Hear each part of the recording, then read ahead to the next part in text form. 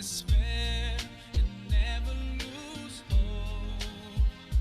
'Cause Allah is always by your side. Inshallah, inshallah, inshallah, you'll find your way. Inshallah, inshallah, inshallah, you'll find your way.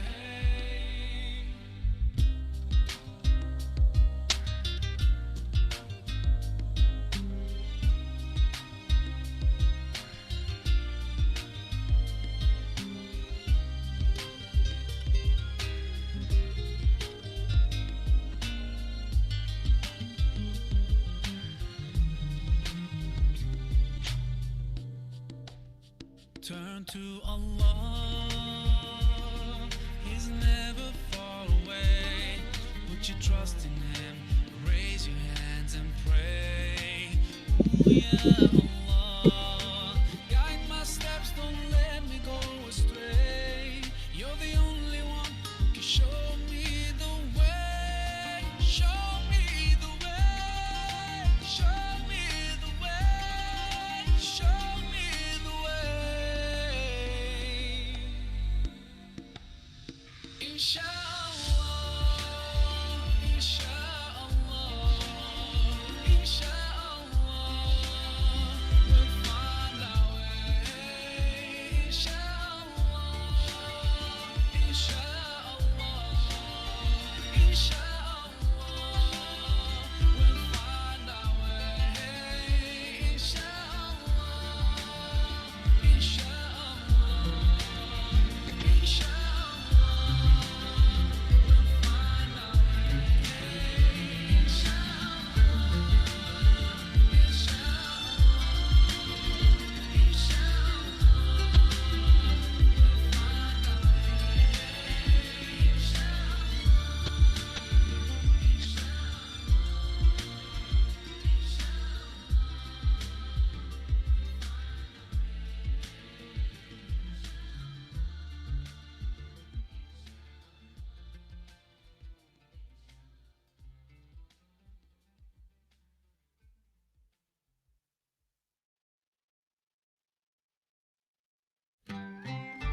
Assalamualaikum. Brother Muhib, can you hear me? Walaikum Assalam. Yes, it's clear. Okay, thank you so much. I'm testing one mic. So you are not assigned as co-host yet? Not yet. Okay, I will ask. Thank Mr. you. Tanya. Thank you so much. No problem. It's okay.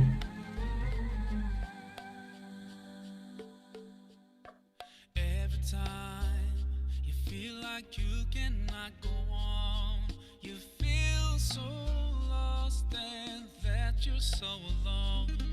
All you see is night and darkness all around. You feel so helpless, you can't see which way to go. Don't despair and never lose hope.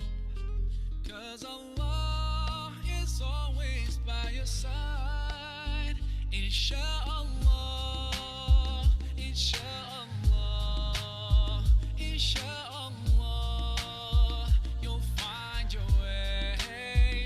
Inshallah, inshallah, inshallah, you'll find your way. Every time you commit one more mistake, you feel you can't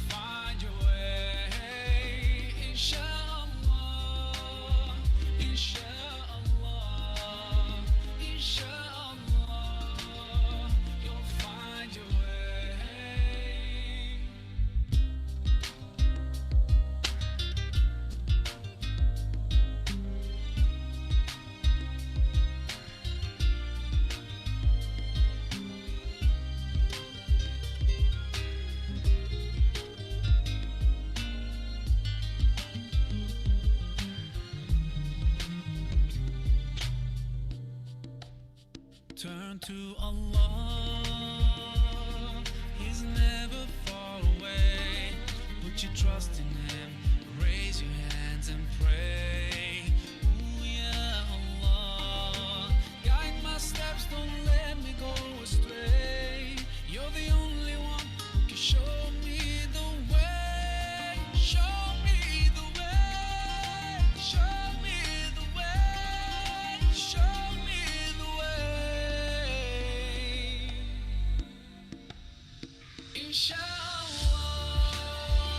inshallah, inshallah, we'll find our way.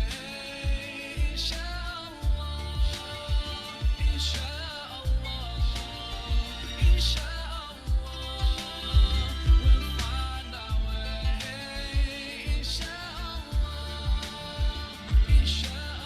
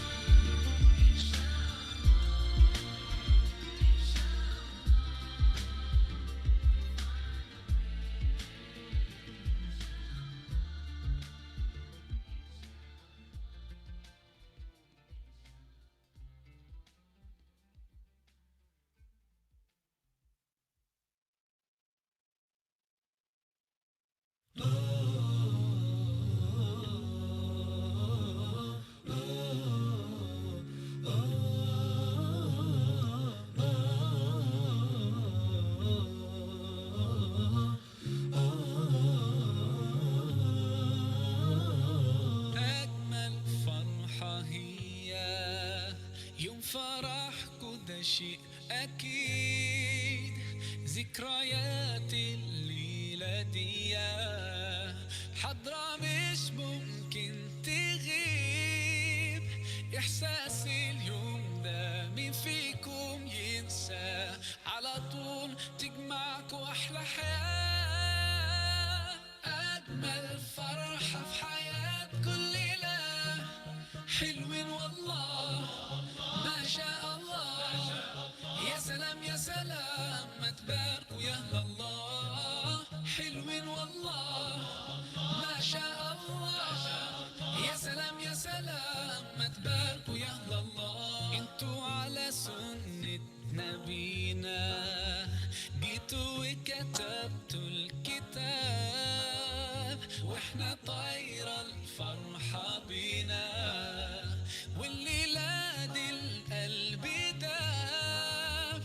إحساس اليوم ده مين فيكم ينسى؟ على طول تجمعكوا أحلى حياة. أجمل فرحة في حياة كل ليلة. حلوين والله ما شاء الله. يا سلام يا سلام ما تباركوا يا الله. حلوين والله ما شاء الله. يا سلام يا سلام ما تباركوا يا الله.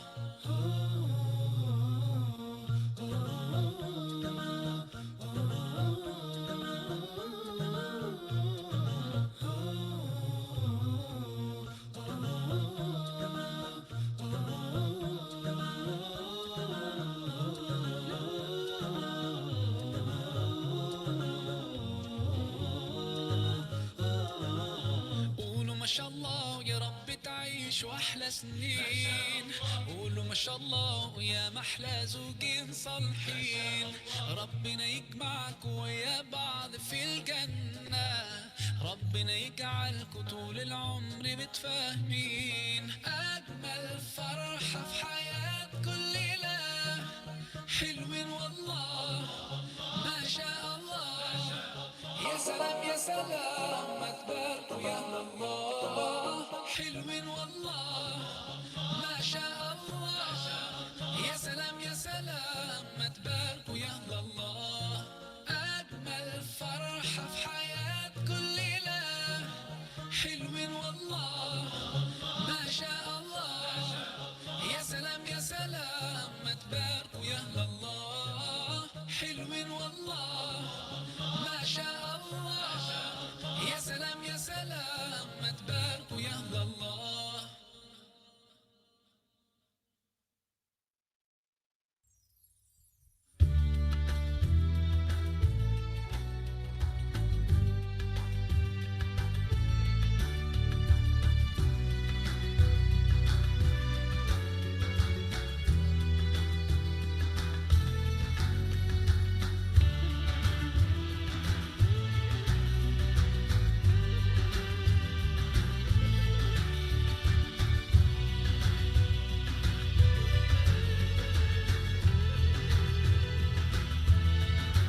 Gönüllerde hasretin var, yürekler aşkınla çarpar.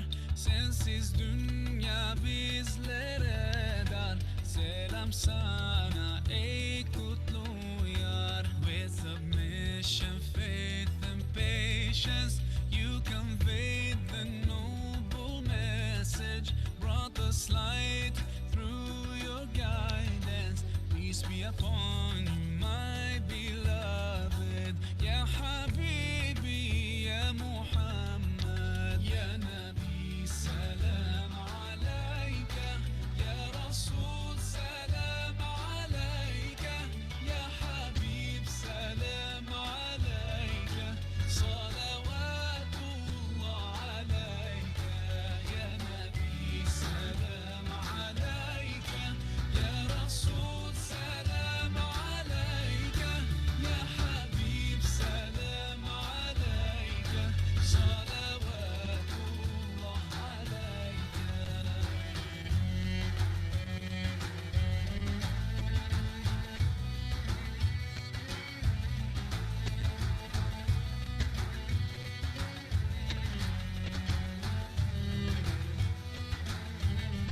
तेरी मोहब्बत की महक से ये ज़मीन व आसमां आबाद है. रहमत की बरसात आती है दिलो जां या रसूल अल्लाह. أيها المختار فينا زادنا الحب حنينا. جئتنا بالخير دينا يا ختام المرسلين. يا حبيبي يا محمد يا نبي سلام عليك. يا رسول سلام عليك. يا حبيب سلام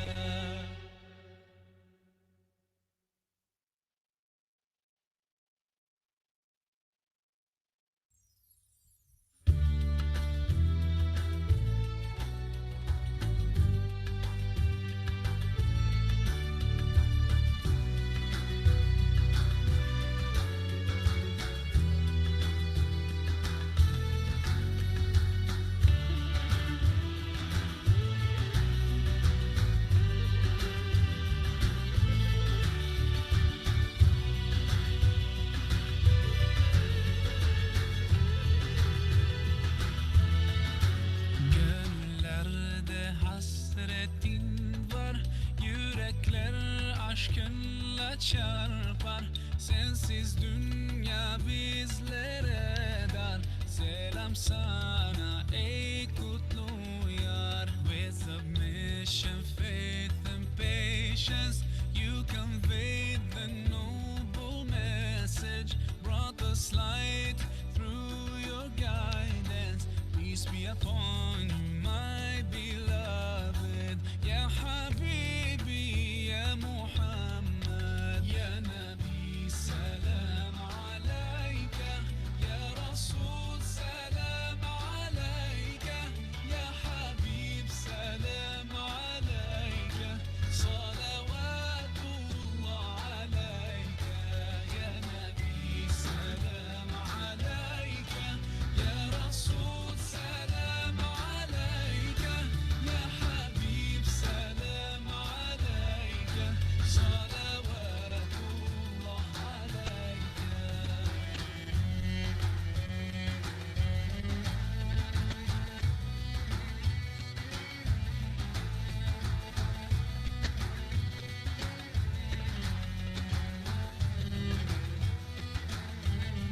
तेरी मोहब्बत की महक से ये ज़मीन व आसमां आबाद है. रहमत की बरसात आती है दिलो जां या रसूल अल्लाह. अय्युहल Mukhtar फीना زادنا الحب حنينا. جئتنا بالخير دينا يا ختام المرسلين. يا حبيبي يا محمد يا نبي سلام عليك. يا رسول سلام عليك. يا حبيب سلام عليك. صلوات الله عليك. يا نبي سلام عليك. يا رسول سلام عليك. يا حبيب سلام عليك. صلوات الله عليك.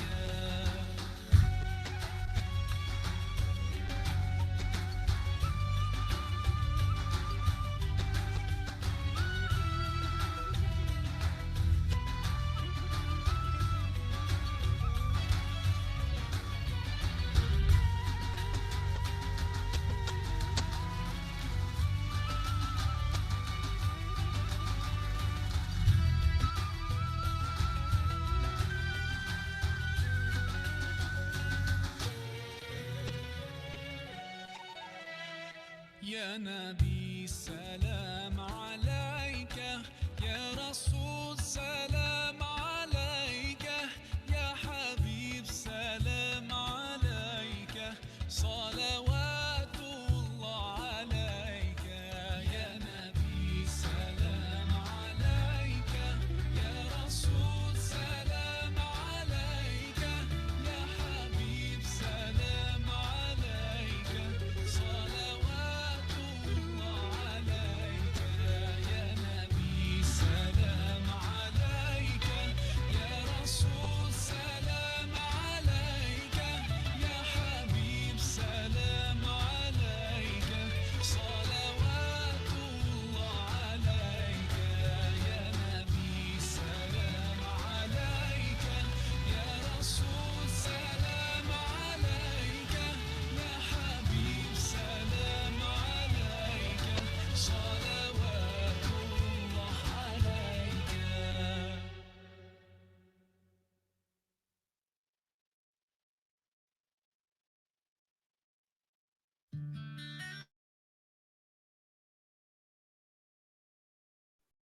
Assalamualaikum warahmatullahi wabarakatuh, and a very good morning, everyone.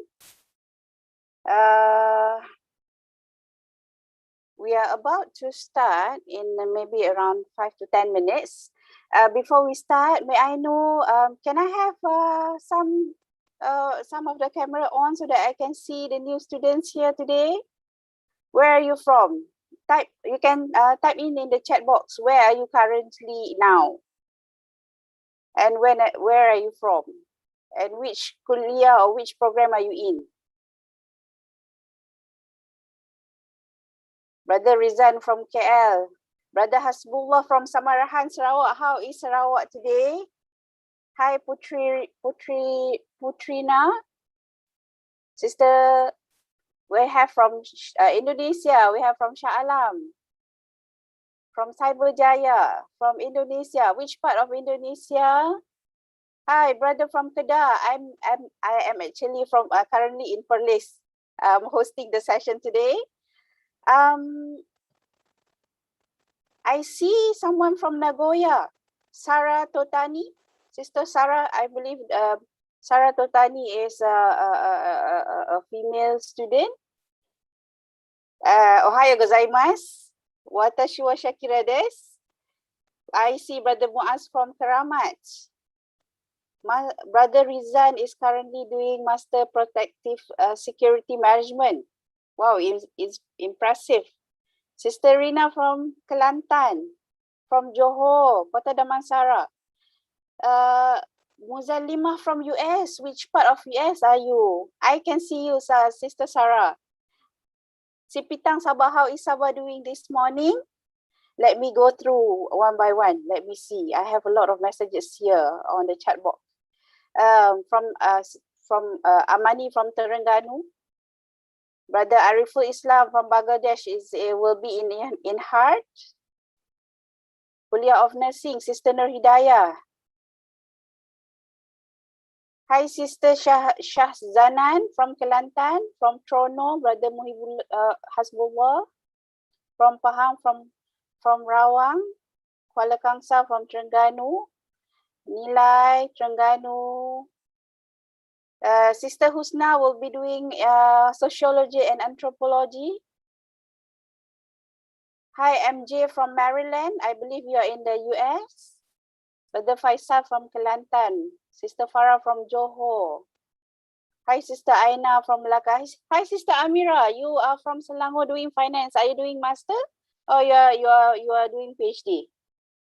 Brother, Sister Zarin Tasnim from Bangladesh. Okay, I have few more here. I could see Sister Nur Atika Muzakir. Oh, Sister Amira, please welcome. I'm also in the same kuliah as you. Sister, I see Sister Aina Shazwani here. Sister Asma, Brother Ravi, Sister Fatima, Sister Mai. We'll be waiting for our distinguished guests to joining in. Okay, give us some. Sister Sarina, Sister Hiba. Let me see. I have few pages here to see how some of you. Let me see. Hi, Sister Hiba. Waalaikumsalam warahmatullah. Are you currently in Sudan, Sister Hiba? I believe in Sudan is currently very early in the morning. Oh, okay, you are in KL, alhamdulillah.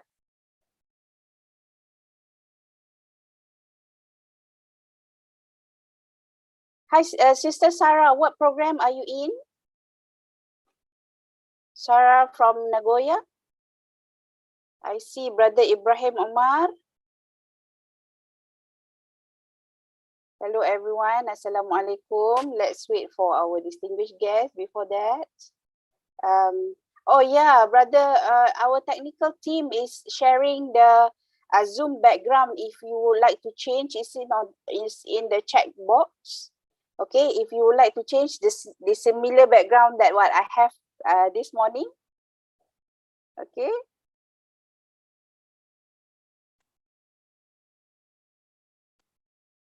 Brother Faisal, Brother Said Amir, Sister Fatiha, Sister Asma, Sister Fatima.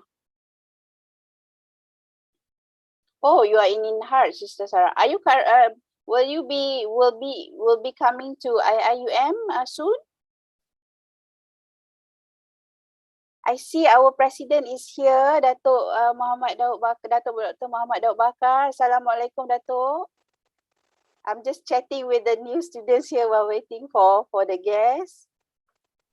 السلام ورحمة الله وبركاته.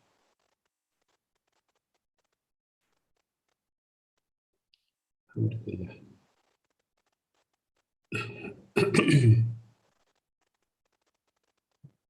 How are you, Datuk, today? Alhamdulillah, I'm fine. Thank you very much. Sorry for a bit delay. Oh, don't worry, Datuk. We have some time to chit chat with the new student, the new brothers and sisters. So, inshallah, shall we start, Datuk? Yes, please go ahead. Okay, Bismillahirrahmanirrahim. Brothers and sisters, distinguished guests, brothers and sisters, we are about to start. I hope you can turn off your mic. However, you can turn on your camera throughout the session so that it is okay to at your ease. Okay, you can turn on the camera during the session. Bismillahirrahmanirrahim. Assalatu wassalamu ala ashrafil anbiya'i wal mursalin wa ala alihi wa sahbihi ajma'in. Rabbi shrah li sadri wa yassir li amri wa hlul 'uqdatam min lisani yafqahu qawli. Honorable Datuk Dr. Muhammad Daud Bakar, President, International Islamic University Malaysia.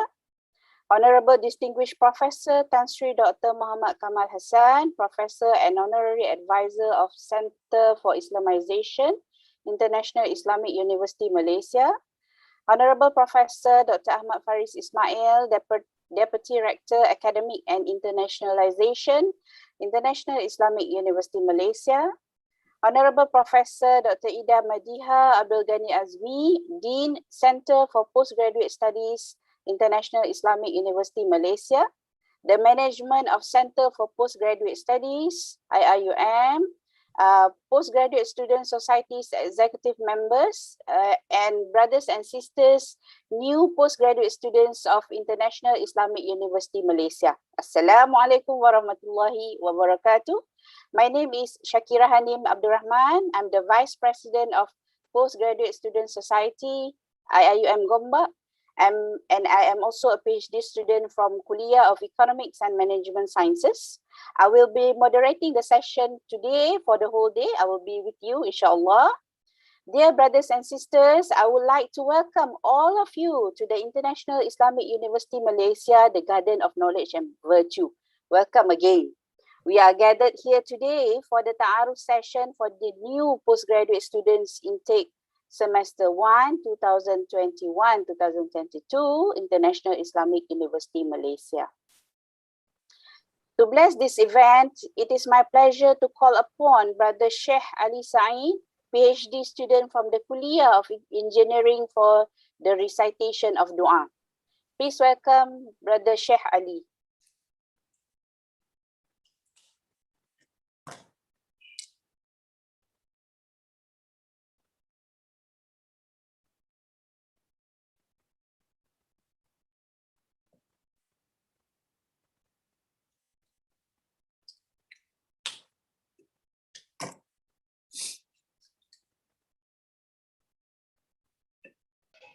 Please unmute. Brother Sheikh Ali, please unmute yourself. Please unmute the mic.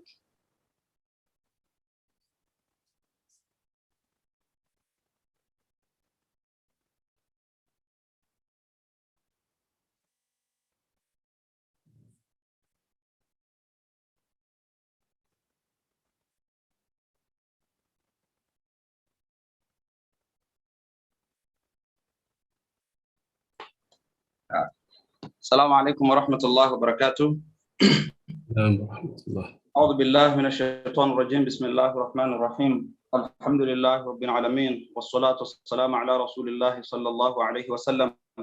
لا إله إلا أنت سبحانك إنا كنا من الظالمين. ربنا ظلمنا أنفسنا وإن لم تغفر لنا وترحمنا لنكونن من الخاسرين. اللهم سهل لنا مما نريد ونجنا مما نخاف برحمتك يا لطيف. اللهم انفعنا بما علمتنا وارزقنا ما ينفعنا يا رب العالمين. اللهم افتح علينا فتوح العارفين بحكمتك وانشر علينا من خزائن رحمتك يا رب العالمين. اللهم فقهنا في الدين وعلمنا التأويل والتفاسير وارزقنا اتباعه يا رب العالمين. اللهم لا تدع لنا في جلستنا هذه ولا في ساعتنا هذه ذنبا إلا غفرته ولا هما إلا فرجته ولا دينا إلا قضيته ولا مريضا إلا شفيته ولا طالب العلم إلا علمته ولا طالب العلم إلا علمته ولا طالب العلم إلا علمته ولا ممتحنا إلا نجحته ولا حاجة من حوائج الدنيا إلا أعنتنا على قضائها ويسرتها برحمتك يا أرحم الراحمين. اللهم التف بنا والمسلمين وعافنا وحفظنا أجمعين واكفنا وإياهم شر مصائب الدنيا والدين وعجل بفرجك العاجلة علينا وعلى كافة المسلمين برحمتك يا أرحم الراحمين. بفضل سبحان ربك رب العزة عما يصفون وسلام على المرسلين والحمد لله رب العالمين. Amin, amin, amin ya Rabbal Alamin. Thank you, Brother Sheikh Ali. To kick off today's auspicious event, Honorable Datuk Dr. Muhammad Daud Bakar, the President of International Islamic University Malaysia, will deliver his welcoming remarks with a talk on the topic entitled Achieving Academic Excellence and Higher in Research and Education. Before we start, I would like to share a brief information about our President. Datuk Dr. Muhammad Daud Bakar was a Deputy Rector Student Affairs of IIUM from the year 2002 until 2005. Other than President of IIUM, Datuk Dr. Muhammad Daud Bakar holds various positions such as Chairman of Trustee Holder Yayasan Pembangunan Ekonomi Islam Malaysia YAPI. He is also a founder of Amani Advisors, an Islamic finance advisory company. Among his publications is the first book, Sharia Mind in Islamic Finance, an inside story of a Sharia scholar, which the book has won the Islamic Book of the Year in 2016. I would also recommend you, if you have Facebook, do follow Datuk Dr. Muhammad Daud Bakar on Facebook, because why I always love his sharing on Facebook and it motivates me as a postgraduate student as well. Without further ado, let's sit up straight and focus on his speech so that we can benefit the knowledge that he shares with us today. Please welcome Datuk Dr. Muhammad Daud Bakar. Bismillahirrahmanirrahim. Alhamdulillahi Rabbil Alameen. Wassalatu wassalamu ala khairi khalqihi wa khairil anam wa sayyidil mursaleen wa imamil muttaqin Sayyidina Muhammadin sallallahu alaihi wasallam. Salatan wa salaman alaihi wa ala alihi wa sahbihi at-tahirin at-tayyibin amma ba'd. Thank you, Sister Shakira, the moderator for this morning session. Respected and beloved Professor Tan Sri Dr. Muhammad Kamal Hassan, a very distinguished intellectual and academician. May Allah prolong his life and give him all the way the health and the strength and the determination to pursue a lot more of academic pursuit to serve the Ummah. My respected Professor Dr. Ahmad Fadis Ismail, the Deputy Director for Academics and Internationalization, respected Professor Dr. Ida Madiha, the Dean of Postgraduate Center of Postgraduate Studies of IIUM, distinguished lecturers, supervisors, and my beloved postgraduate student of IIUM, the new intake of the students coming to the university. Assalamu alaikum wa rahmatullahi ta'ala wa barakatuh. Alhamdulillah, I feel both humble and honored to be invited once again by Professor Dr. Ida for me to address the new cohort and the new group of postgraduate students coming to our beloved university. Given all the challenges, given all the uncertainties of the world, I think you have made your mind to further your studies at our university. And for that, on behalf of the university fraternity, I would like to put on record our appreciation and our profound gratitude to all of you for making a very brave decision to pursue your studies and to take this journey as one of the important milestones in your career development in the near future, inshallah. I would like to wish every one of you a very meaningful, a very purposeful stay at the university throughout your studies. Either for 1 year or 2 years or even a bit longer than that.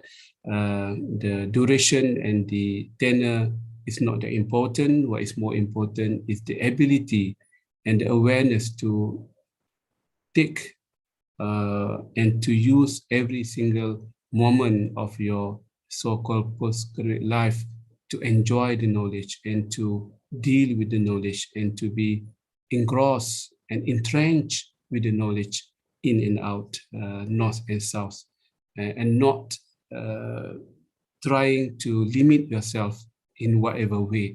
Because if I can recall, if I can recall my own experience, the sweetest moment in my entire life and career was when I was given the scholarship to further my study in overseas, and that was the great moment because I had nothing to do. I mean, I had nothing to do anything else but to read extensively, to think extensively, and to write beautifully, and to express and my thought, my perspective, and to argue and to unlock and discover many pieces of knowledge wherever I could, in whatever way I could present or represent the theories of knowledge. So Alhamdulillah, I'm talking to the same group of students who have been very determined to take the best of your journey at our university in your respective field of study. Alhamdulillah, I think I have been asked by Prof. Dr. Ida to speak on academic excellence vis-a-vis in sync with khair. I mean, this is something that the university is proud of bringing forth the idea of khair, the meaning of Khalifa, Iqra, Rahma, being the culture of extensive reading, to be able to be compassionate, and at the end of the day to be a better and a more guided leaders or caliph to represent the message of Allah subhanahu wa ta'ala. Put that aside at the moment because that will be a very long journey for everyone to embark on. It's not that easy to lead the world. It's not that easy to lead even an industry. What more to lead the country and lead the nation and the whole, the world and the universe and the cosmos. This is an ongoing struggle, and we are not in the position to achieve that until and unless we have accumulated the skill set, the mindset, and more importantly, the collective effort. We cannot be working and fighting in isolation. We need to be connected to every single organ in the society, be they Muslim or even non-Muslim, as long as they are useful to reinforce the whole meaning of bringing something which is good to this world in one way or another. So now you have a duty, to focus on your studies, and as a big brother to you, as someone who has gone through the whole process of doing my PhD, and in fact, I was given the task by Professor Dr. Kamal Hassan then as the rector for me to lead the Center of Postgraduate Studies for the first time ever. I was the first dean then, so I was given the amanah, the trust to put in place two things. First is to manage the administration of the postgraduate registration, issues, welfare, to become the fighter for the postgraduate student in one way or another in the Senate, in the budget, and in other university programs, so that the PG can be represented officially in the whole hierarchy or the grand design of the university. What is more important, the second line of the center is to create the freedom to the student, for them to have the ownership that this center and this, Shakira was, you mentioned that you are the deputy vice president. So this is one of the effort that you have, established and formed the postgraduate student or society to give everyone a piece of cake for you to own, to have the ownership of this great movement of, a level of study which is different from undergraduate. So you can talk to one another, you can have this kind of conference, you can build up your personality from day one when you are in our community. So I was focusing more on the second element when I was the dean then, to create a new bandwidth among the students, so that they feel, they can feel from day one when they come to university, they are the future scholar. They are the future researcher, and they are the future, creator of knowledge. If not the create, and hopefully after that, the creator of job, when they can create their own job for themselves and for their community in one way or another. So this is something that we need to create that culture of thinking beyond the limit, meaning to say you have all the time. You don't have, very much structured program, regimented program when you were following the undergraduate program. So you're away from regimented scheme, you're away from perhaps exam-oriented kind of pressure and orientation. You are given the new, template for you to fill in and to be able to think for yourself, be able to find the information for yourself, to be able to critically analyze and provide the perspective on each and every issues coming across your way. So this is a new life. That's why I wanted to start with this kind of new thinking style, or the new mindset, if you like, whenever you are admitted as postgraduate student. And this is whatever we have experienced in the West. The moment you come to the university as PG, you are treated differently. I hope the university will do the same.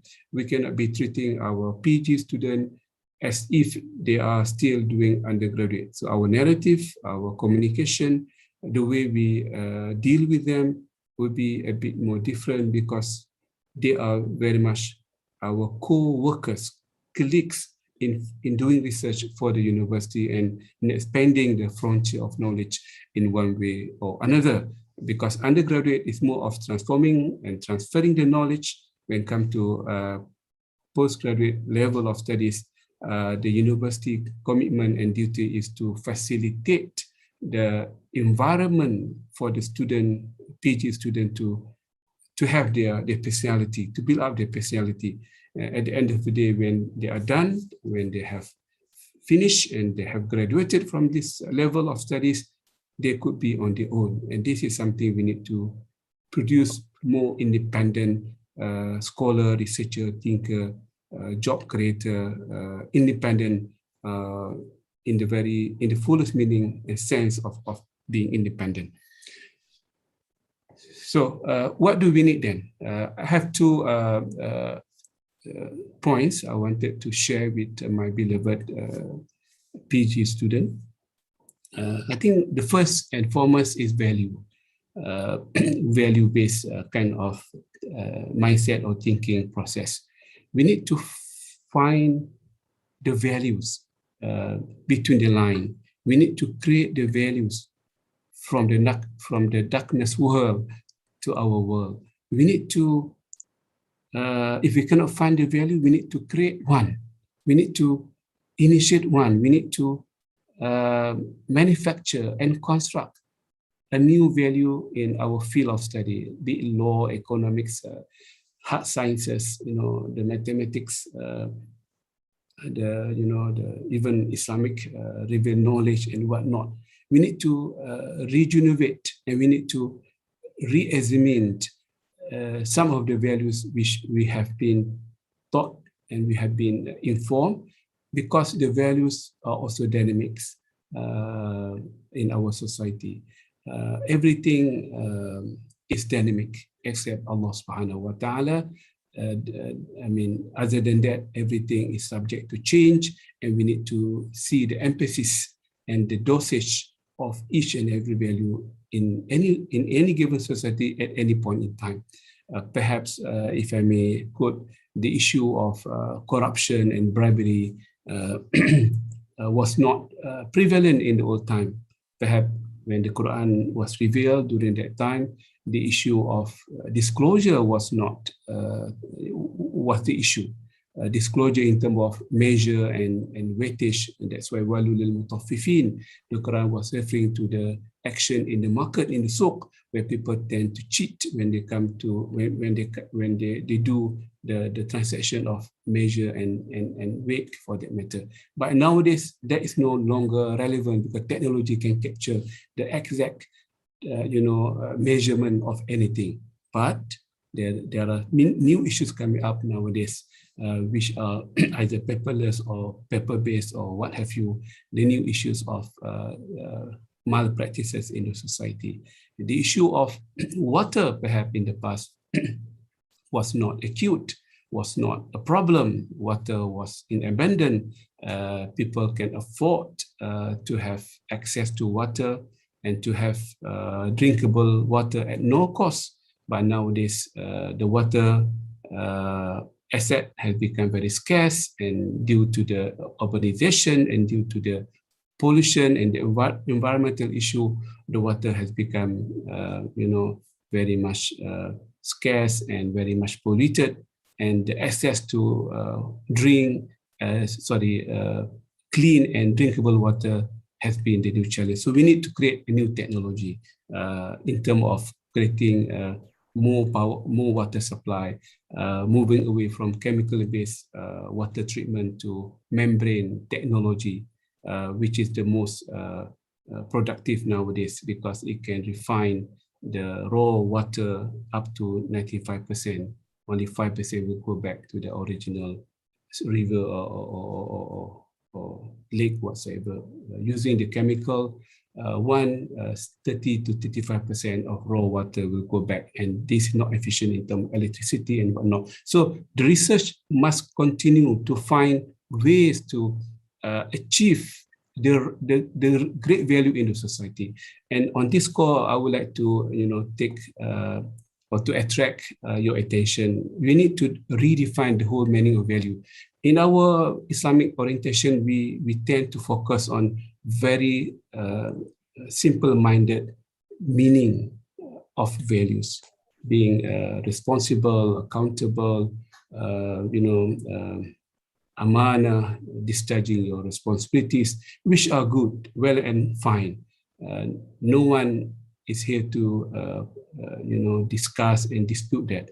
But we need to create, or we need to identify new values which are in abundance in the Quran from cover to cover. The issue of optimization of resources, the value of making use of every single value chain in the society, from the sun, moon, water, the waste, and the insects and the animal.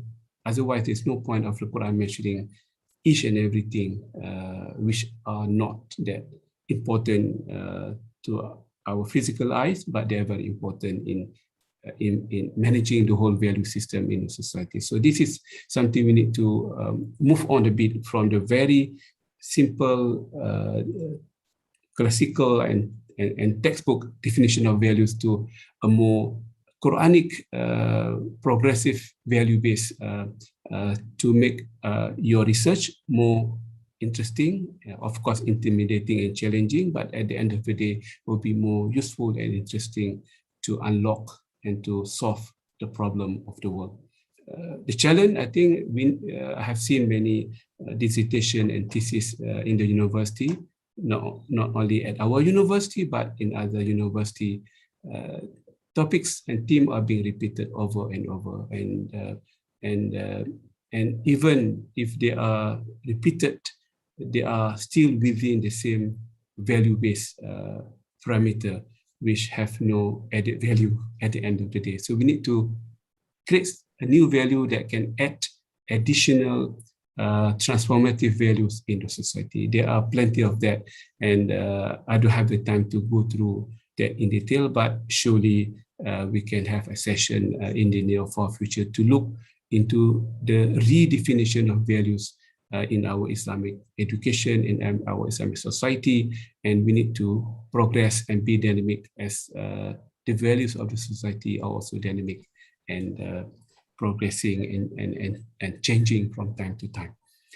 The second point, I have another 10 minutes or so, then I can stop to allow interaction with all of you.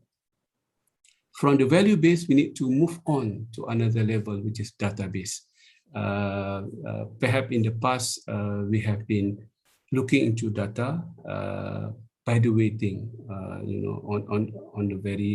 on the peripheral way of doing things. But nowadays, data has become, they call it the new goal of the world, the new goal, the new assets of the world. Data is much more valuable than brick and mortar of economy. Data is so powerful. Data can change the landscape of the nation. Data can also make a nation, great or going to the south, because data can make someone, in control of another company, another person, another nation altogether. So data has become very powerful, and the quick,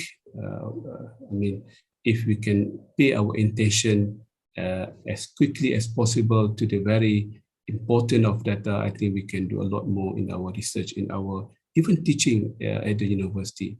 I have done my own data mining to the Quran, at least to the Quran. The Sunnah is too huge and too,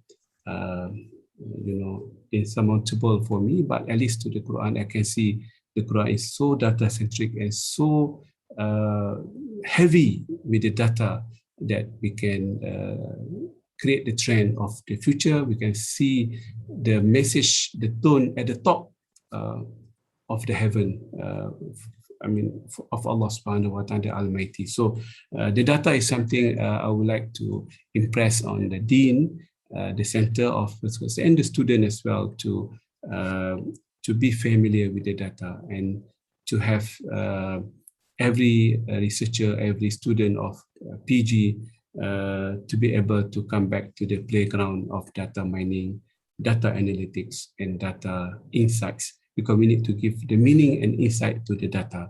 And our job in this world basically is to deal with the knowledge. And knowledge could be very abstract, could be theories, perspective, and now the new segment of knowledge is documented and is embodied in the body of data. And the data are very much a living organism. They need to be given the meaning and the insights.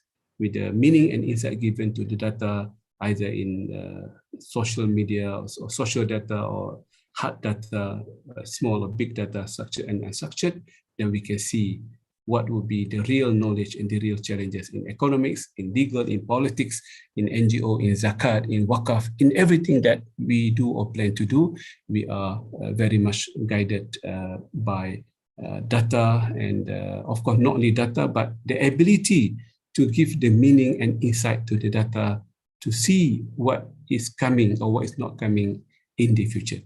I have done that a lot, more than my work on Sharia nowadays, because I need to spend a lot of my time in dealing with smart machine learning and in looking into data of Malaysia, OIC countries, and of the world, education-wise, sport-wise, even sport-wise. I have to look into the data of creating successful athletes and to be the gold, medal champion in the future. So we need to have the data, sport data, and all the great countries in sport, they have been investing in sport data for many, many decades already.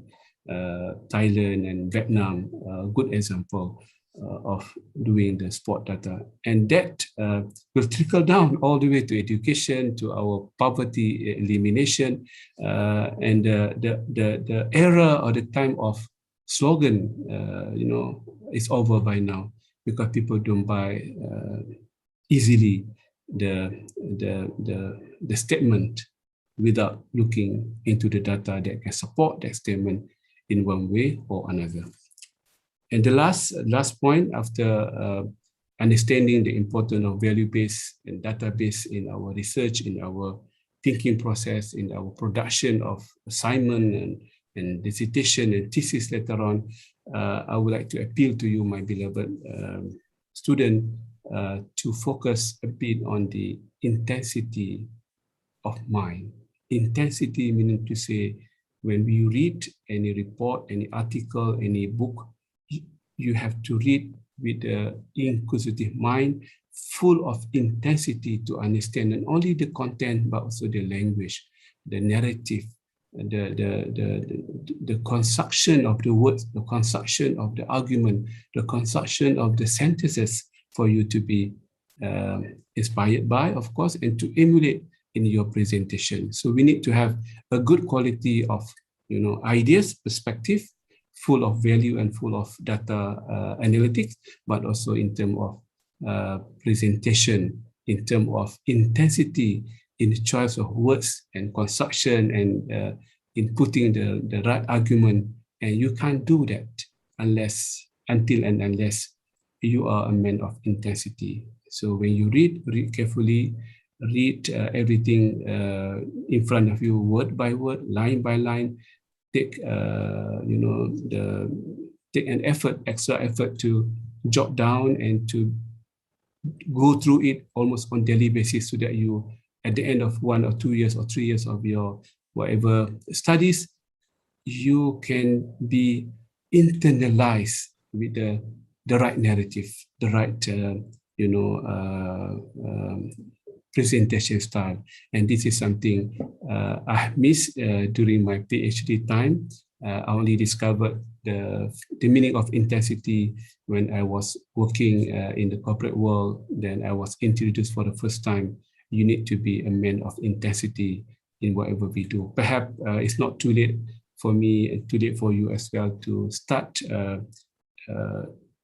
taking this culture with you, embracing this culture, embrace it, be a man of intensity and not half-hearted, personality in whatever you do or you plan to do. I hope with that 3 points, I have been able to inspire everyone to be a new postgraduate student in this beloved university, looking into issues beyond the ordinary bandwidth of any other student in other university. Perhaps you have all the environment, you have a pool of scholars and lecturers and thinkers close to you, be close to them, interact with them, but do so with the right skill set and right mindset, as well as having the character of intensity.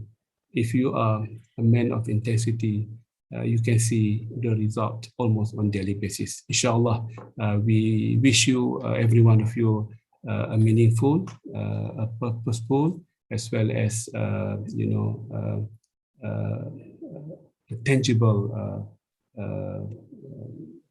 tangible environment, something that you can measure your success on daily basis while doing your postgraduate studies in this university. Thank you again for the invitation, and I look forward to take any easy question from all of you. Thank you very much. Assalamualaikum warahmatullahi wabarakatuh. Waalaikumsalam warahmatullahi wabarakatuh. Thank you, Dr. Muhammad Daud Bakar, for the welcoming remarks, for the advice to all of us, the PG students. Before that, I would like to make a sincere apology to Dato and to all my friends because I got slip of tongue earlier. Actually, I wanted to mention during some introduction about Dato information. I want to mention that Dato Dr. Muhammad Daud Bakar was a former chairman of YAPIM, and currently he is the chairman of Majlis Agama Islam Wilayah Persekutuan, the religious authority of federal.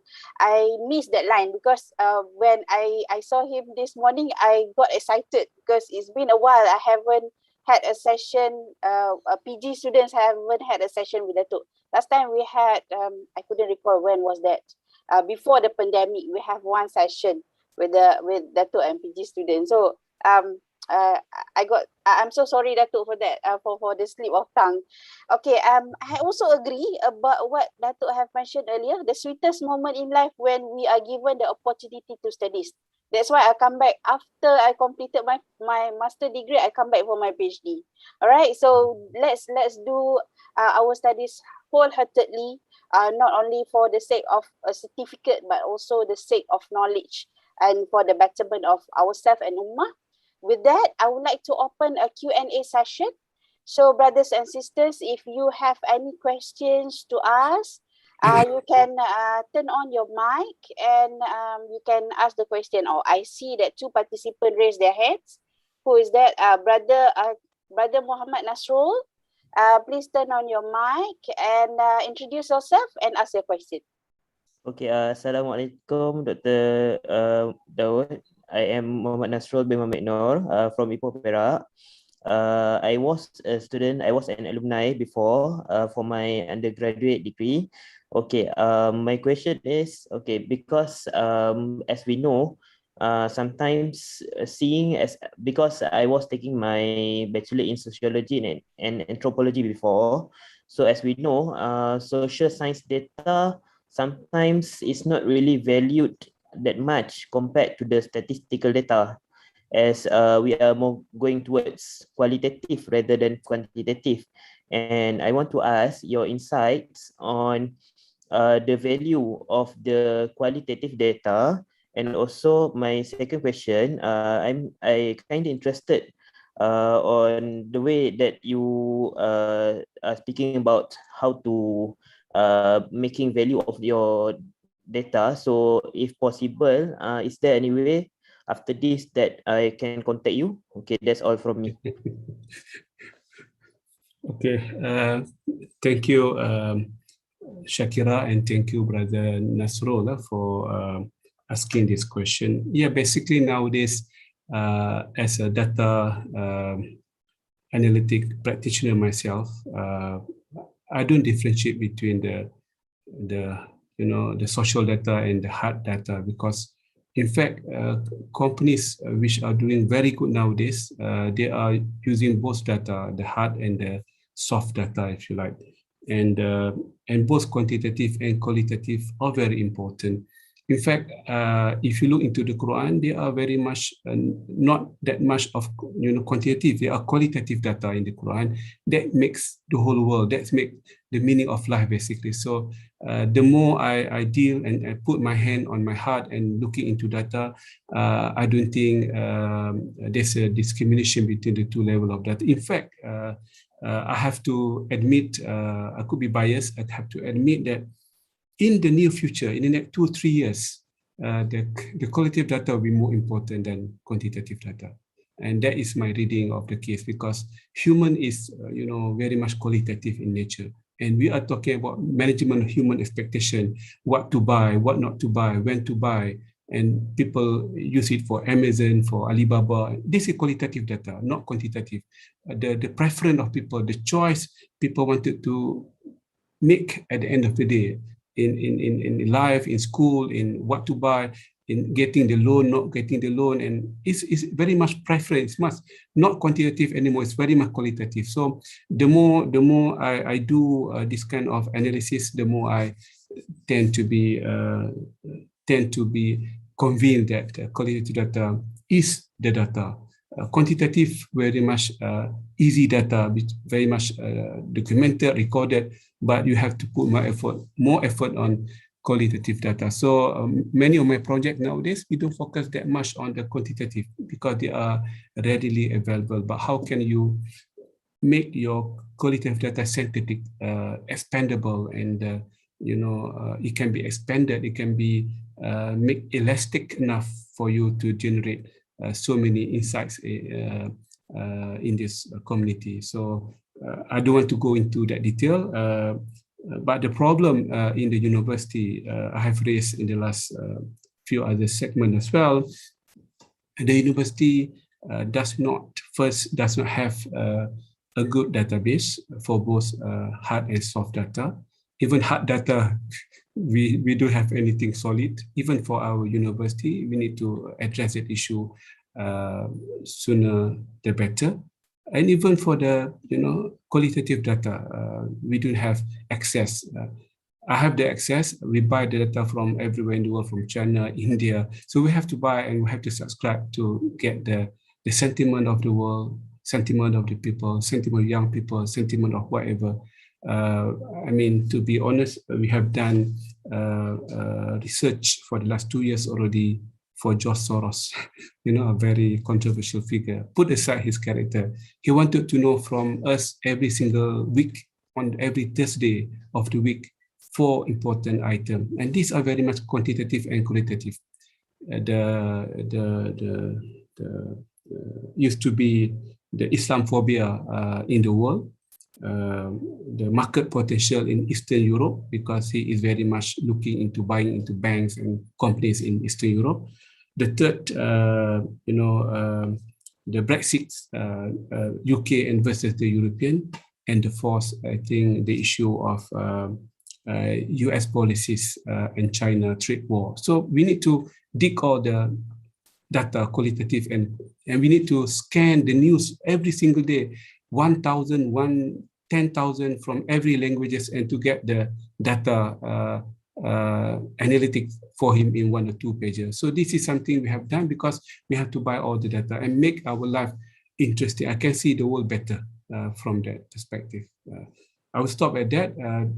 To meet me personally, I think more than happy to do that. Perhaps we can have another discussion just on the data and we can talk a bit.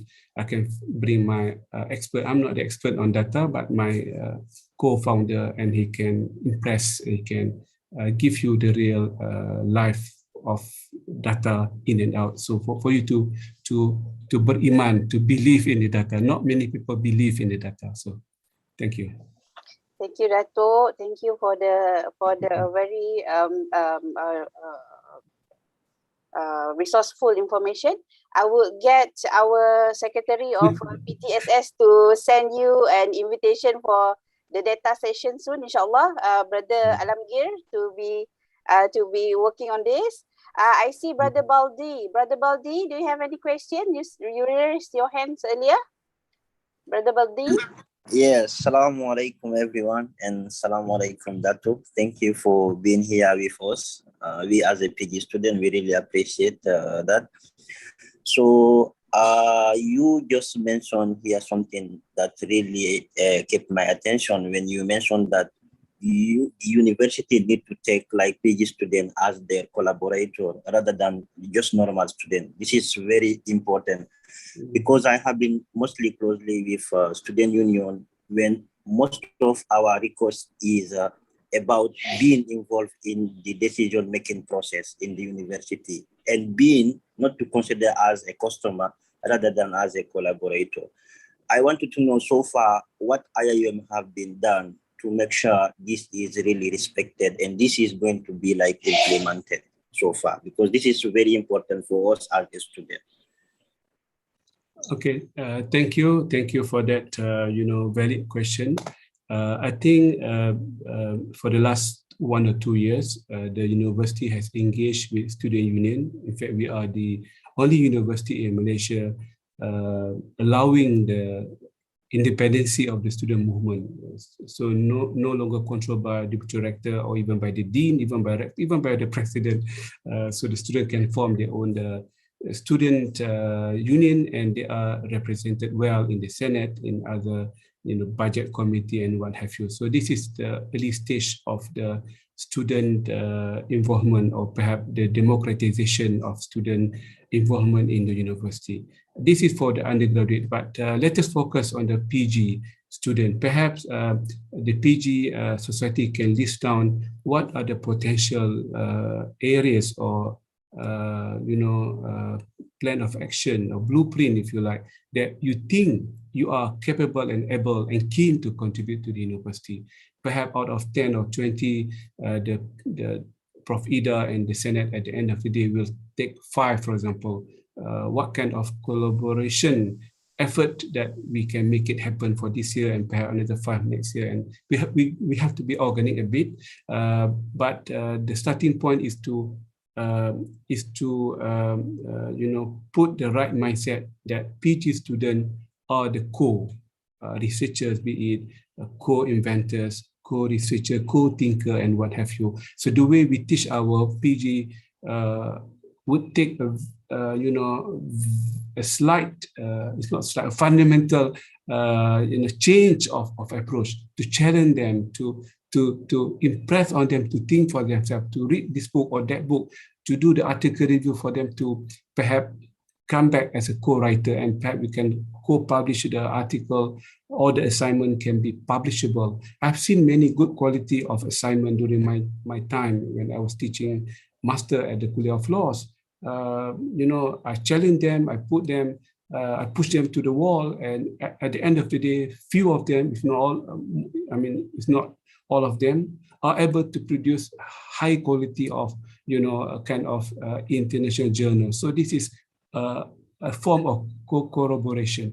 And last but not least, is to engage with the student with the in terms of curriculum development, review of curriculum, because again, without pointing the hand to anyone, we need to make our syllabus and curricula revised internally and externally. Internally from the student themselves, because students are young people, they know what's going on, and then they need to be heard. What do they need to be taught in the classroom?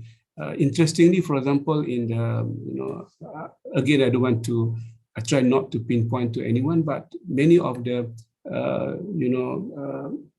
things which are so developed in many parts of the world are not yet coming to our university playground or if you like, fraternity. So it is quite bad. It is quite sad to see that.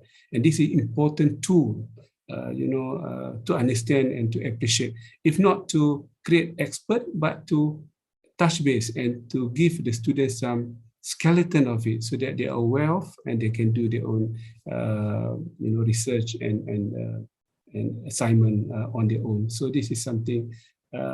Bottom line, we need to have a consistent and constant discussion and dialogue between you, the student, and the dean of the PGS, and even at the Senate level.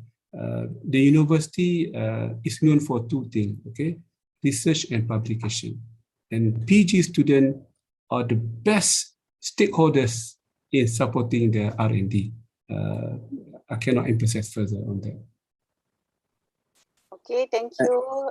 And yes, Brother Baldi, any more questions? Yeah, I want to add one more thing. You didn't mention it here, but I have been through the IIUM roadmap, where they want more to produce a balanced student. But my worry is like, in order to have a balanced student, we need first to have a balanced staff, because the staff is making the student. So what is the perception of IIUM actually to make sure there is a balanced staff first to produce balanced students? That's my last question. Thank you. I can't agree with you, on this topic. I can agree more with you on this issue. In fact, last week I was addressing the student. I think last week, I was saying that we expect students to be agile, to be flexible in the new era of COVID-19 learning and teaching and whatnot. But we rarely address the lecturers themselves.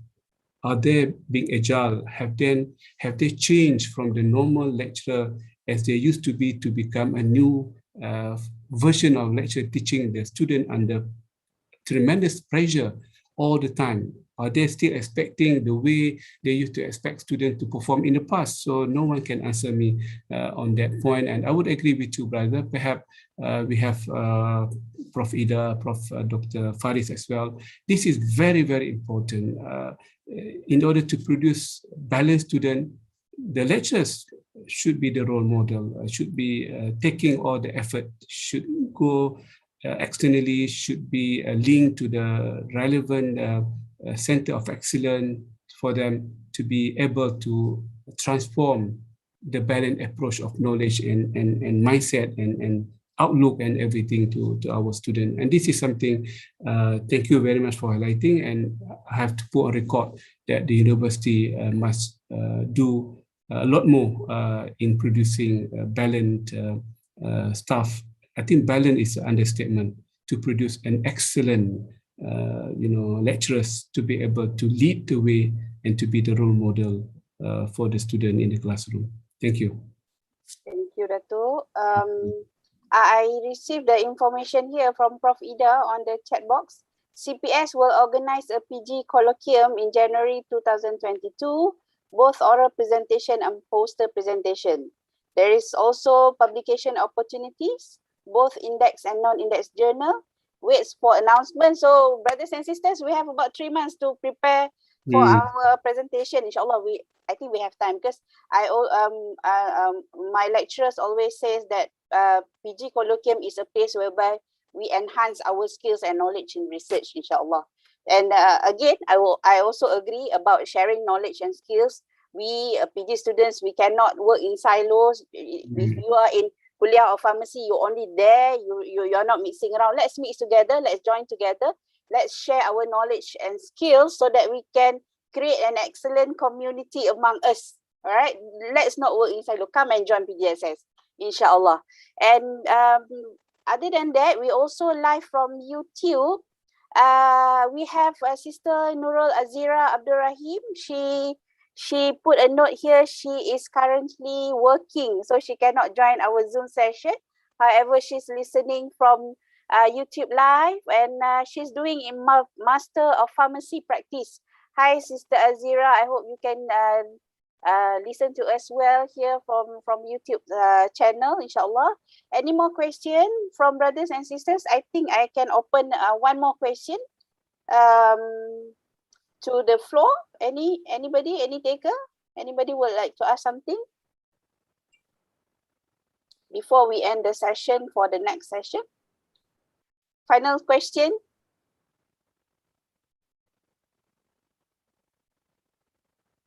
We have about 200 participants from Zoom session, and we have I cannot view how many from YouTube session, YouTube live here. Those are following YouTube live, you can also ask questions. I will read the question for you on your behalf. Any question before we end the session? Ada tak? You can turn on your mic and ask. I see we have students joining from Maryland. We have students joining from Nagoya, Japan, from Indonesia. Any question before we end the session? No taker? All right. With that, thank you so much, Datuk Dr. Muhammad Daud Bakar, for a wonderful session this morning. Hope to meet you soon for the data analytics session with the postgraduate students, inshallah. Brother Alamgir is preparing for the proposal. With that, thank you so much, Dato'. Assalamualaikum warahmatullahi wabarakatuh. Hope to see you again, inshallah. Thank you very much, and all the best to everyone. Okay. Assalamualaikum warahmatullahi wabarakatuh.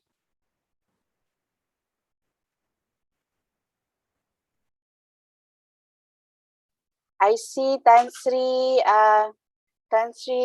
Professor Muhammad Kamal Hassan is here. Assalamualaikum, Tan Sri. Wabarakatuh. How are you? Alhamdulillah, fine. Thank you very much. All right. So are you ready for today's session, inshallah? Inshallah. Okay, let me introduce you a little to the students, Tan Sri. The role of higher education in shaping Ummatan Wasatan would be the second topic for our session this morning. Before our invited speaker begin, I would like to share with you, PG students, a brief information about our honorable speaker. He is no other than distinguished Professor Tan Sri Dr. Muhammad Kamal Hassan, an Islamic scholar specializing in contemporary Islamic thought, and I don't think what I would say now is beyond than correct. He is the father of IIUM. Most of my friends who doing undergraduate studies and postgraduate studies during Tan Sri Dr. Muhammad Kamal Hassan tenureship in IIUM, everybody would love him. And I also, as the student, I will always enjoy his sharing, because the feelings of father's advice to all of us as the children. Okay, some of his famous works include Encyclopedia of Malaysia, Religion and Belief, Islamic Identity Crisis in the Muslim Community in Contemporary Malaysia, Islamic Studies in Contemporary Malaysia, Islamic Studies in Contemporary Southeast Asia, General Observation, and Al-Islam fi Alam Al-Malaya.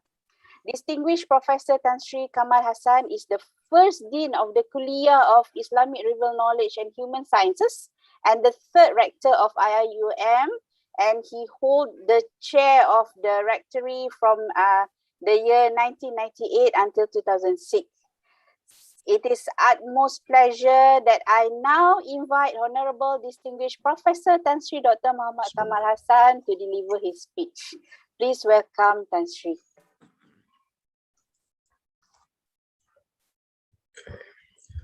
Assalamu alaikum wa rahmatullahi wa barakatuh. Bismillahir Rahmanir Rahim. Alhamdulillahi alladhi hadana lihadha wa ma kunna linahtadiya lawla an hadana Allah.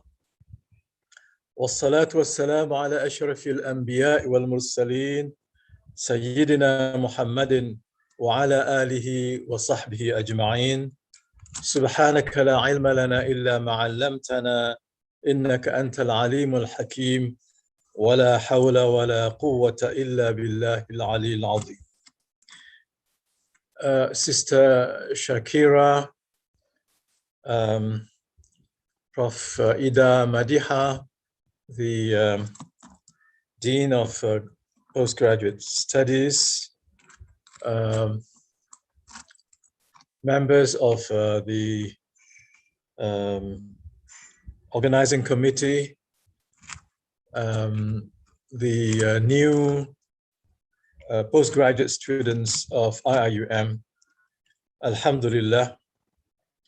I thank Allah subhanahu wa ta'ala for it is by His grace and His mercy that I'm able to be here this morning to join you in this orientation week for the postgraduate students.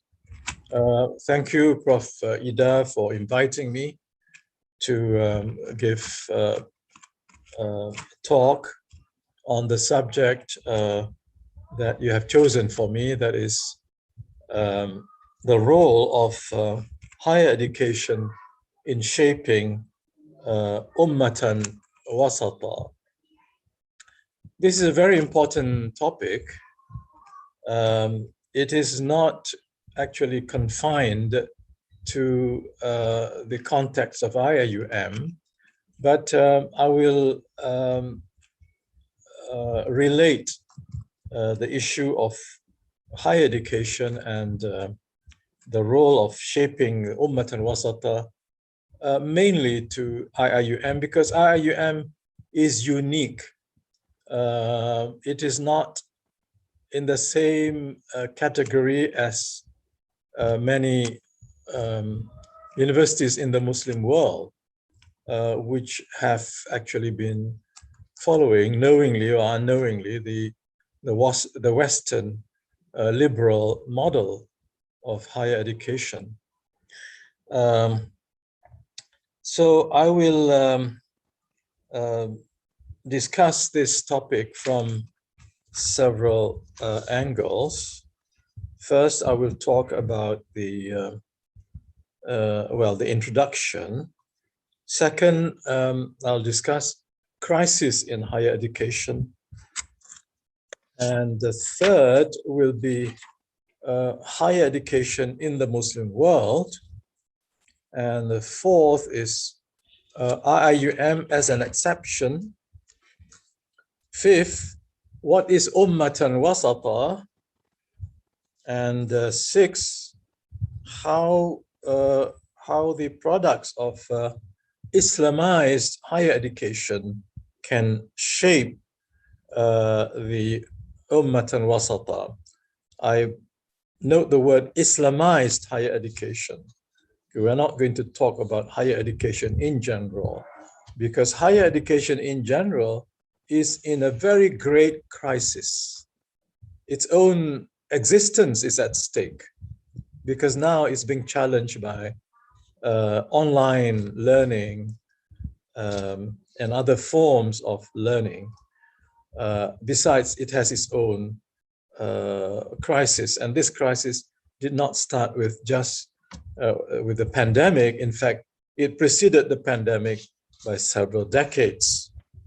Then the last item will be our target of 2077. Okay, so that is how I'm going to discuss this subject. Now, the introduction. In the introduction, I mentioned here that higher education plays a vital role in nation building, in all nations, in the West, in the East, because it has relevance to socio-cultural, economic, political development, and also the leadership and management of society. And in the Muslim world, the post-colonial Muslim world, higher education plays a far more important role, because the post-colonial Muslim world is supposed to be constructed on the basis of Islamic educational philosophy, Islamic epistemology, and so on.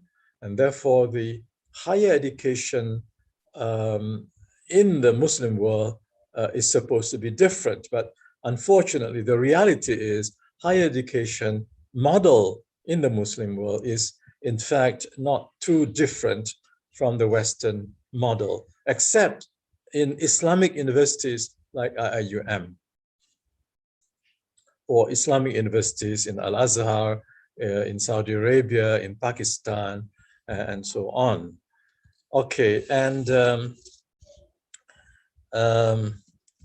now, still in introduction, I'm saying that for the Muslim Ummah, the institution of higher education is even more critical than in the West, because in the West, society has already developed for several centuries, and higher education is no longer the main instrument for nation building.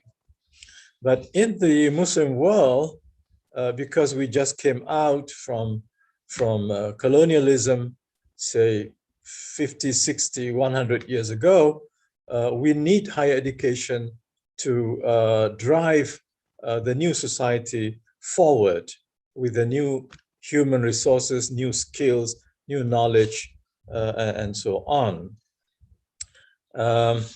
Okay, now I come to the second part of my talk, which is crisis in higher education around the world. And I think that would also include in Muslim countries. And this crisis is now accelerated by the pandemic. The pandemic now reveals all the cracks and the weaknesses in the institutions of higher education. around the world. And if you look at the situation in America,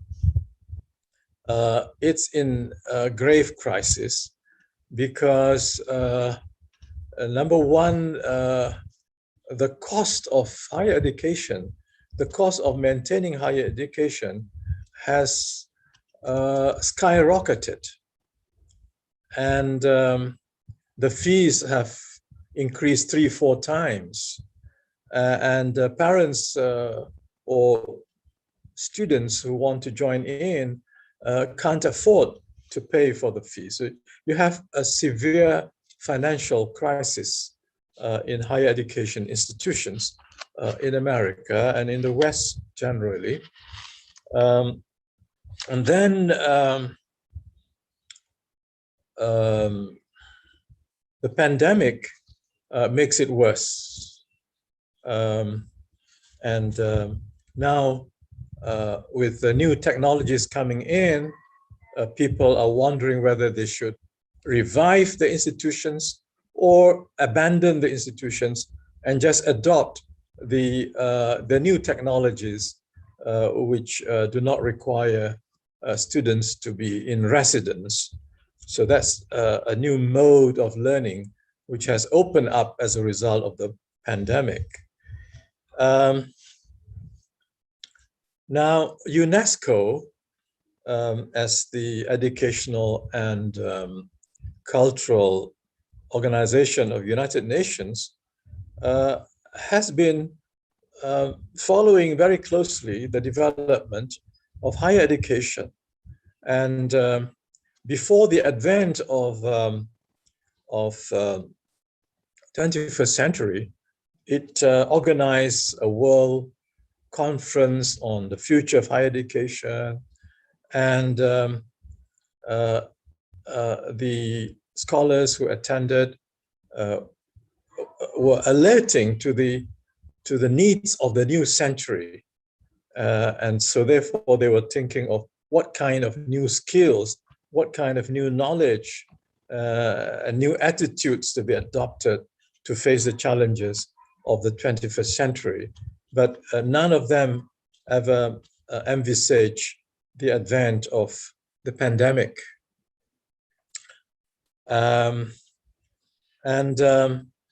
Even before the pandemic arrived on the scene, UNESCO was already concerned about what it saw as the dehumanizing trend of higher education, especially in the US. And many Muslim countries follow the US model, the neoliberal model of higher education, which is based on the idea that education is a commodity and higher education is a higher commodity. Education is a means of generating wealth for the country. And that is something new in this world. This has never happened in the Muslim world, because education is not to serve the market. It's to provide sound leadership and management for society and civilization, with the moral values at the core of education. This has been the Islamic tradition, but that tradition is being challenged now by this neoliberal paradigm of higher education. And we in Malaysia have also suffered from this new paradigm. But Alhamdulillah, IIUM under the new leadership has taken a different stand, Alhamdulillah. So UNESCO has been very concerned about what it calls the dehumanizing trend in higher education. So many UNESCO or United Nations affiliated universities are coming out with a new alternative to the neoliberal model of higher education. And we in IIUM, we are supportive of this new the need for a new model of higher education centering on rehumanizing education, not dehumanizing education.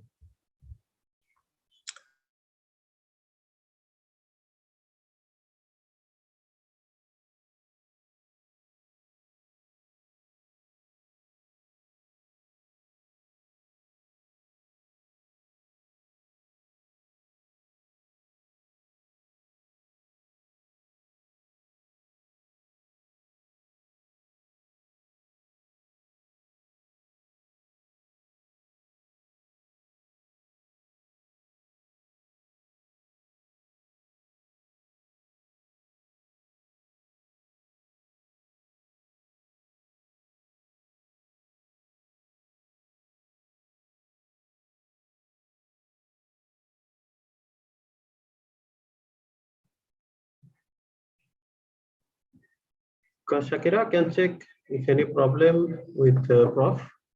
I'm checking it now. Give me 1 second. Okay. The technical team is currently checking with Prof. Kamal on the connection. While waiting for Prof. Kamal to come back, Prof. Muhammad Kamal Hassan to come back. Prof. Ida is here. Hi, Prof. Assalamualaikum warahmatullahi wabarakatuh. How is everybody? Great. We So have nice to see all of you here early in the morning. We also have someone viewing us from YouTube live because they are working. They cannot join the Zoom session. It's fine. Just join us wherever you are virtually in whatever platform. I welcome all of you to this first day of the Ta'aruf session. And it was nice to see so many of you supporting and joining this program. Am I expected to say anything? Prof, would you like to share a bit about the information that you shared on chat box earlier about the PG colloquium? Right. Quite a number of the participants interested about it. Right. Okay. Now this is the second time we are organizing the PG colloquium. The first one was held January this year. So it's going to be annual PG colloquium. Just like the first PG colloquium, there will be publication opportunities. For example, from the 44 presentation that we received in January this year, we are publishing around, I think, 14 papers in index journals. And in fact, CPS is sponsoring the papers. Each paper, we are paying around $350 US, I think, for a good index journals. And actually, there are more publication opportunities, but only 14 students actually submitted their papers. So it's a wasted opportunity because we have set aside some amount of money, I think about 20,000 ringgit for the publication because we want to support PG students, right? Unfortunately, only 14 students eventually send in their full papers. Now, opportunity to publish in index journals are not so easy to get, right? Are not so easy to get. So it's good for you if you can participate for our PG, the second PG colloquium, and there'll be the same publication opportunities. Now, most of you know that as a student of this university, you are entitled to ask for some sponsorship for participation in conference, but that only amounts to 500 ringgit. And one of the KPI that we request for this sponsorship for participation conference is also opportunity of publication. So we look at where you send your papers and what is whether the paper will be published or not, right? But we support only up to 500 ringgit. So for the PG colloquium, we are more generous, put it that way, because we do want to support our students in terms of publication. So please wait for the notice. The notice have not come out, put it that way. We are still trying to flesh out the detail of the conference or the colloquium in the sense that there'll be, who will be the keynote speakers and whatnot. But like our first PG colloquium, we were collaborating with Springer Nature, and Springer Nature is a publisher of renowned journals, renowned journals, tier 1, tier 2 journals, and publication opportunities in Springer journals are not easy to get. Of course, the publication that we promise will not be from Springer journals. If you can get into Springer journals, even better, right? That means you are excellent. But the index journals that we are securing are equally good, and it will be, useful for PG students. Yes. Thank you, Prof. Ida. Yeah, I think Dr. Azlina, who will be championing the colloquium, is also here with us. Dr. Azlina, would you like to say something about the PG colloquium while we're waiting for Tan Sri to come in? Yeah, that's Dr. Azlina. So the colloquium we are planning to do it in January. We can't hear you, Dr. Azlina. Oh, okay. Line very bad. Assalamualaikum. Can you hear me? All right. So thank you. Better. Okay, for PG colloquium, we will be organizing PG colloquium in January 2022, inshallah. So this one is 3 days program. So we do hope that all the PG students will join our program, and it's one of the platform for you to share your research in any ways, not only for the findings, also for the your review papers, anything related to your research. Then this is we will do a collaboration with Kyoto University, Japan, and also Unicap. So we do hope that you join our PG colloquium in January, inshallah. Thank you. Thank you, Dr. Azlina. So let's be prepared. The announcement is yet to come from CPS. Let's wait for the announcement. But for now, we as students, what do we need to do is get ready with whatever materials. Let's start to plan our materials ready, so that when the times come, we are about time for us to submit. So we are ready and well prepared to submit our writing, inshallah. Well, we are still waiting for Prof. Tan Sri, Prof. Muhammad Kamal Hassan, and before that, while waiting for him to come back for the session, Brother Muhib and our technical team has shared some links on the chat box on the PGSS FB page, PGSS FB group, PGSS YouTube link. On the YouTube link, you can view all the previous recording session. We have done quite a number of conferences, webinars since last year. Okay, quite a number of discussion session, and some of our PG member also sharing the Telegram group for the respective kuliah. Okay, IRKHS, Sister Shahira shared in the chat box. You can join those respective group for a specific kuliah or for specific program, so that you can socialize around online. All right. Please bear with me while waiting for Tan Sri Professor Muhammad Kamal Hassan. We have 193 participants, about 200 participants. So let's get to know each other. Those who haven't introduced yourself, please let me know where are you from, which kuliah are you in, what program. Just type on the chat box if possible for you, so that I can read here. And I'm also reading from the our YouTube channel. Let me see, from our YouTube channel. Earlier we have Sister Nurul Azira from Kuliah of Pharmacy, and we also have Brother Nick Muhammad Saiful Azizi, Nick Abdullah. I don't know which kuliah he is in. Who else? Brother Zubaru. Hi, Sister Iman. I believe it's Sister or Brother Iman from Kuliah of Language Management, Pago campus. Okay. Oh, hi, Sister Iman. Brother Nasrul from IRKHS. Zubairu Sulaiman. Brother Zubairu, where are you from? Which kuliah are you in? Sister Shahira from IRKHS.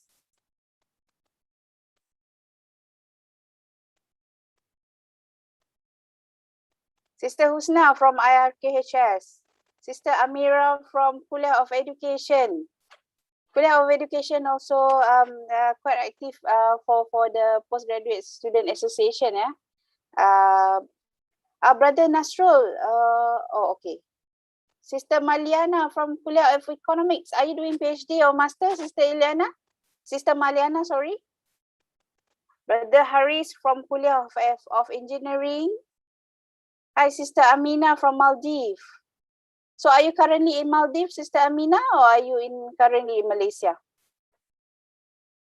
Brother Hafiz Karami, currently he is a PhD student from Kuliah of Architecture. Hi Nur Atika from IRKHS. Sister Zuriati, Department of RKUD, IRKHS. Quite a number from Kuliah of IRKHS here. Kuliah of Education, Sister Lydia. Hi, Amel, Sister Amel from Algeria and China, from Kuliah of Education. Sister Atika from Kuliah of Nursing. I have few more from Kuliah of Nursing. Sister Atifa from ICOL. Sister Ailiwati, sorry if I pronounce your name incorrectly. From IRKH, from Kuliah of Nursing. Sister Asma from PhD student from IRKHS. Azizi from IRKHS.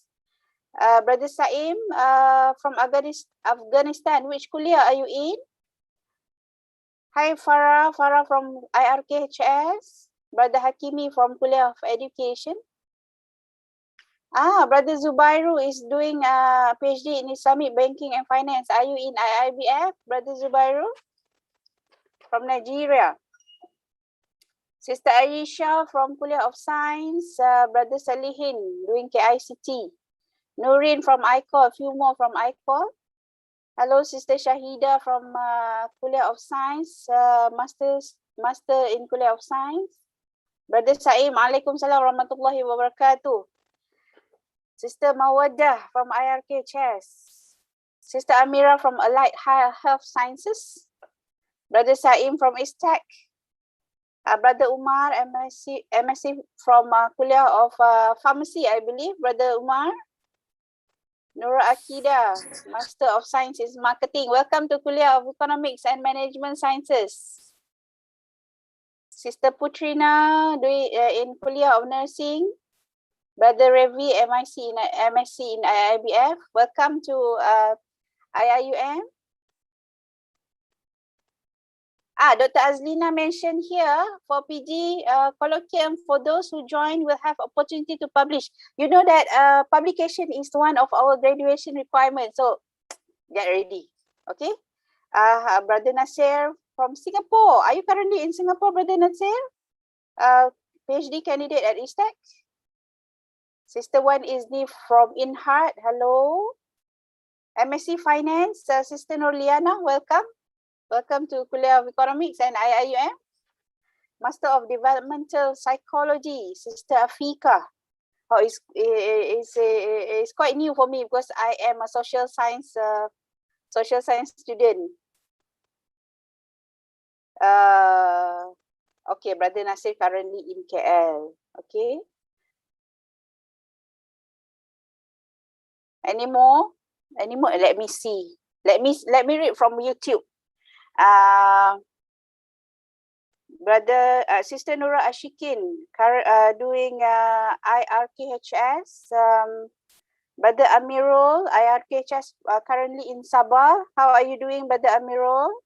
Sister Fatin Farzana from IRKHS. Nurul Aniza, IRKHS.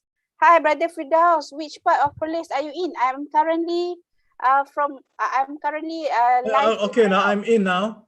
Yeah, You can yeah, ask Sister Prof. Shakira. Yes, Prof. I see you. Okay, good. Okay. Shall we continue, Prof?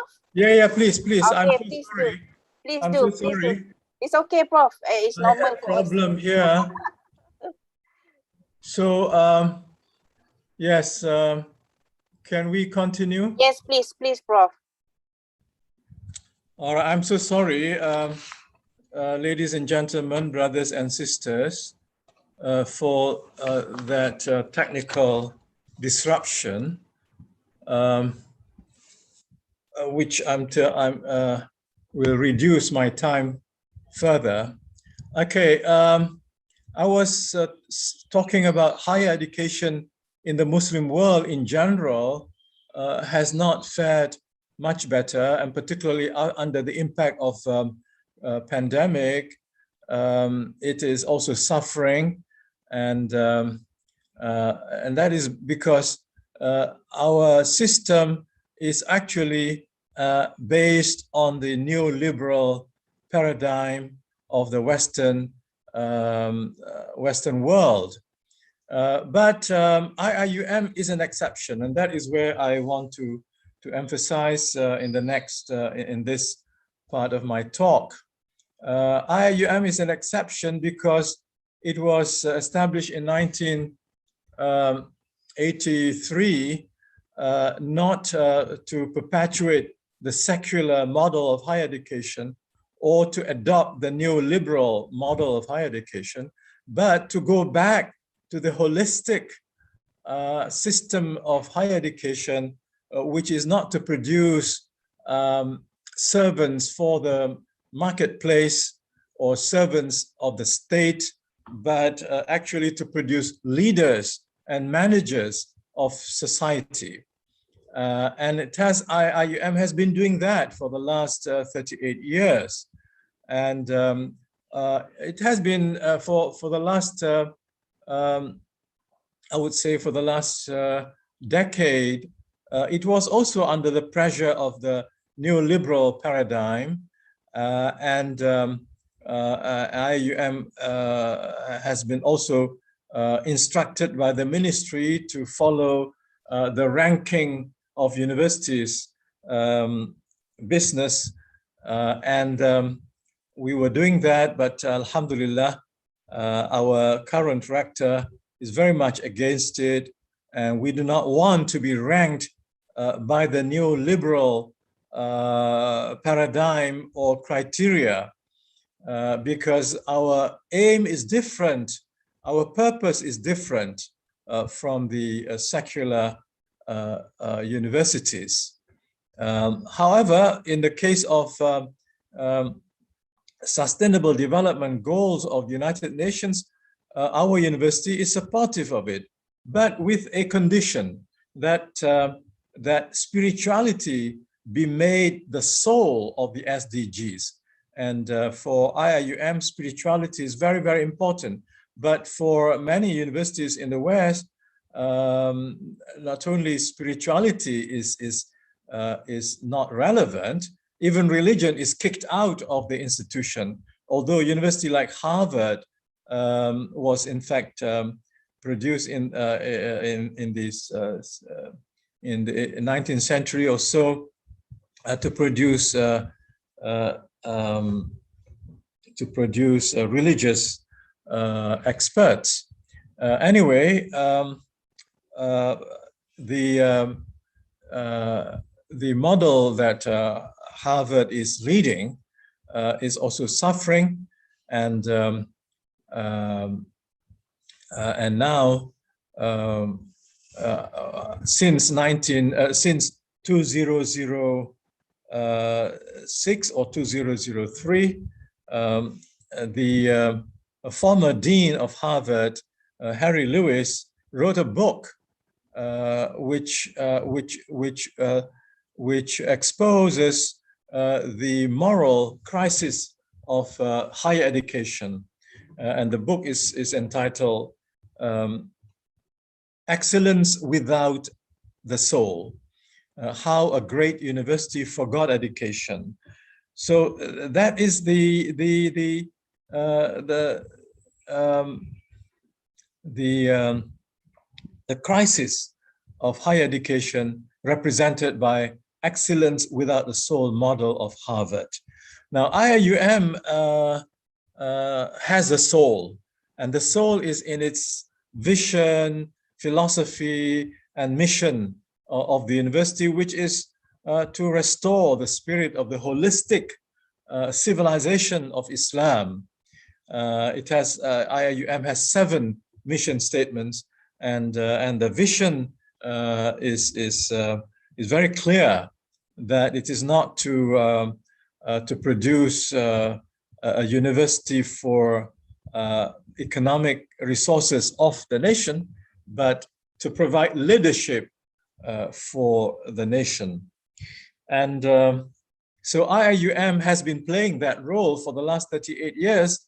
And those of you, your international students who may not be aware of this, and even maybe some of the Malaysian students may not be aware, but IIUM has been educating the leaders of several parts of the Muslim world, particularly the war-torn countries of Afghanistan and later of Bosnia.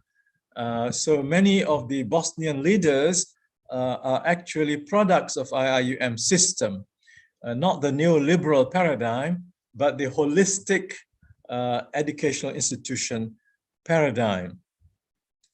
And so with that, with that kind of model, I believe IIUM is in the best position to produce the right kind of leaders and managers to shape the ummatan wasatan, as mentioned in the title. So what is ummatan wasatan? Now, as you, some of you may know, the surah in the Quran in which this term ummatan wasatan occurs is in Al-Baqarah, and the verse is verse 142, 143. أعوذ بالله من الشيطان الرجيم وكذلك جعلناكم أمة وسطا لتكونوا شهداء على الناس ويكون الرسول عليكم شهيدا وما جعلنا القبلة التي كنت عليها إلا لنعلم من يتبع الرسول ممن ينقلب على عقبيه وإن كانت لكبيرة إلا على الذين هدى الله وما كان الله ليضيع إيمانكم إن الله بالناس لرؤوف رحيم. صدق الله العظيم. And it is thus that we appointed you to be an ummatan wasata, that is a just, best and balanced community, so that you might become witnesses or shuhada to all mankind, and the messenger might be a witness to you. Now, this is a very important verse in the Quran, which tells us Muslims what our ultimate goal is supposed to be. It's not the democratic liberal goal, it's not the atheistic or agnostic goal, it's not the socialistic goal, it is not the nationalistic goal, it is the goal of ummatan wasata, that is to be the community that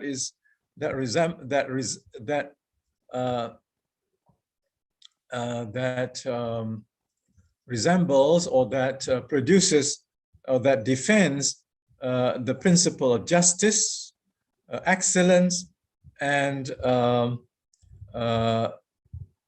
balanced nature.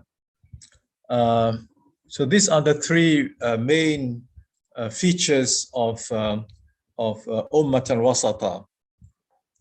And Allah says in this ayah that He has made the Muslim ummah, the ummatan wasata, for a purpose.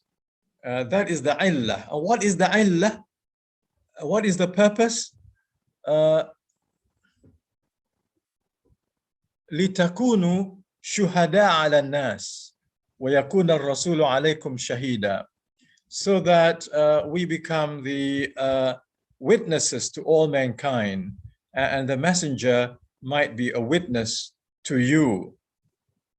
So this means that the Muslim Ummah should be able to produce the kind of leaders and managers in society who represent justice, excellence, and balance.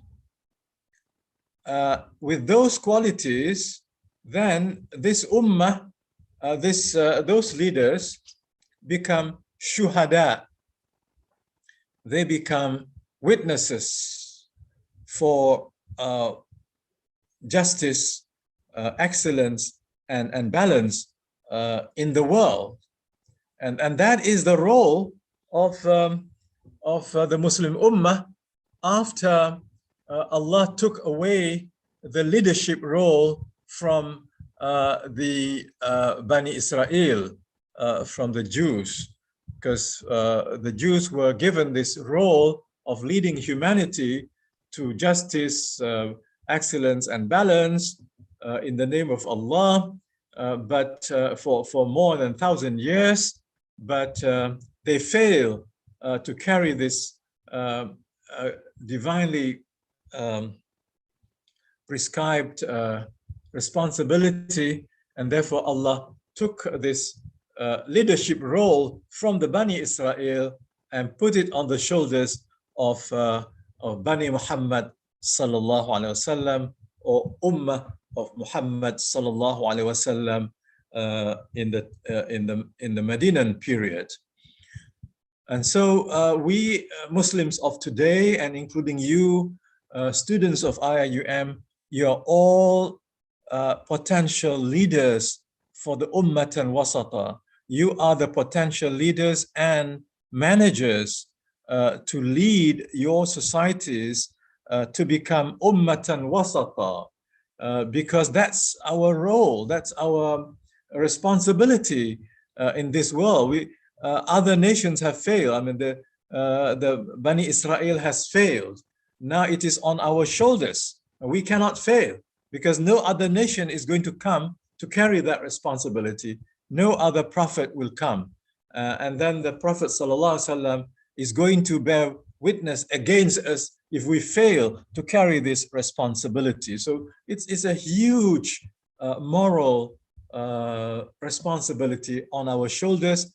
And IIUM is aware of this great and the sacred role that it is playing. But many people do not understand this, and so they tend to disregard IIUM as and as irrelevant Islamic university, because they are judging us from their criteria.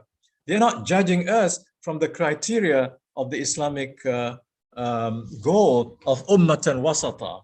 So we have, for the last 38 years, been producing the leaders and managers of Muslim societies, and now you can see the excellent results of our graduates in Bosnia, in Africa, in many countries in Africa, and also in Asia and many Muslim minority countries in Southeast Asia, and also in China, are actually benefiting from the IIUM graduates who return to those countries.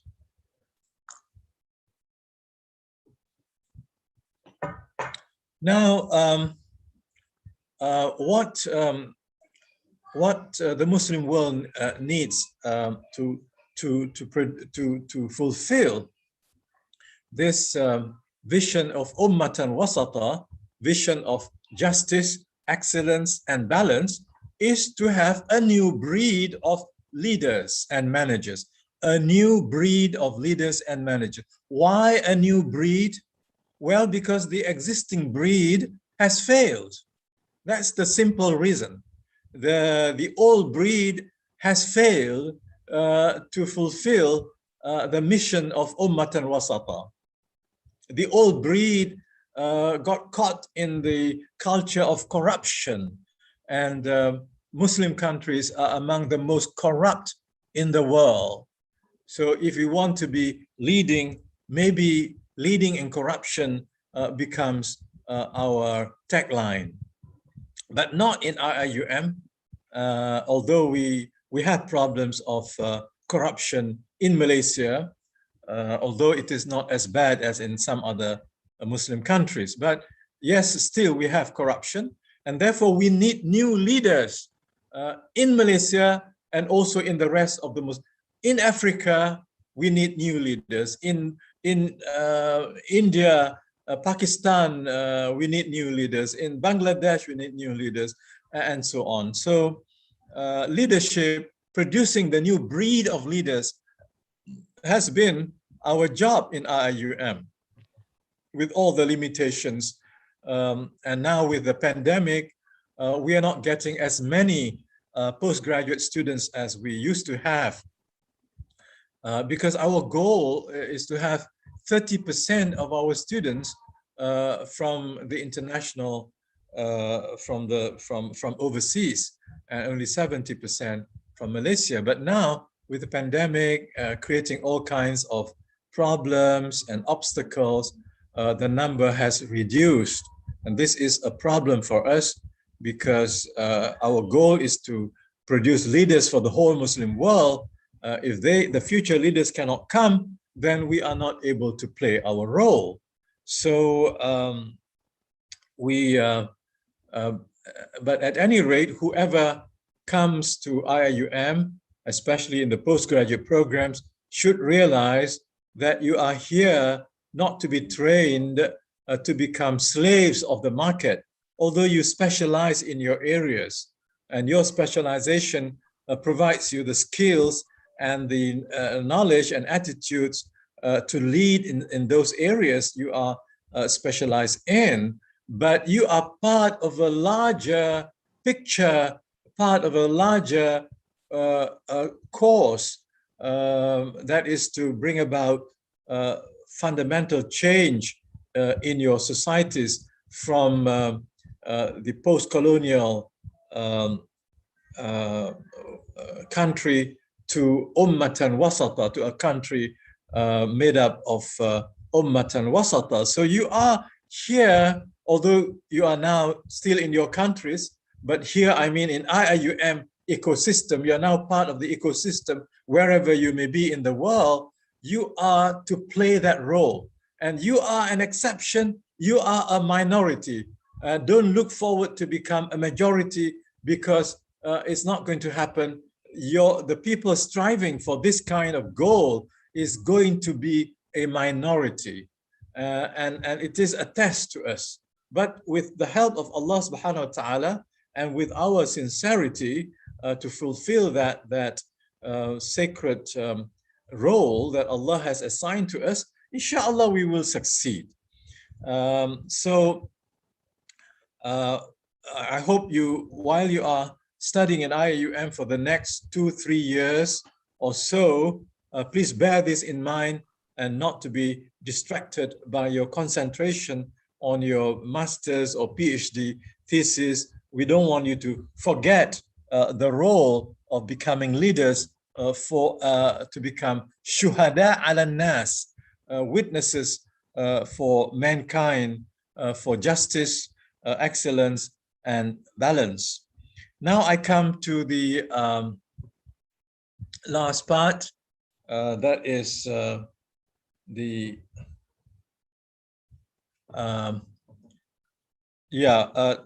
target of 2077. What is 2077?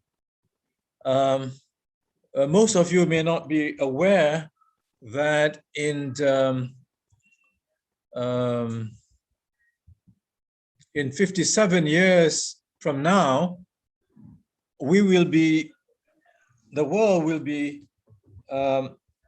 heralding the coming of the 16th century Hijriya, 16th century. Now we are in the 15th century. We have gone through 43 or almost 43 years of Hijriyah, and these 43 years have been years of misery, years of conflict, years of division, years of corruption, years of deception, years of hypocrisy, years of becoming slave to the capitalist or to the socialist hegemonic masters. Because of that, we in IIUM, we believe we must plan ahead, far ahead, beyond 2050 to 2077 to coincide with the coming of the 16th century. And we in IIUM, I'm happy to tell you that we have already launched this project of Vision 2077 in the last 2 years. And we believe we'll be putting the foundation, laying the foundation stone for others to come after us and continue to build the Muslim Ummah to achieve that status of Ummatan Wasata, so that we become Shuhada ala Nas in the area of justice, in the area of moral, ethical excellence, and also in the area of balancing the needs of this world and the needs of the hereafter, the needs of the body and the needs of the soul, the needs of dunya wal akhirah. I'm happy to inform you, and you should feel happy that you are part of this university project, and I hope you will be able to assist your professors who are involved in this ummatic endeavor. For your information, the Dean of the Postgraduate Studies, Professor Ida Madiha, is also one of the leaders of Vision 2077. She has under her the task of developing a situation where the Islamic system of justice is the most desirable, the most preferable, the best system of justice in Malaysia by 2077. Okay, so I hope by the grace of Allah, with your sincerity, however small you may be in terms of number, but you are big in terms of spiritual value in the sight of Allah subhanahu wa ta'ala. If we have that sincerity, the commitment, then inshallah Allah will help us to go forward in the next 57 years so that we can become the shapers of Ummatan Wasata. And this will indicate to the rest of the world that higher education based on the worldview of Tawheed is capable of solving problems in the world, is not going to collapse. In fact, it's going to get stronger and stronger. So we hope that other countries and other nations will also take some lessons from looking at the IIUM alternative higher education paradigm. Okay, I will stop there, and we'll be happy to entertain questions or listen to your comments in due course. أقول قولي هذا وأستغفر الله لي ولكم والسلام عليكم ورحمة الله وبركاته. Waalaikumsalam warahmatullahi wabarakatuh. Thank you, Prof, for the wonderful advice. So, brothers and sisters, let's prepare ourselves to be the new breed of justice, excellence, and balanced Muslim leaders, so that we become a great Muslim leaders in the near future, inshallah. So, as what Prof said just now, we are not here only for the sake of getting our certification. We are also here to groom ourselves to be a great Muslim leader in the near future, and we should follow what advice the advice from Prof. Kamal just now. All right, now let's I'm opening the session for Q&A. Anybody, any takers? You can raise your hand, turn on your mic and your camera, and you can ask question and so.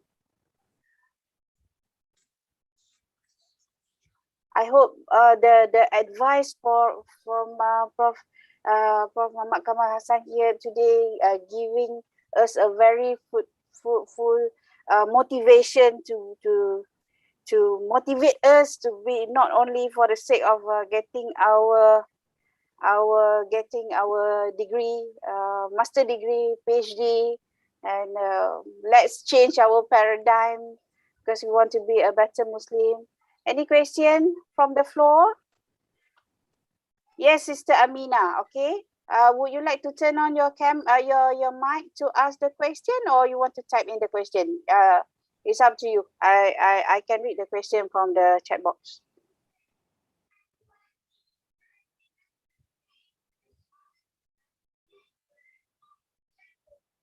Sister Amina?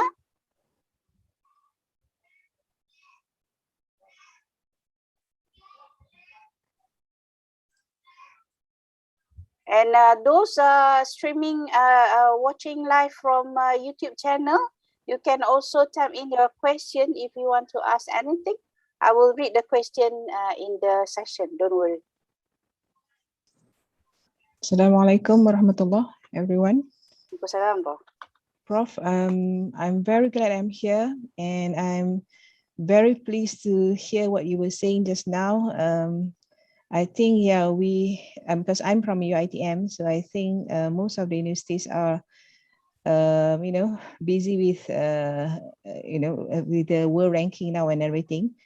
And I'm very glad, I'm very happy that you were saying, about Vision 2077 and everything, because sometimes it feels like, we are not getting anywhere. The whole world, the whole Muslim world is not getting anywhere. So I hope, everybody, this will become a reality, inshallah, and inshallah we will work very hard to achieve this, inshallah. Amin, amin, amin. Thank you. Thank you very much, Sister Atifa.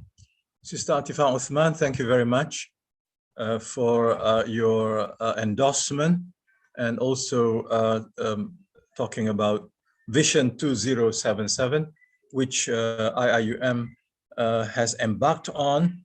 But we hope by the end of this year we'll be able to come up with a whole book. It's about 500 over pages, and we need to edit, and I'll be involved in the editing of this book.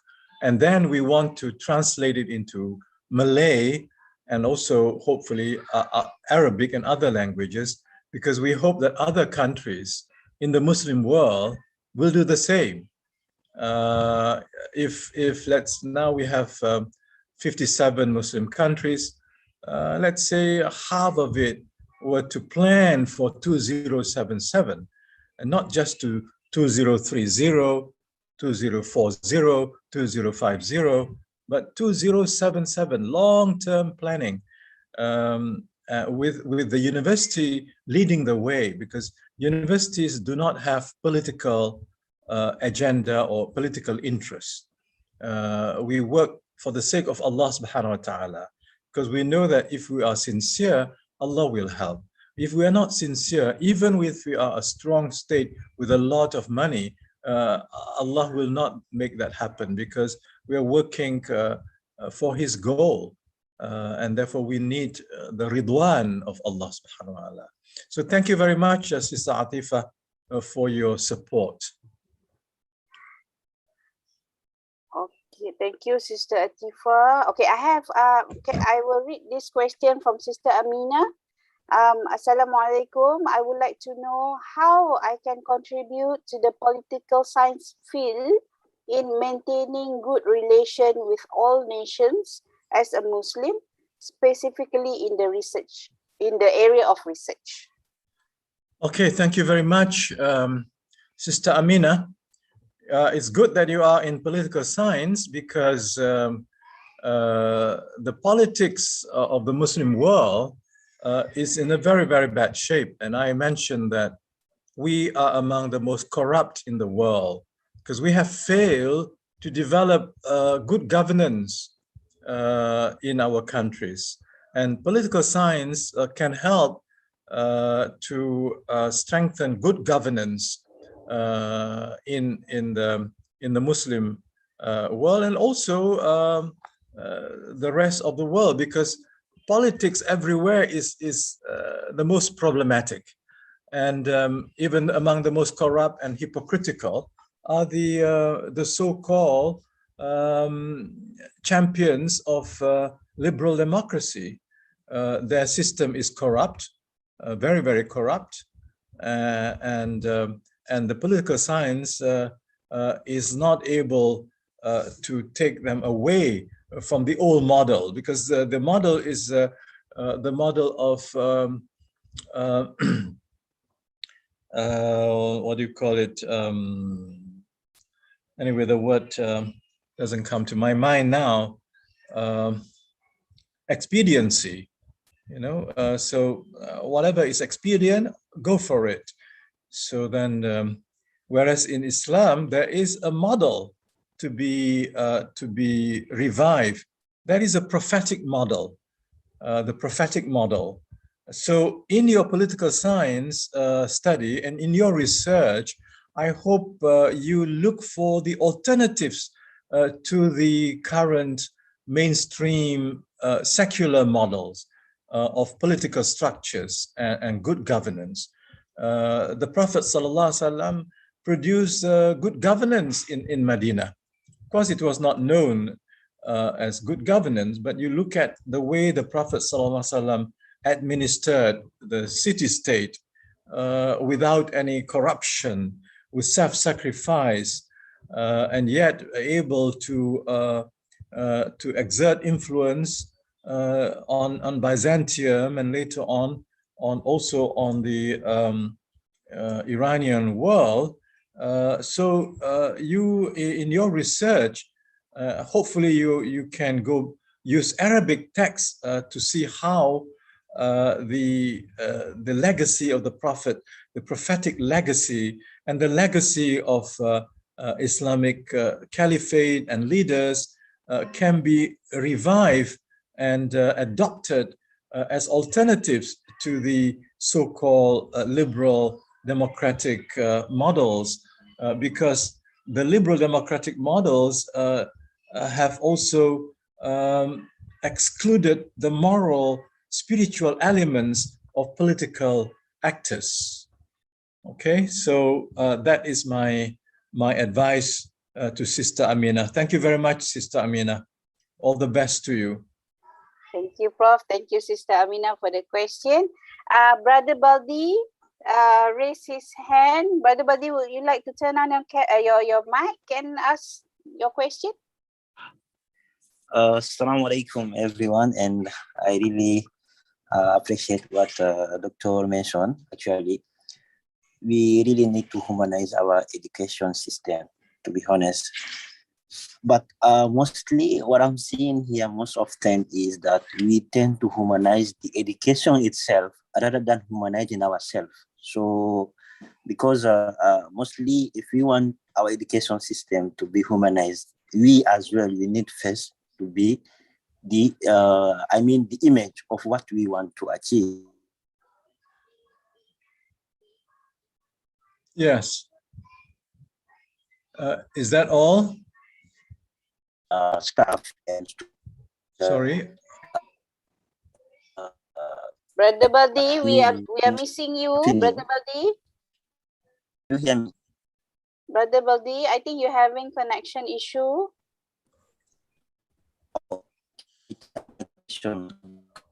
Brother Baldi, we lost you, Brother Baldi.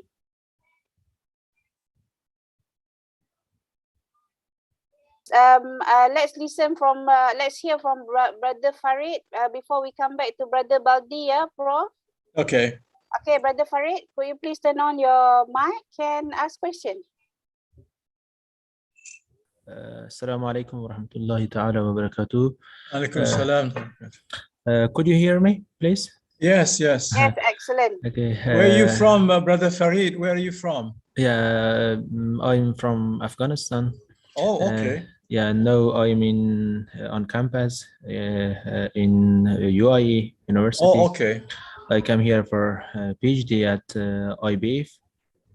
But as you, our respectful professor, explained about the many aspects, issues of regarding to the Muslim and Ummah countries, I very glad and appreciate you, your explanation, and you are compassionate and worth thinking about, especially about the Islamic Ummah. But Professor, as we know, there is should be a relationship between the economic system and political system. We cannot have economic system without good political system. We cannot have good political system without a good economic system, because all of the professors and scholars in this area, they says these are need each other. Political system need good political system, need good the best economic system. The best economic system, there is they say lazim wa malzum in Arabic, say lazim wa malzum, as you know. But in many countries, there are the economic system that follow by the that follows has the individual system or free marketing system or Adam Smith systems.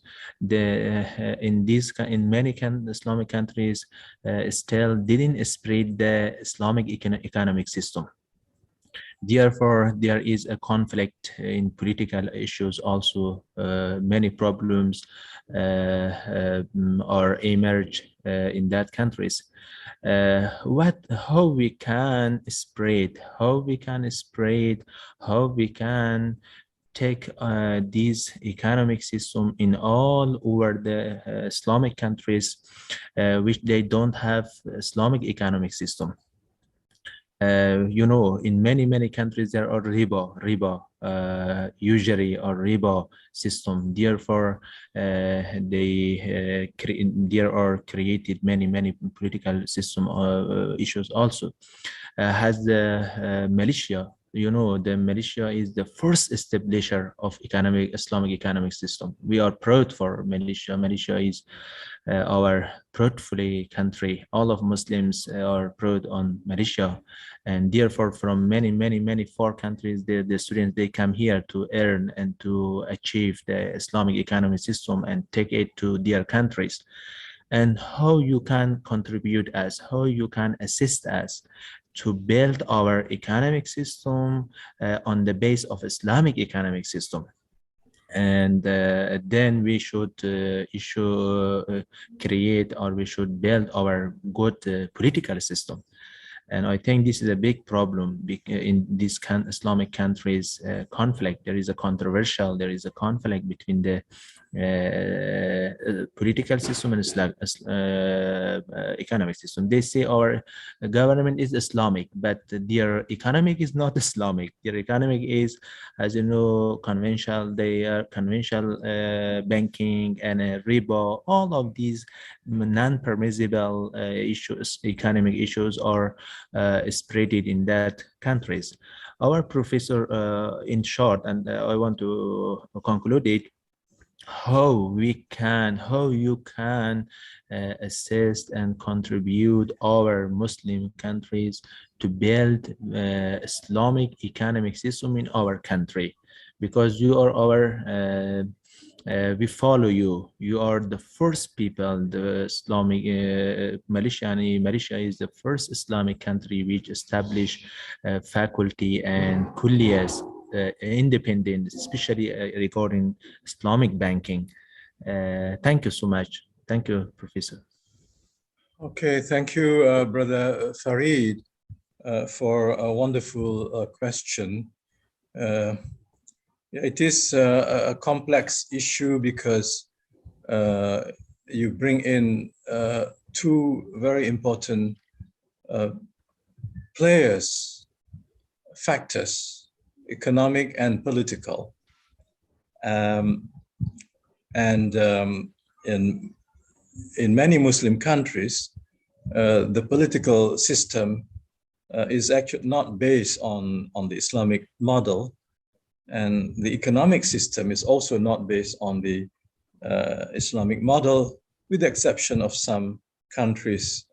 I think Indonesia is also developing the Islamic economic system very well, thanks to many of our graduates coming from Indonesia.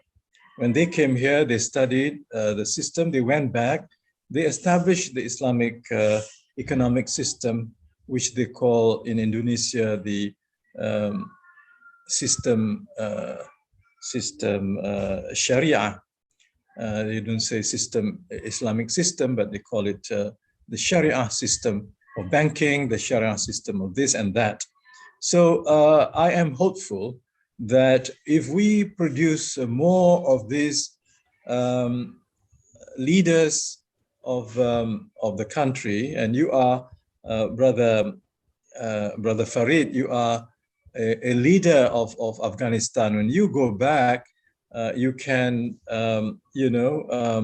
initiate this movement for installing the Islamic system with the network of the IIUM alumni, because now the IIUM alumni, Indonesia is also leading the way. We have also in Bangladesh, we have also in Nigeria, we have also in many other Arab countries, our graduates who are actually products of the economic system in Africa can work together with this international networking, and that should be the way forward. IIUM will produce the leaders of the country, but we cannot go directly to help because we are not an economic institution. We are higher education, just to produce the right kind of leadership for the transformation of the economy and the society as a whole. So as you know, it is not easy to replace the riba system. Even in Malaysia, we exist parallel to the riba-based system, and we hope that eventually the people supporting the riba system will realize the evil in the system and will hopefully migrate to the Islamic system. I think more and more people are doing that. And that is a good sign. But IIUM personally or itself will not be able to go to each country, but our ambassadors, the agents of change are our graduates. So we hope that our graduates will keep that in mind. And when you are in IIUM, you establish your network in IIUM so that when you go back, you can easily communicate across the world. And now it's so easy to communicate instantaneously, live.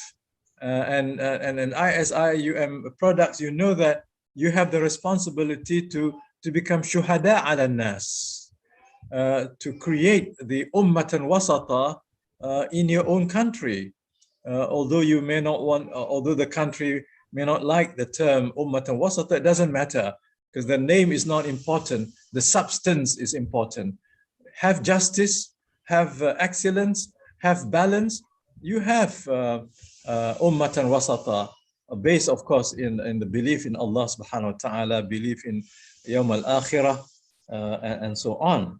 So I do hope that while you are in IIUM, do not just be focused on your work. I know you have to work on your PhD thesis, but at the same time take down the names, the email address, the home address of all the international students in IIUM, because these are your future supporters, collaborators in the great work that you have in mind. So thank you very much, Brother Farid, for bringing up this question. And I am hopeful that the new government in Afghanistan will evolve into a more ummatan wasata kind of system, and not just pursuing the old ideals of the Taliban organization. Inshallah, Taliban will evolve into what I call it, into a force for ummatan wasata, not a force for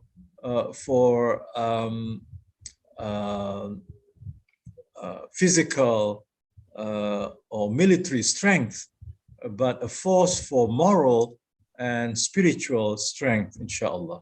Thank you very much, Brother Farid. Thank you very much, Prof. Kamal, Hassan, and Brother Farid.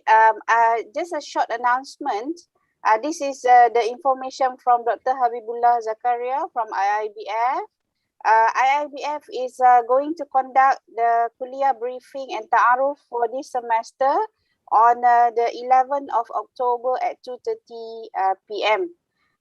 So those are currently registering, enrolled for master and PhD program in IIBF, please bear in mind with the date and time of the Ta'aruf session. Okay, any more question? I'm taking up at least 2 or 3 questions more. Okay, I have one question from Sister Suryati.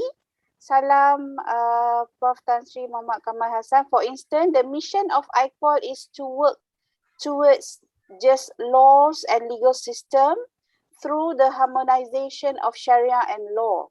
Could you please give your opinion on the harmonization of Sharia and law and how to implement and to realize it? Thank you, Sister Suryati, for the question. Thank you very much, Sister Suryati. I am not an expert on this harmonization policy of IQOL. This is part of the Islamization agenda of the university, and the founder of the Kuliah, the late Professor Ahmad Ibrahim, came up with this idea of harmonization, because we have in Malaysia the British legal system, and then we also have the Islamic Sharia system. And Prof. Ahmad feels that before we can make the Islamic Sharia the dominant system, we should be able to influence the British legal system to decolonize itself, to disengage itself from the British tradition, and adopt also adopt some of the Islamic and the local tradition of law and jurisprudence. So I do not know much about what's going on in the Kuliah of Laws, but if Prof. Ida is there, Prof. Ida can certainly provide the up-to-date information as to how this harmonization is taking place. But in her work as the chairman of the cluster for law in Vision 2077, she is envisaging that by 2077, Islamic law will be the legal system of choice. There will still be the secular law, but I think because of the justice, because of its excellence, and because of its balance, then more people will prefer the Islamic system. So is not harmonization at the end. It is the Islamic system becoming the champion in the competition between the British and the Islamic. And that's also my aspiration and my expectation from the Kuliah. Okay. Thank you, Prof. Any more question to share? Yes, brother Hasbunallah. I'm sorry for bad pronunciation. I'm so sorry. It's okay. Thank you thank you to Madam Shakira. I would like to ask Professor on his opinion. You talked of the vision of the Ummatan Wasatiyah earlier, and you also talked about some of the challenges and that is currently we are facing, and also maybe in future, for example, corruption. I would like to know your opinion on what is our the steps that we could take for us to improve ourselves or improve our oneself and to fulfill this vision of Ummatan Wasatiyah. Thank you. Okay, yes, thank you very much, Brother Hasbunallah. In IIUM, we have what is called Islamization of human knowledge, it consists of two parts. One is Islamization of the self, and the other is Islamization of human knowledge.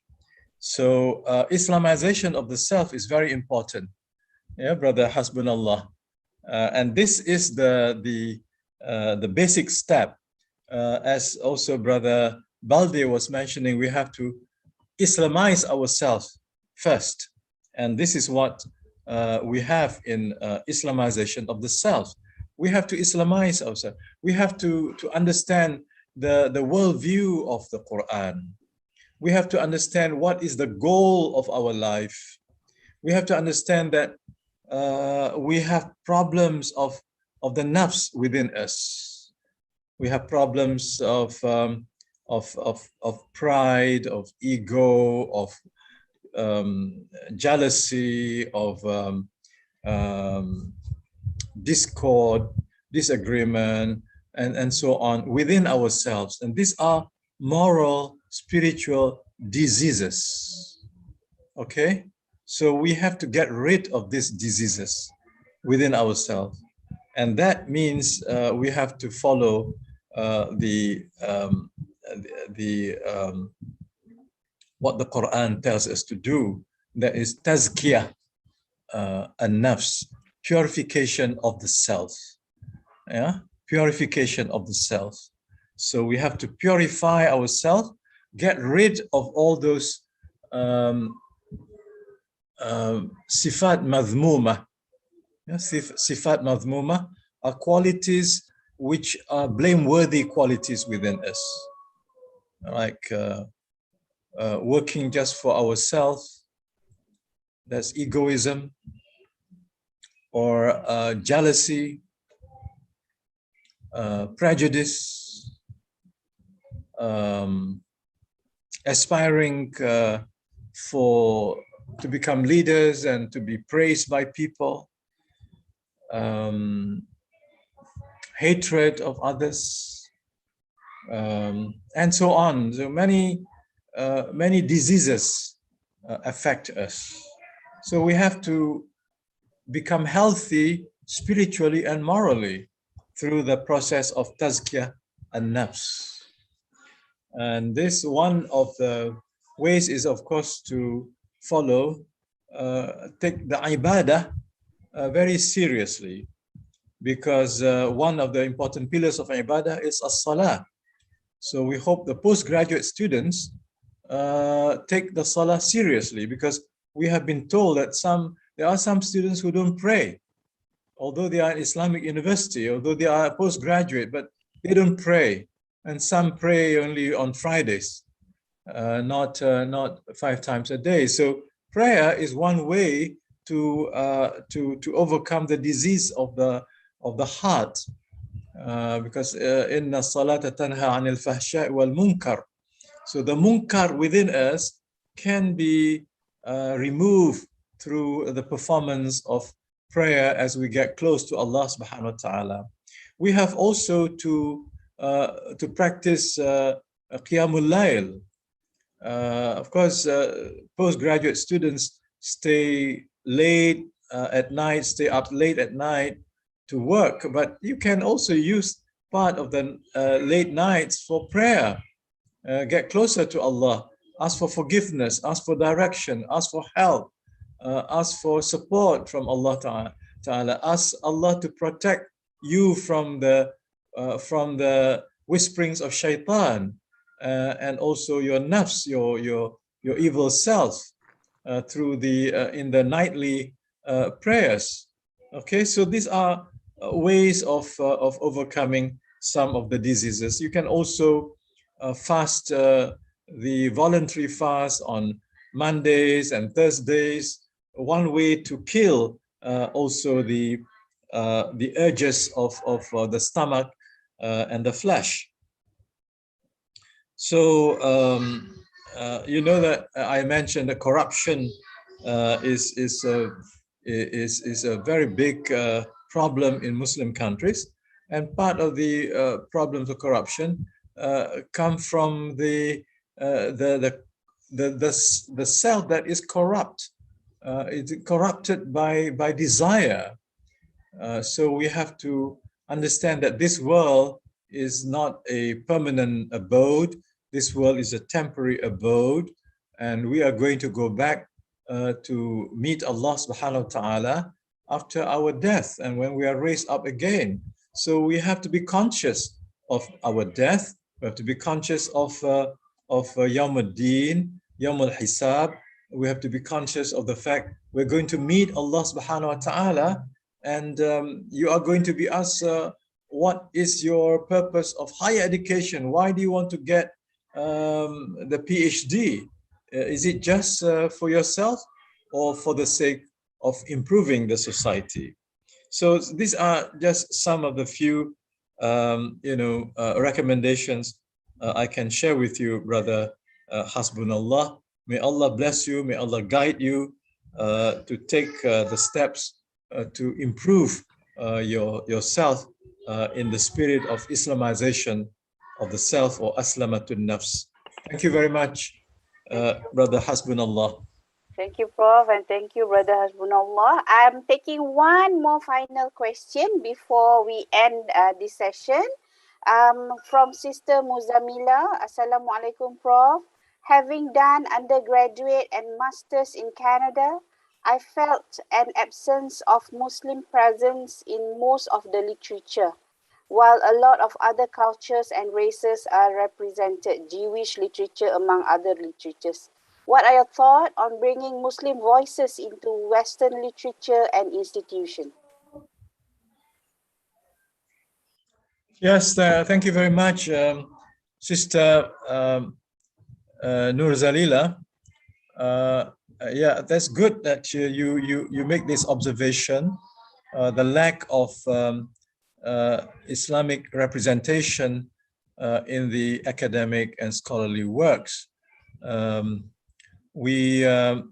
course, we have our own. We have journals in the Muslim world catering for the Muslim voices, but we need to also get our scholars to write in the other journals. But the problem is that the other journals sometimes do not welcome articles which are promoting Islamic ideas. This is a big problem. The prejudice against Islamic ideas. The Islamophobia is also affecting the world of scholarship. Okay, they may not say they are for Islamophobia, but their fears and their prejudices also influence the way they develop the scholarly tools of the academic journals. That's one channel. The other channel is through Islamic institutions like the Islamic economic banking institution, not because that is uppermost in the minds of Western people. Economic institution is to them the most important institution. So they want to see how the Islamic system works, and now more and more people looking at the Islamic alternatives, because during the 2008 crisis, many of the conventional systems collapsed. They were not prepared for this collapse, but the Islamic system was able to stand the storm of the crisis. And so more and more people in the West looking for the Islamic economic system. So we hope that the second avenue by which Islamic voices can be transferred to the West is through the successful implementation of Islamic economic systems, inshallah.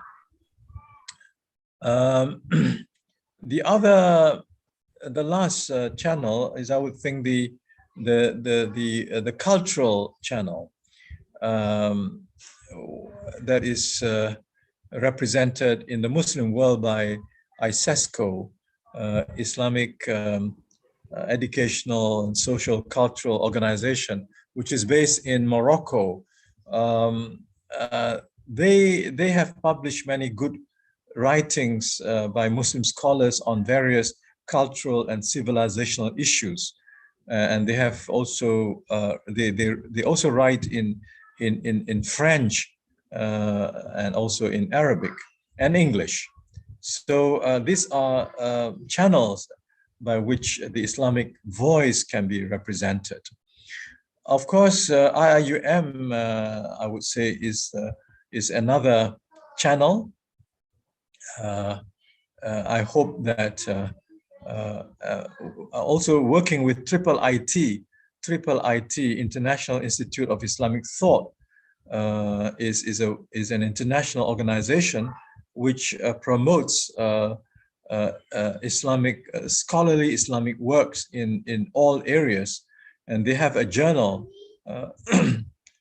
in America, the Journal of Social Sciences in the Muslim world. So these are 4 channels by which the voice of Islam can be represented in the Western world. Okay, thank you very much, Sister Nur Zalila. Where you are in which discipline, Sister Nur Zalila?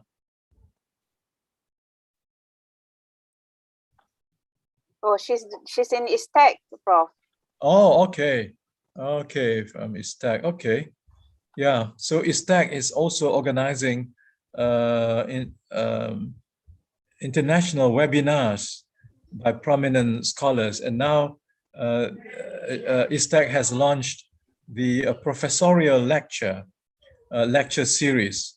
They want to have every 2 months or so a professorial lecture given by prominent professors, and we hope this is another channel of intellectual discourse by which the Islamic narrative can be propagated and well received, inshallah, by our colleagues in the West, because these are voices of prominent intellectuals and scholars of the Muslim world. Thank you very much. Thank you, Prof. With that,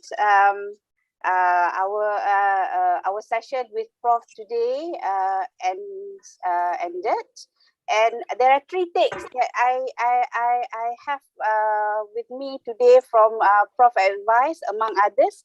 Number 1 is the ultimate goal of us being not only a PG student but also a human being. So let's reflect back what would be our ultimate goals in life, and hereafter, what do we want to bring, what we want to benefit.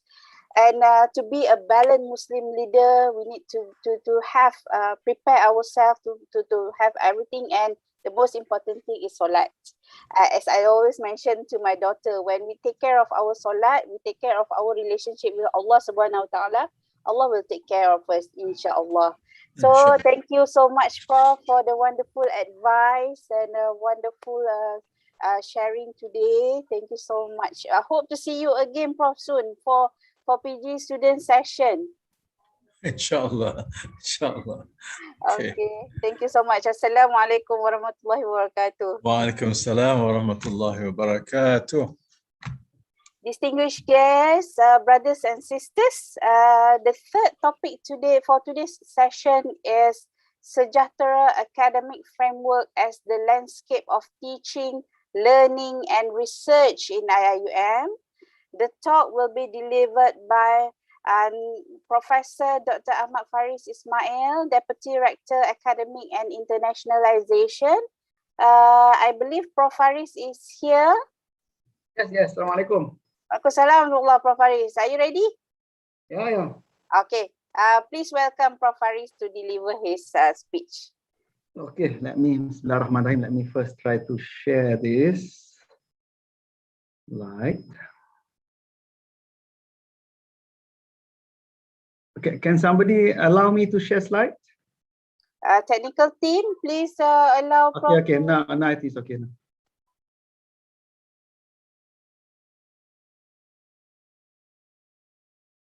Can you see my slide now? Boleh, Prof. Boleh, Alright. Yeah. Bismillah. Okay, Bismillahirrahmanirrahim. Assalamualaikum warahmatullahi wabarakatuh. Alhamdulillahi rabbil alamin. Wassalatu wassalamu ala asyrafil anbiya wa mursalin wa ala alihi wa sahbihi ajma'in. Allahumma salli ala Muhammad wa ala ali Muhammad. La hawla wa la quwwata illa billahil aliyyil azim. Rabbi shrah li sadri wa yassir li amri wa hlul 'uqdatam min lisani yafqahu qawli. So, Madam Chairperson, of course, respected Prof. Kamal, who just gave very beautiful advice to all of us, many important points. My colleagues, the Dean, Prof. Ida, and her team, Deputy Deans of CPS, lecturers, and of course, the most important thing is my beloved postgraduate students, the new intake for this semester 1, 2021-2022. So first and foremost, I think we thank Allah Subhanahu wa Ta'ala for allowing us to have this session this morning. Let me first congratulate all of you for becoming a PG student at IIUM. I think this is a new journey, a new chapter in your life. And my first advice is, please make full use of this opportunity. I remember just, I'm not sure, 20 years ago, I was also a PhD student. And if I look back at that time, I think that was a very beautiful time. We cherished the moments. It's a really enriching experience. So I hope that all of you, brothers and sisters, the postgraduate students of IIUM, will take this opportunity while you are at IIUM for the next, maybe for masters, maybe 1 or 2 years, for PhD, maybe it will be 3 to 4 years.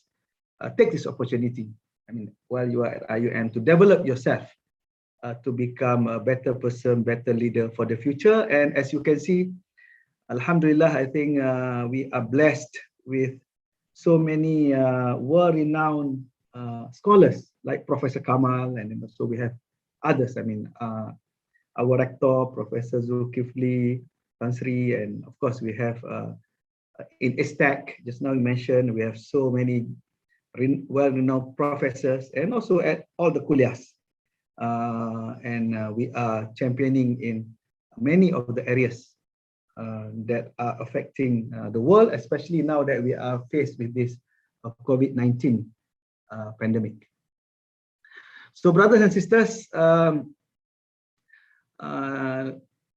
my topic today is about the Sejahtera academic framework, the one that our university just launched last Ramadan by the Minister of Higher Education, and how it, of course, relates to you as postgraduate students when you are doing teaching, learning, as well as research at IIUM. So let me start with this verse from Allah Subhanahu wa Ta'ala.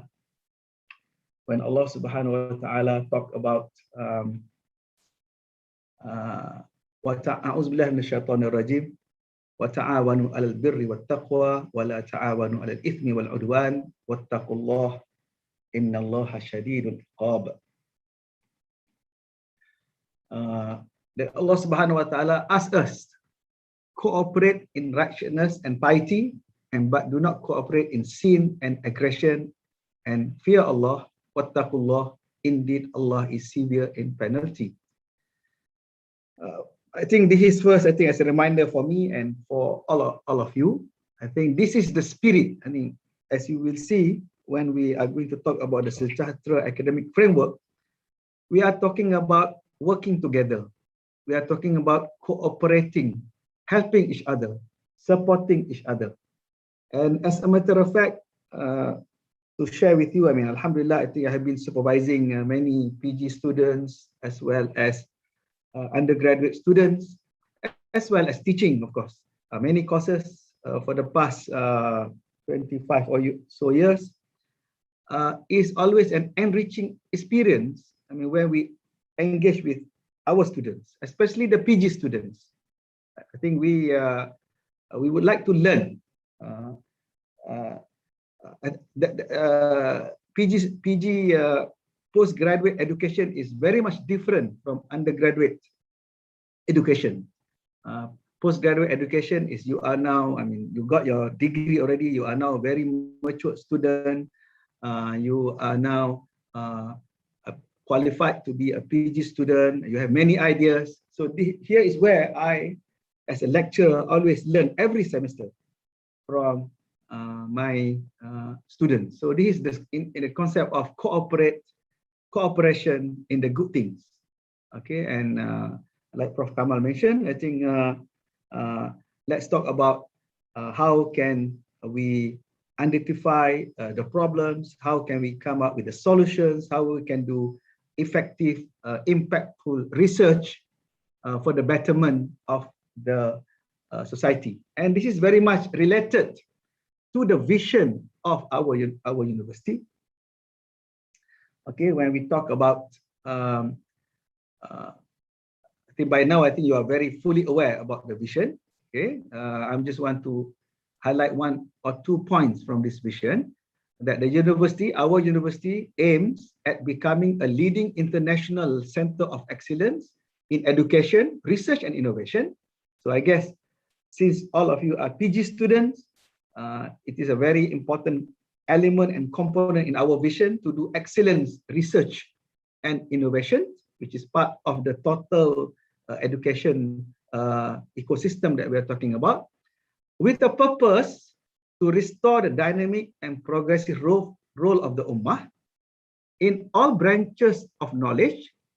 Okay, and then the last bit is very important, for the betterment of human life and civilization.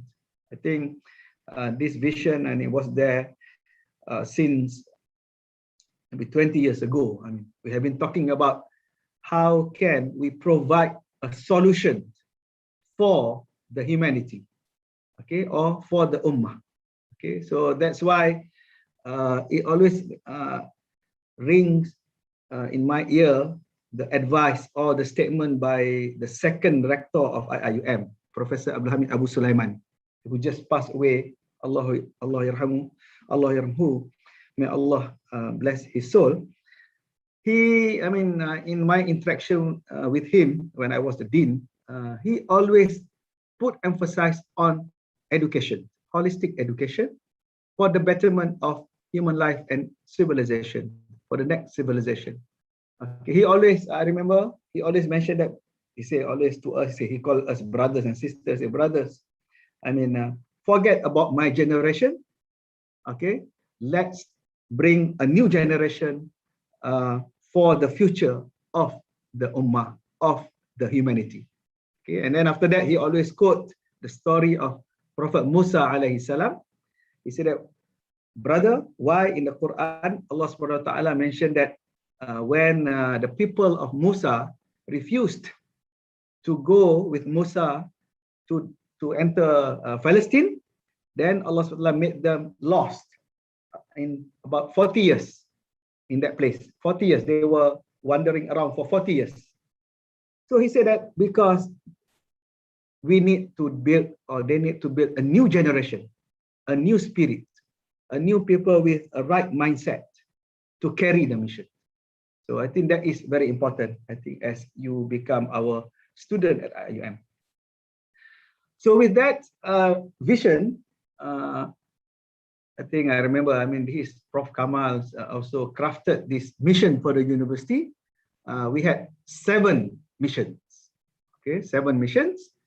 It's quite lengthy, but I think it can be summarized in the next slide. So we are talking about integration, integrated knowledge. Okay, we are talking about betterment of the ummah, sustainable development for the future. Okay, we have been talking about this 15, 20 years ago. I mean, how we as the Khalifah has to take care of this earth for the future. And then, of course, we're talking about Islamization. We're talking about Islamic moral spiritual values, like one of the questions asked for Prof. Kamal about Islamization of self. In order for us to talk about Islamization of human knowledge, or we're talking about Islamization of our society, and talking about the values, the good values in the society. Okay, then we have to start from ourselves. I think that one already discussed in the last session. And also we're talking about international community and intercultural understanding. Okay, so here is where we're talking about cultural intelligence, knowing each other. And as you know, alhamdulillah, I think our university, I mean, we have people or students and staff coming from so many countries in the world. So at one point, I think we have more than 100. It was a small OIC, society, if not United Nations. Okay, so this is one thing that is important that I would like to emphasize for today is this mission number 5 and 6. We're talking about international community and intercultural understanding. So this is another thing that you as a PG student, here is an opportunity for you to interact with students and staff coming from different parts of the world, and also to learn and understand different culture, and hopefully that we can work together, complement each other for the betterment of the ummah. And finally, we're talking about deep sense of social responsibility. So here is later, I think one of the things that we have to talk about is the responsible research that we're talking about. Responsible research and innovation. So as you embark in your research projects, so I would say that as a new PG students, as you are coming out with your problem statement, scope of work, and research objectives and research questions, I think look at how your research will benefit the society, will give impact to the society, either it is in the short term or in the long term. So, I mean, some projects, I mean, you can do it at the end of the, maybe your PhD, you can come up with a new method or a new policy or a new way of solving some real social problems or social issues. Okay, and some maybe will take is in long term will benefit the society, but you must have that in mind. You must have that. What I learned is one of the difficult part in doing research is to identify the problem. So that is, I think, one of the first first step that we need to do is to identify the correct problem that we are solving. So to recap this slide, meaning to say that, brothers and sisters, as a PG students of IIUM, you need to look at your projects that you are going to embark and you are going to spend for the next 2, 3, 4 years, and how those projects align with this mission of the university. I think you have to really, see, okay, I am now embarking, or I'm doing this project, and this project we really support, for example, the Islamic moral, spiritual values. Okay, or this project will support international relations, or this project will support sustainable development. Okay, and or how this project will give impact and solve social problems, or social, I would say that infrastructure. Okay, that sort of thing. So those are the things that is important. Okay, moving forward, Alhamdulillah Rabbil Alameen, for the year 21-22, we have this roadmap. Okay, we have this roadmap. At the top of the roadmap, which is the center there, which we call strategic direction, is humanizing education through maqasid, Sharia, and sustainable development goals. So I think that is at the center. So at the end of the day, we're talking about humanizing education. Okay. So meaning to say that we are coming out with the framework, and this framework I will inshallah talk a little bit more in the next few slides, where you see that there is this Jahtra academic framework as one of the high impact initiatives that we are doing towards humanizing education. In short, what is humanizing education that we're talking about? We're talking about education with soul. If maybe some of you are aware, there was a book written about even 10 years ago by the Harvard professor talking about university without soul, meaning to say that after some time, the university, especially in the West, become an industry and just a factory, okay, without soul, without the heart part, okay, the cult part. So we're talking about education with soul and loaded with values and wisdom. So, okay, this is very important for all of you, PG students at IIUM. Meaning to say that we want to go beyond textbook. Okay, we want to go beyond the cognitive part, memorization, understanding part, but we want to go also for the value base and the spiritual base. So this is also very important. As a matter of fact, last week we conducted a 2-day, 1.5 day workshop on spirituality. So our university is attempted to bring spirituality as the 18th component in Sustainable Development Goal of United Nations. So we are promoting this education with soul. We hope that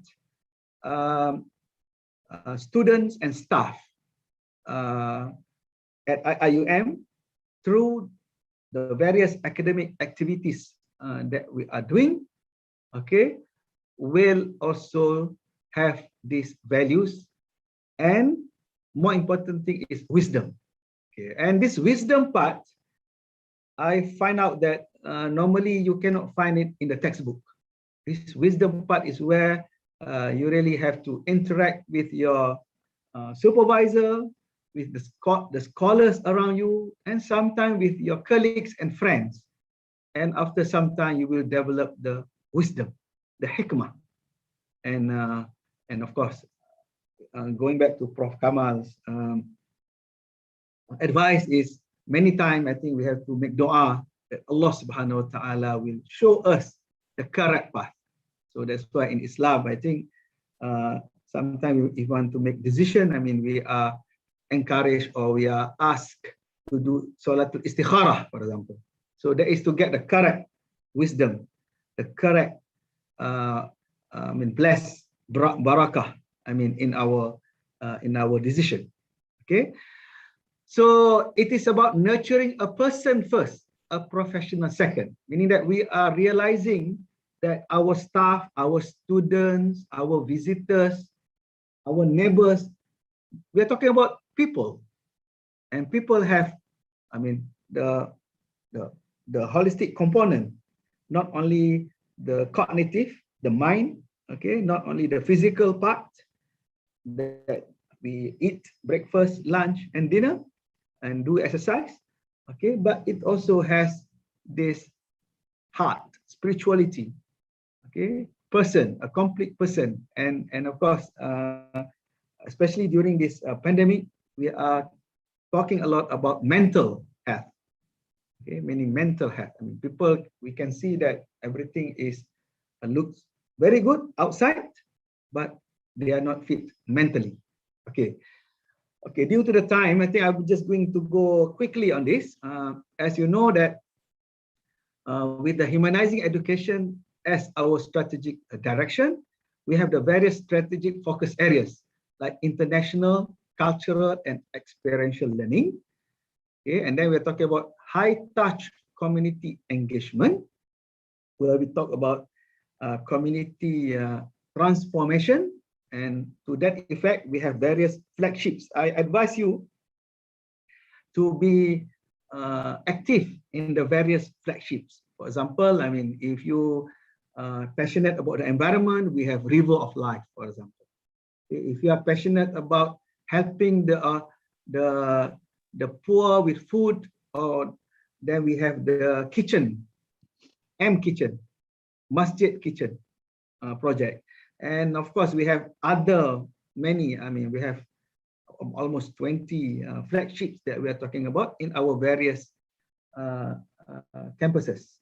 Okay, talking about even the, if you are good in IT, you can look at the cyber security and all of these things. Okay, and there are also flagships in law, for example, peace, on peace, and of course in ISTAC also.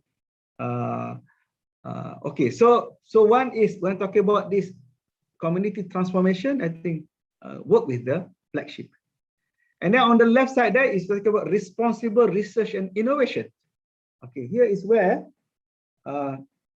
one of the things that of course now is a little bit challenging because everything is online, but inshallah I think for PG students we have relaxed a little bit. If you need to come into the campus, there are ways and means. Okay, and inshallah beginning 15 October, then it is being more official when some of our undergraduate students also will come in. Okay, so meaning to say that on the responsible research and innovation, I advise all of you, my beloved PG students, to get to know the research areas that are done in your respective kuliah, especially close to what you want to do. Okay, so this is maybe you can go to the department. Okay, and I'm very sure in each department, in each kuliah, they also have the research groups. So here again, on one hand, we're talking about flagships. Another, on the other hand, we are talking about the various research groups that are very active, and I mean they are present in the various kuliahs and institute. So please get to know and join the research groups. So maybe you can start to become a secretary, and then later on you can become a research assistant and that sort of thing. So there are opportunity to do that on the responsible research and innovation. And then of course, another thing that maybe the one last thing that I highlight is the global relevance and citizenship. So here is where we want our university to be relevant globally, okay, and relevance at the national level also. So we would like to provide or advocate some solutions to some issues that are facing our society. Okay, so with that, as you can see, we have the high impact initiatives. So what I'm going to do next is to talk about the Sejahtera academic framework and how it relates to PG student. Okay, so as you can see, one of the focus area is the international, cultural and experiential learning. And you see on the right there, the high impact initiative is Sejahtera academic framework. So let me just take 2-3 minutes just to go, what is this international, cultural and experiential learning? So as much as possible, brothers and sisters, but this is where we're talking about a good, conducive, shared learning environment, culture of Iqra, but it needs a good sejahtera ecosystem. Meaning that, the supervisor, the students, as well as the facilities, library, laboratories for research. Okay, so we need to have this good shared learning ecosystem or culture of Iqra ecosystem. Okay, so what I, based on my experience, brothers and sisters, I think the culture, going back to the verse of the Quran, وَتَعَاوَنُوا عَلَى الْبِرِّ وَالتَّقْوَى, we really would like to encourage you, the PG student, and this is one of the spirit of the Sejahtera academic framework. We would like to facilitate. That is the thing. Our job as a supervisor, our job as the kuliah is to facilitate your work.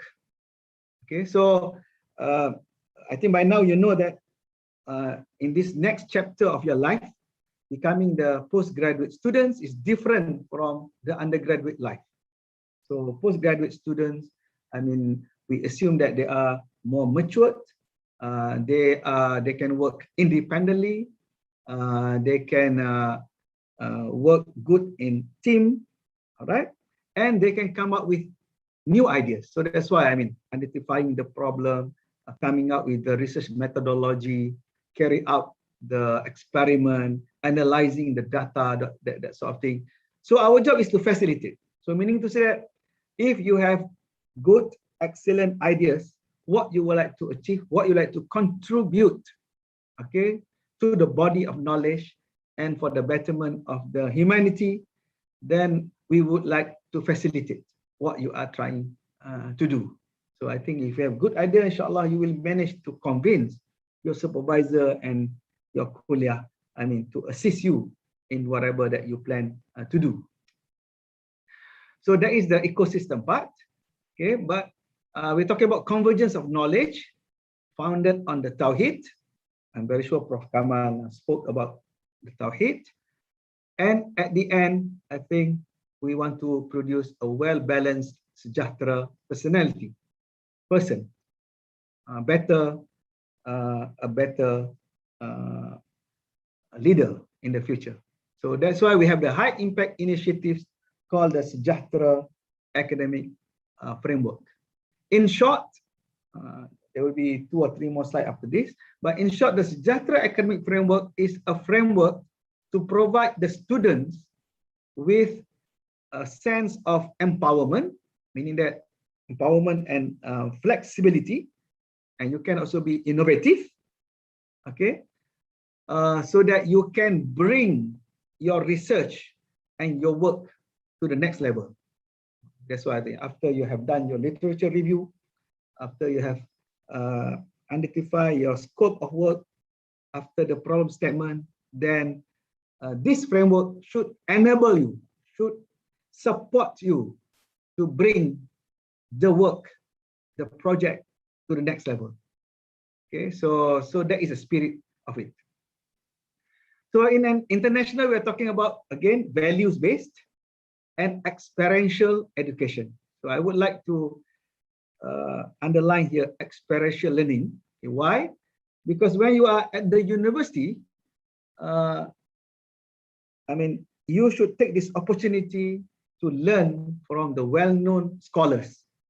Okay, you may, if you go to maybe later on when the campus is opened up a little bit, when you go to the mosque, when you go to the cafeteria, when you go to the, let's say, mahallah or classroom or offices, then you have a lot of opportunity to meet with the well-known scholars. So take that opportunity. Maybe you can make appointment to see the scholars. That is number one. Number two, I would say that you have to also break the silo. If you are a PG student in engineering, take this opportunity also to learn something in law or in economics or in Arabic or in political science or in education. You know, that sort of thing. So if you are in education, maybe you want to learn something on ICT or something in economics, something in communication, language. I mean, that sort of thing. So I think this is an opportunity. That is why I think this time of you, I mean, spending time as a postgraduate student, I think this is a very great opportunity to develop yourself. So this will talk about the experiential education and learning. Okay, so you can interact, you can engage with your lecturers as well as with your colleagues in this sense. And the culture part is very important. So this is where we're talking about values, worldviews, qualities, and then it will be ingrained in behavior, meaning that how can we develop a culture of, let's say, hardworking, or for that matter, we're having one of the main challenges is culture of cleanliness, where everybody on campus will take care of our campuses. So if you see, some papers, waste paper on the corridor, you will pick them up, and that sort of thing. You know, very small thing, but this culture, we want to make it as part of your behavior, daily life. Okay, and of course with the correct values and mindset, because this is very much needed now in this challenging period, especially for post-COVID and post-pandemic. I think, as you know, one thing that we learned during this pandemic is human being is human being. I think maybe this is a good reminder. This pandemic, of course, Allah Subhanahu wa Taala, created this pandemic, put the test on us, but it must be a reason. So how many people take a lesson from this pandemic? Okay, to show that that we are human being, to show that we really need to understand. Maybe, we have been so what you call it, focused on maybe just the world, forgetting about the true purpose of life. That's also. And then again, the experiential learning. So to emphasize that the whole education experiences to the students get throughout formal, informal, non-formal, including tacit knowledge. Tacit knowledge is where you cannot find in the textbook. Tacit knowledge is sometimes where you learn by looking at your supervisor, how they work. Okay, I learned a lot when I did my PhD, to share with you. It took me a few semesters before I understand the way that my supervisor conducted or managed his research. Okay, so these are experiential learning, and of course, when you are involved in the discussion, engagement, then I think you learn a lot. And then we're talking about co-creation of knowledge will be adapted as the main part of experiential learning. So meaning that I always say that as a supervisor, we do not know everything. So that's why we always say that for PhD students, normally the PhD students will not graduate until the students tell the supervisor something new. Because if whatever that you are you're researching and the conclusion you get is already known, that it is not PhD. PhD is talking about originality, talking about positive contributions to the knowledge and how it will impact the community or the humanity. Okay, so that is a challenge. Okay, so with that, then we have this Jatra academic framework. Okay, so in short, it is all in the sense that the core values and the vision and mission of the university continue to be the bedrock. Like I mentioned at the beginning, talking about the the 7 mission, the noble vision of the university. And it is new that it weaves together the current and future major agenda while demanding each and every one of us, okay, including the students, to reflect on our roles and responsibilities to move the university into the future.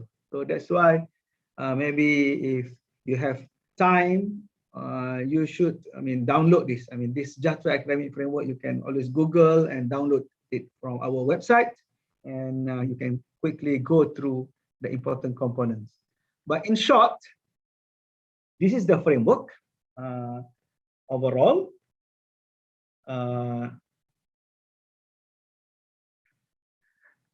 So we are talking about 1, 2, as you can see, number 1 is the Maqasid Syariah there.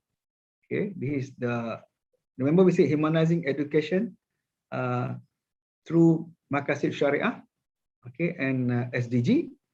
And then of course we have the vision and mission that I talked about at the beginning. And then we have the United Nations pillar of learnings. Okay, here is where we're talking about not only learning to know, learning to do, but we have to talk about learning to live together, as well as what you want to be, you define yourself, okay, and as well as what you want to contribute, learning to become. How are you going to impact the society? All right.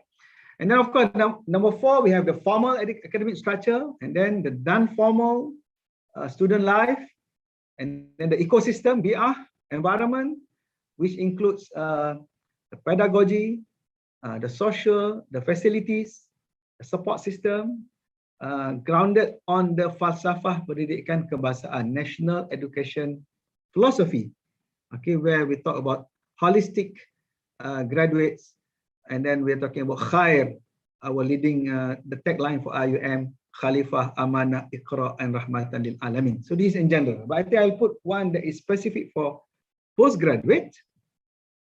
Okay, so this framework, brothers and sisters, govern teaching, learning, research, and also other business at the university.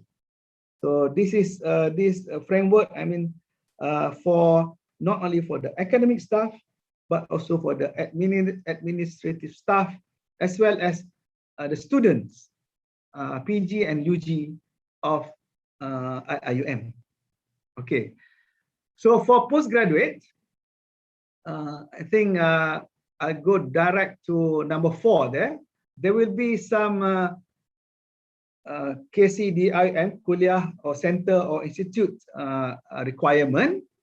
So normally, I think you're going to have one research methodology course, and another one is on Islamization elements or aspect relevant to your study. And then you have also the various program core electives and also the core curricula.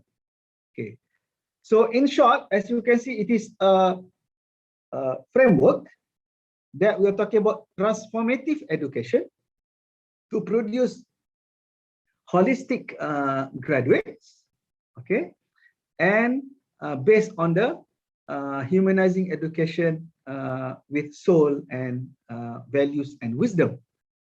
So what it is, what we hope is that with this ecosystem, then our graduates will become a better person, a better leader, not only in the professional qualifications, okay, but also you have all the other attributes to become good leaders.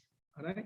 I remember when I was at Rice University doing my PhD, even though on paper they're saying that okay, you have to take these courses and then you have to pass the qualifying exam and you have to do the thesis, but the underlying philosophy, the underlying objective of their postgraduate education is to produce leaders. So I think we are beyond that. We are talking about producing future leaders with values, with wisdom, and with soul, high spirituality. So this is the framework that we are talking about.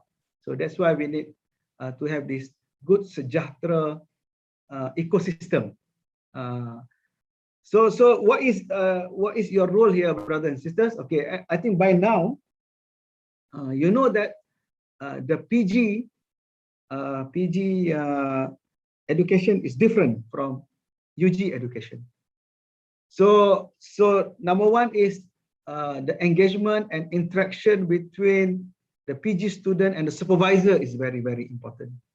Okay, just to share with you, I mean, I know many cases where students have problem in the study because they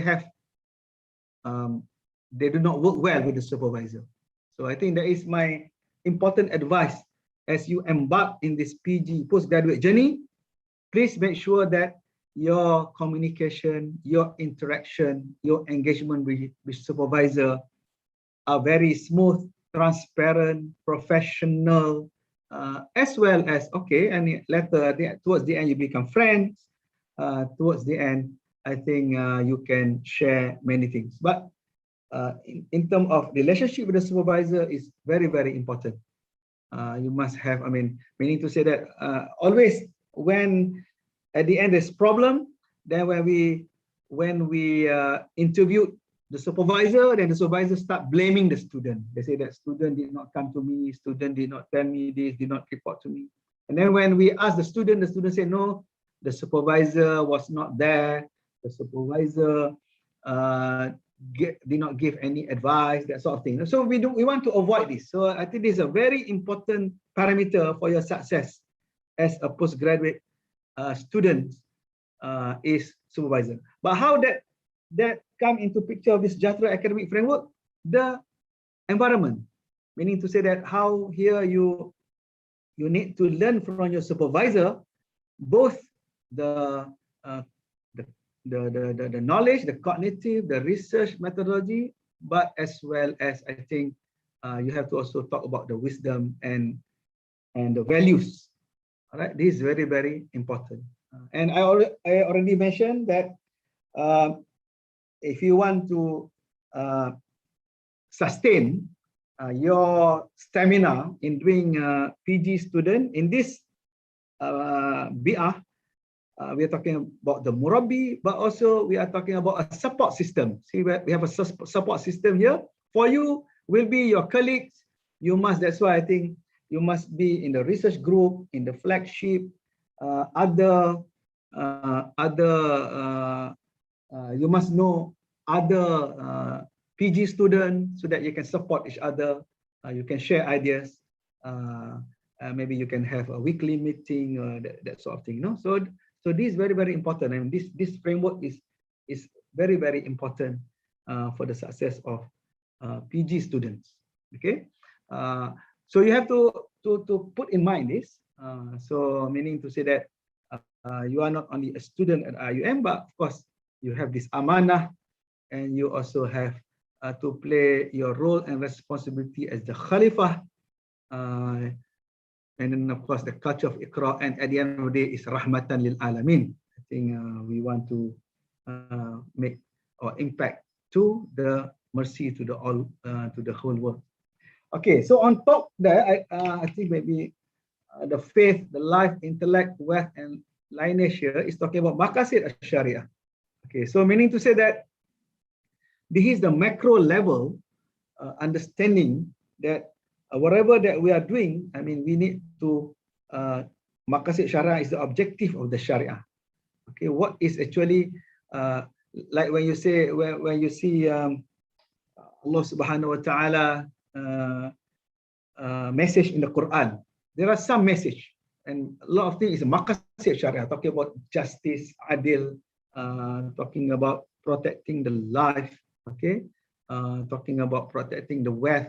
There are many verses about wealth and that sort of thing. So those are the things that we're talking about in this humanizing education framework that we're talking about is according to this maqasid sharia, to fulfill the objective of the sharia, okay, as required by the, I mean, sharia, inshallah. Okay, that's inshallah. Okay, so I have another like 5 minutes. So this is just a summary. okay, where the 6 components are putting together. I think I have covered all this. Just that, okay, this is maybe one of the final slides. So one important thing in this framework, like I mentioned, because we believe that staff and student, you have your own strengths and your own weaknesses. Okay, so that's why you as a PG student also, you must identify your strengths. You must identify your weaknesses. And how are you going to use the strength, I mean, to move forward? And how are you going to cover your weaknesses? Or you can cooperate or work with others, I mean, to complement your weaknesses. So that's why this framework, the Sejahtera Academic Framework, provide these 4 guiding principles. Number 1 is the empowerment. Okay, so not only to empower the instructor, but also to empower the students. Okay, to empower the student, to give some autonomy to the students, especially in PG, because you have a lot of autonomy actually. I mean, when you have decided with your supervisor on the problem statement, on the scope, in the research methodology, there are so many ways of solving that problem. But you have to find the best way, the original way, the correct way, the effective way, you know. So this is also related to the flexibility. So we allow you to explore. So exploration, okay, we allow you to explore, and we give you the flexibility, the choice to both the students and instructors, okay, in our curriculum structure, pedagogy, and so on and so forth.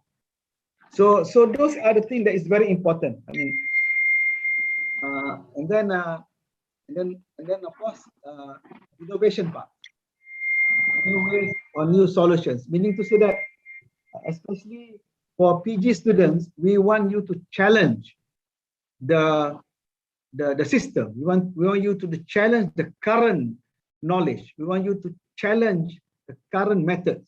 Can you come up with a new ways, new solutions, okay, for better learning experience, okay, or for doing things better, right? But of course, all in all, I think don't forget about the accountability.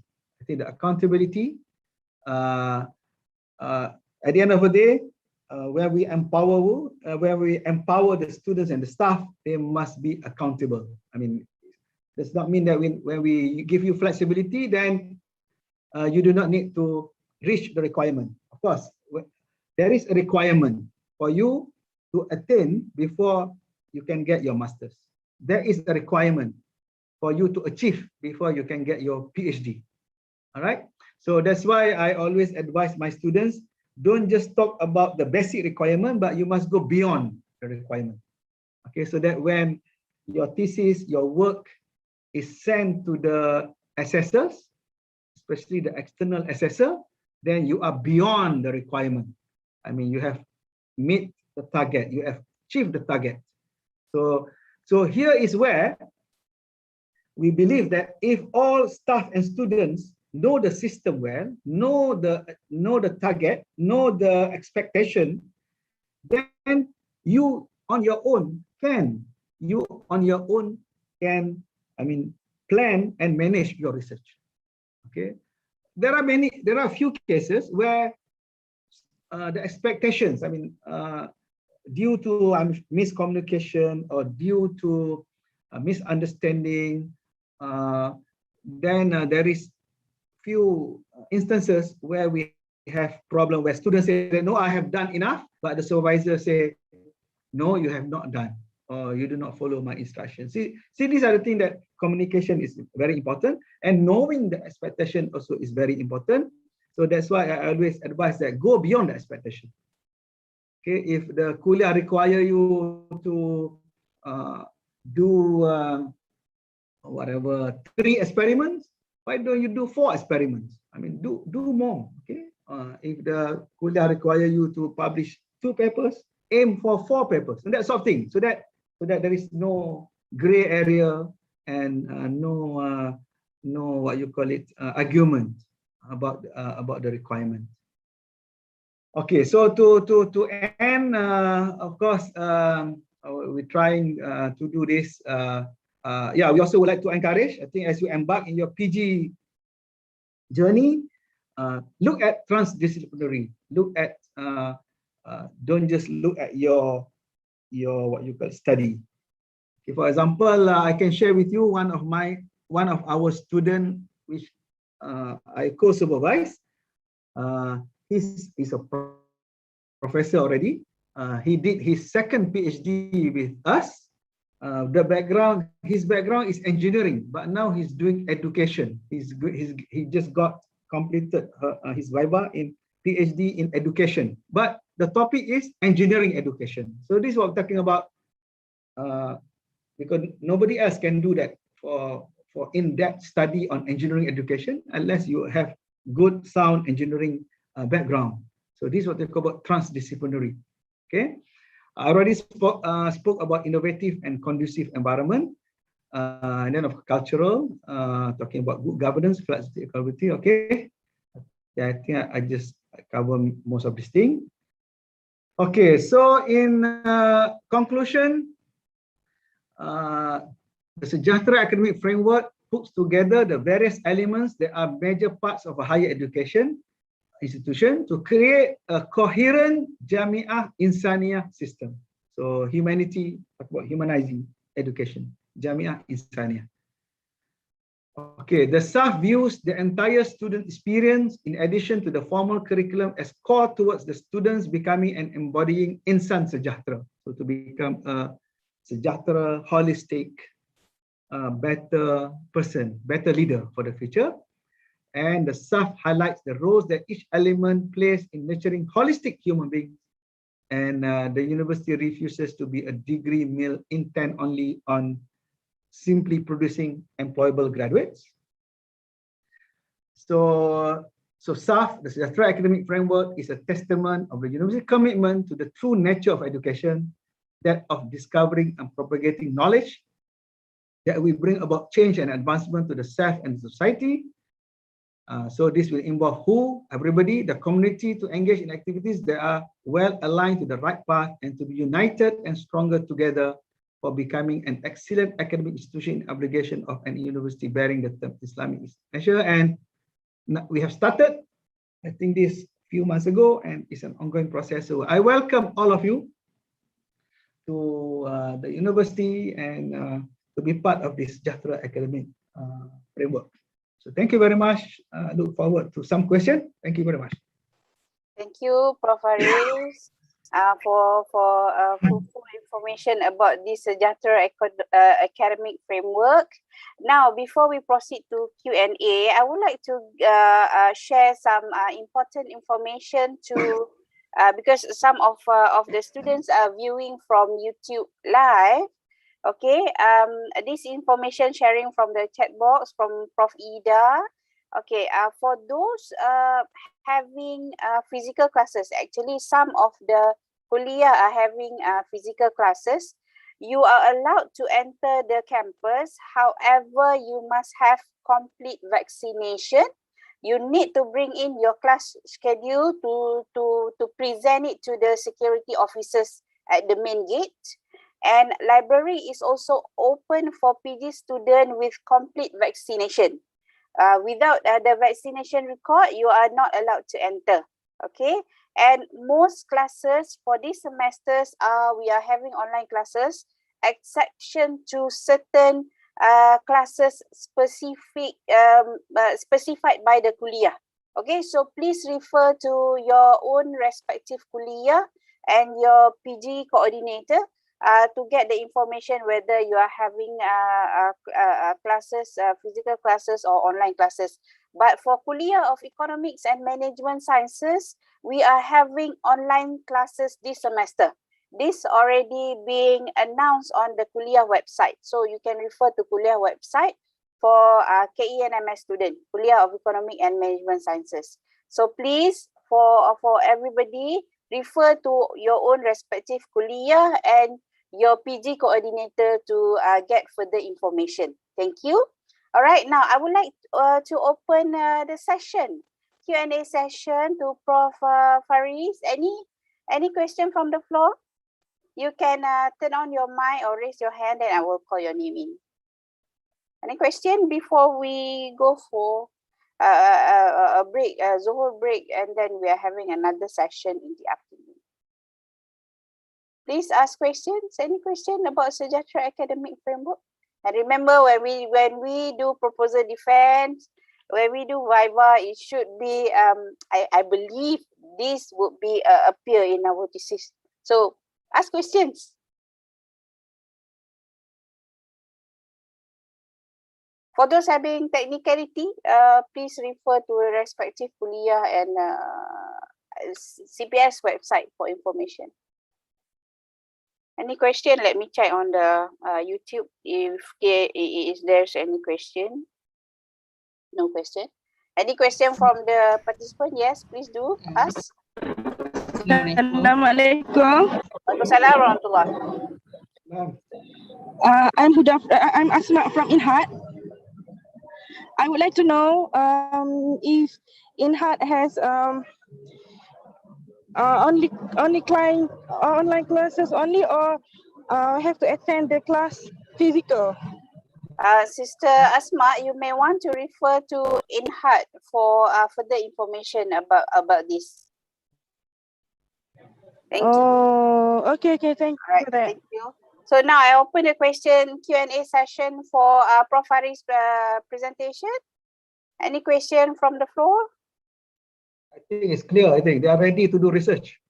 I believe so, Prof. But Yeah. still, as the PhD student, I think this is my second session with you to understand better. As per previous session, this session I understand better about Sejahtera academic framework. So to those new, you can ask questions. If you are not sure about anything, because it's relatively new, not only for you but also for me. Assalamualaikum. Waalaikumsalam warahmatullah. Can I ask a Yes, question? sure, please do. Okay. First thing first, I'm not sure that this question is relevant or not for this section, but I just want to ask, in case for the first semester, the student want. Is it possible for the first semester, if there is no compulsory subject within that semester, that the student intend to defend the proposal? Is it possible? Thank you. Sister, before that, may I know which program are you and which kuliah are you in? For this new semester, I'm for the first semester, I'm from ICOL PhD program. Okay, so I guess Prof. Ida can answer, but in general, but in general, like Sister Shakira mentioned, this is where for the new student at each kuliah there is we call it PG advisor, or you can go direct to the Deputy Dean of PG. Then I think they have because different kuliah has different procedure and SOP. So that's why I think you cannot compare. No? If you have different kuliah, or my friend of the other kuliah is doing something else, I think you cannot compare, because you have to follow your study plan. You have to follow your kuliah SOP. And I'm very sure that's why the first thing that you need to do is to get either the WhatsApp or the email contact of your I think a PG advisor. I think then he or she will direct you accordingly. Right, Pravida? Yes. I just want to respond to the questions on entering the campus. There seem to be an advantage being a PG student in the sense that you are allowed to come in and out of the campus freely as long as you are double vaccinated. I know classes are mostly online, but you might want to come and speak to your lecturers or your supervisors. You know, you want to have a small discussion among yourselves. You are free to come and consult the books in the libraries. You know, that is very useful for your research, especially, but you know that, you know, to finish or to embark on your research journey, you need to have access to all this research and resources and materials, and that is allowed for the PG students. That's the reason why I said you can come in as long as you have complete vaccination. Now, with regard to the PhD program in ICOR, the only compulsory subject that you have is research methodology, RM, and you have done research methodology in your master program before, you can ask for exemption, but it will be imposed on you first, but you need to seek for exemption. And the second thing is that you might be having to mandated or asked to attend a PG's program, which is a course on Islamization, because these are the two compulsory courses for PG programs in UIA, which is research methodology and Islamization. But in ICOL, they're having it in a form of 3 days or 5 days, program on Islamization. I hope that answers the two questions. Yes, thank you, Yes. Prof. Yeah, and for those who ask about pre-registration courses, all those are done at the kuliah level. So you might as well get in touch with the kuliah on course registration, pre-registration and whatnot, and your class schedule. Thank you, Prof. Vida. For kuliah briefing, we are having it, all kuliah briefing will be held next week from 11 of October onwards. So please refer to the link shared by our technical team on the chat box on the date of the kuliah briefing. So during the kuliah briefing, you can ask further questions specific on your program. Okay? Any more questions?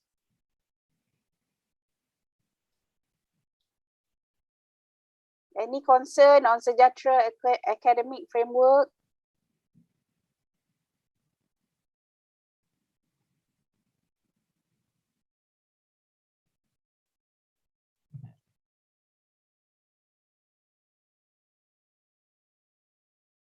Oh, okay.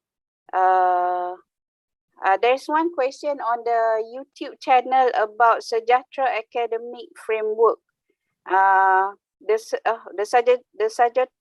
From Brother Adinika, the Sejahtera academic framework cannot be downloaded.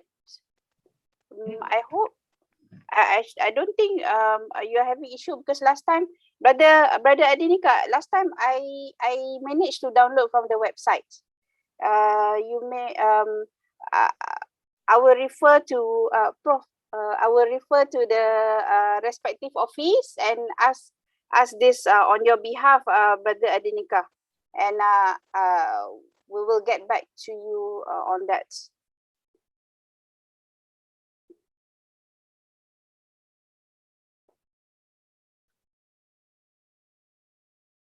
Any question from other participants?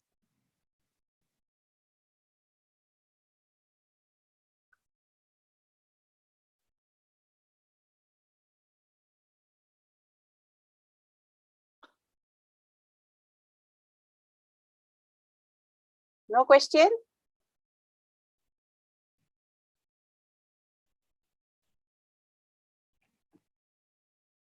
Sister Fatima, the question regarding the EPT, you may want to refer to your respective kuliah during kuliah briefing next week.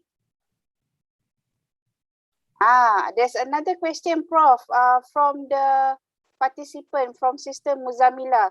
Can you please speak about research group? How do we get involved? Okay, briefly, again, the research groups, they are normally customized to each kuliah. So, but I can just speak on the general structure. So normally the group will be led by a group leader, either is a professor or at least an associate professor. And then in the groups, there will be academic staff, as well as PG student.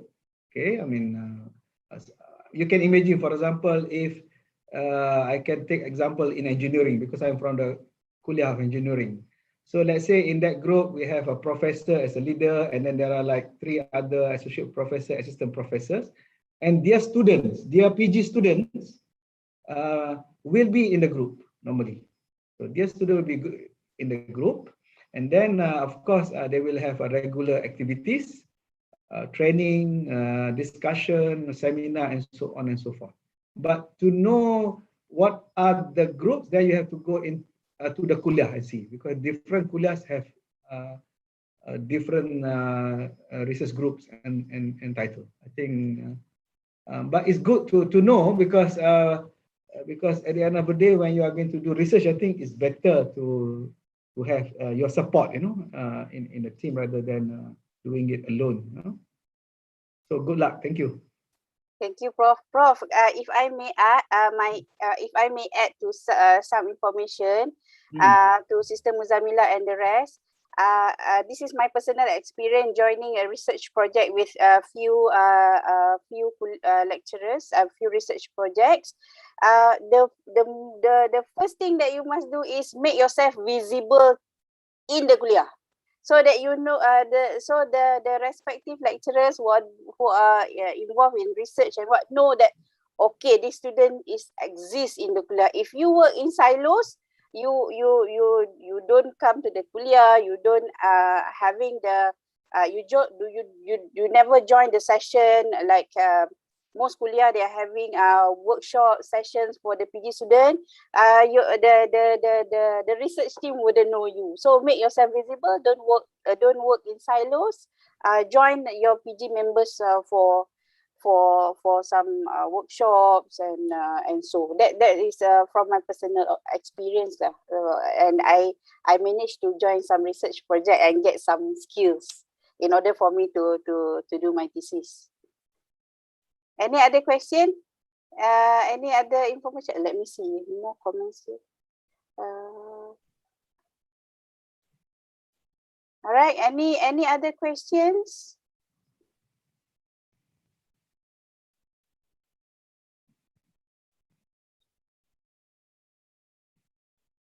I open.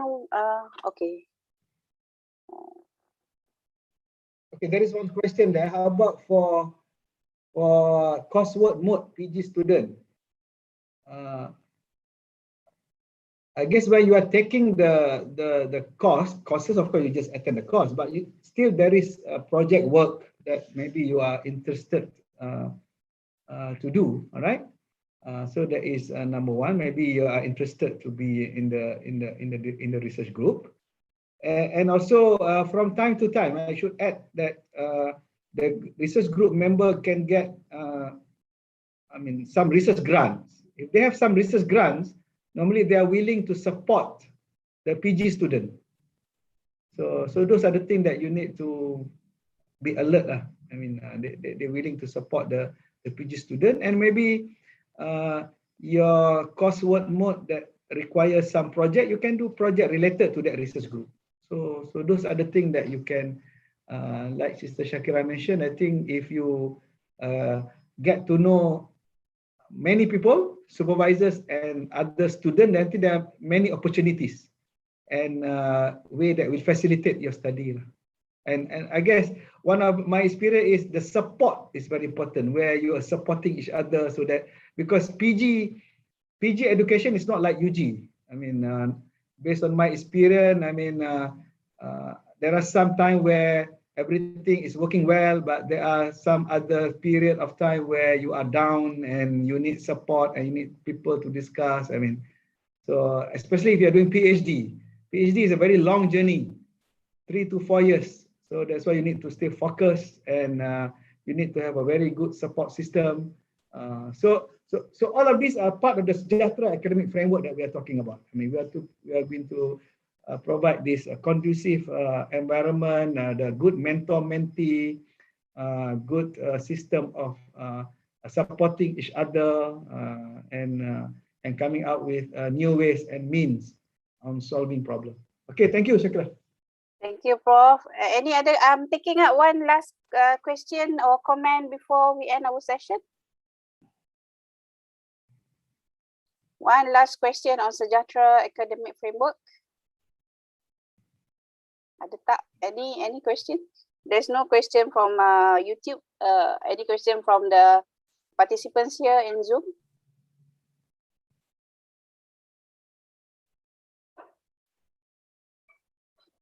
No question? Okay, calling once.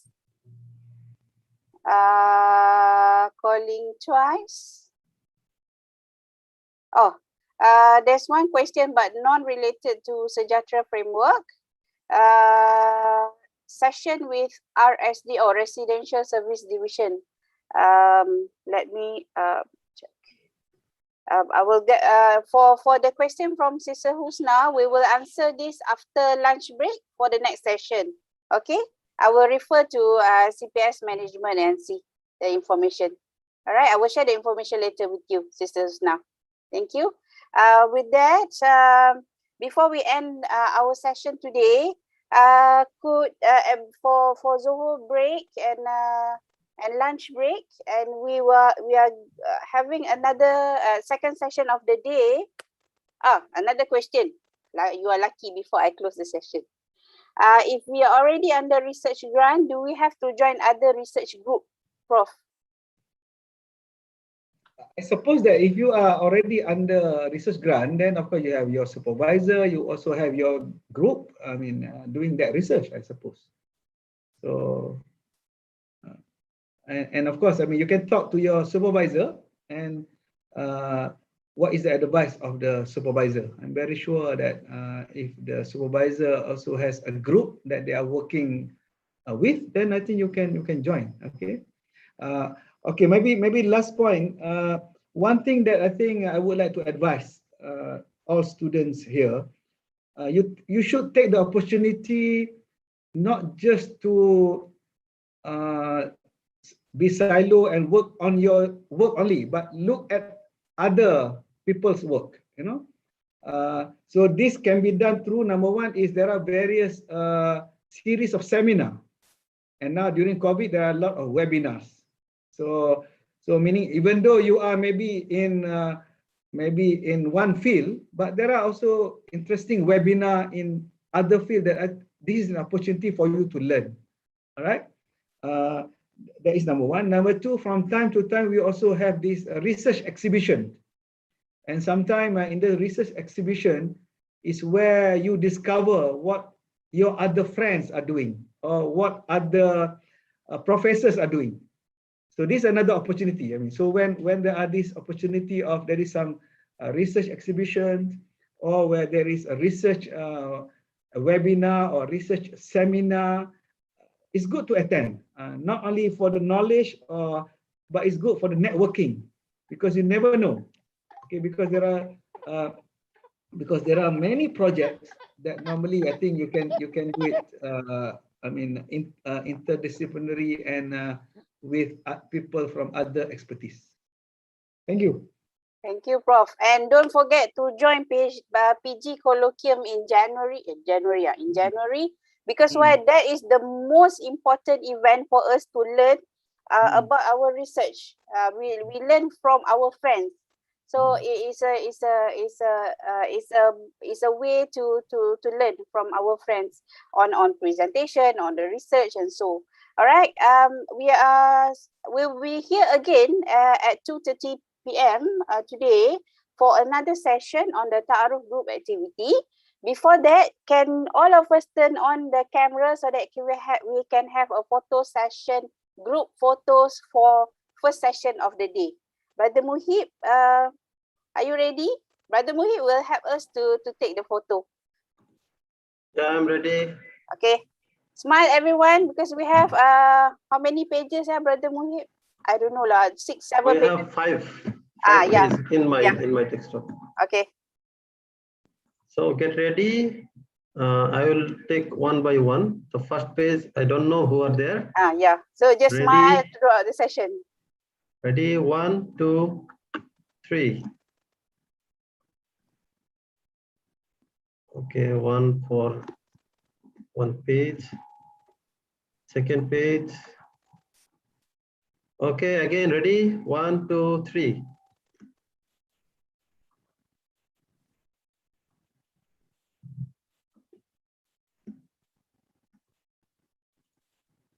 Third page, I see many of you didn't open your camera. Okay, no problem.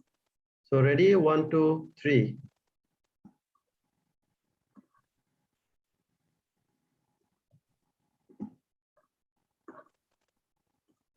Okay, for page 4, ready, 1, 2, 3.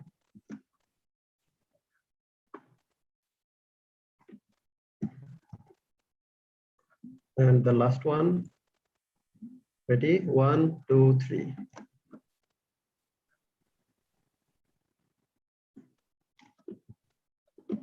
Okay. Okay, I think done. Thank you. Thank you. All right. Thank you so much. Thank you, Dato Dr. Muhammad Daud Bakar. Thank you so much, Tan Sri Professor Dr. Muhammad Kamal Hassan.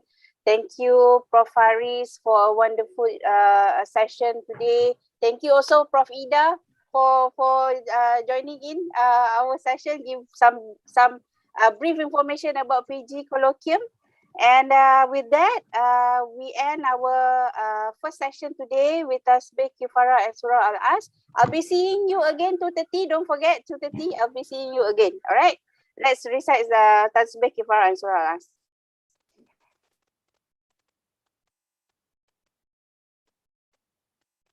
Okay. Thank you so much. Assalamualaikum warahmatullahi wabarakatuh. And see you at 2:30.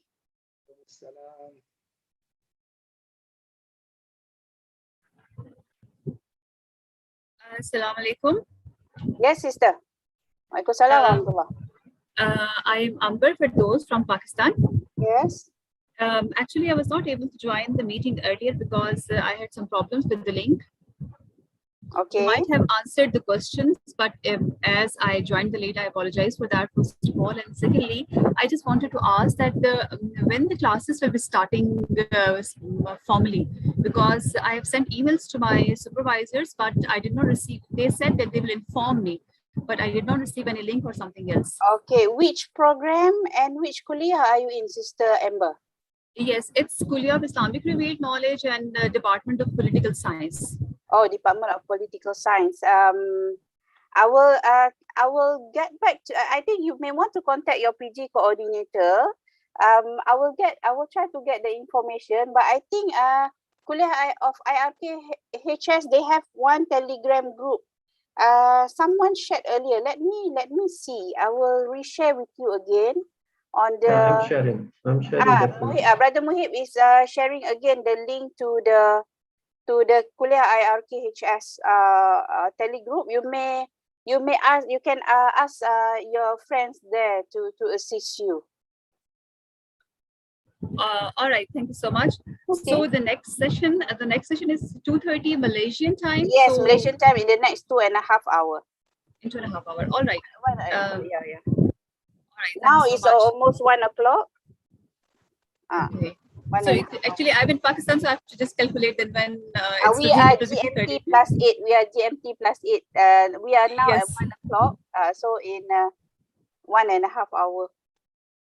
Yes, inshallah. I shall try my best to attend this session. See you, Sister Amber. Thank you so much. Thank you so much. Most welcome.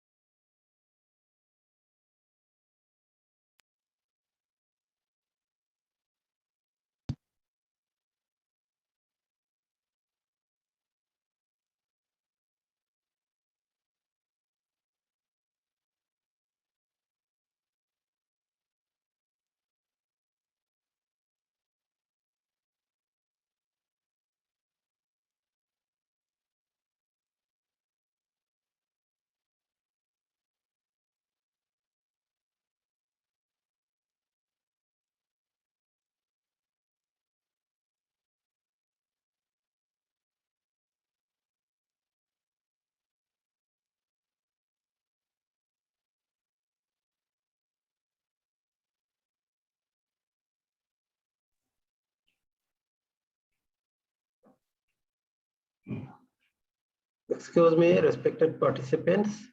Our link will be active until the next session. So if you want to leave, then you can leave, no problem. Please come and join again before 2:30 p.m. Okay, noted, Brother Muhib. Thank you, brother.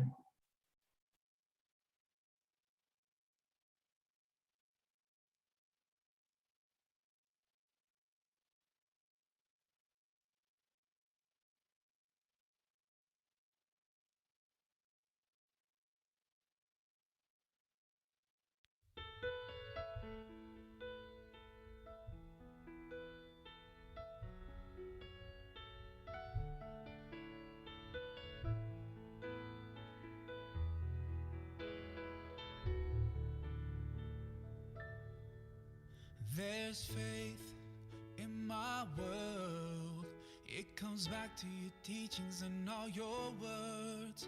From your life I have learned to be patient and caring at every turn. The reason I'm strong, you're where I belong. In a world spinning out of control, the reason for my pride, you are my guide. And I will always follow your way, your way, your way. Oh, alayka sallallahu, oh Muhammad. Peace and blessings on you every day. Alayka sallallahu, oh Muhammad. You inspire me in every way. I promise that wherever I go, whenever I pray, I'll be sending you praise with the words that I say. Rasulallah, oh Muhammad. Peace and blessings on you every day.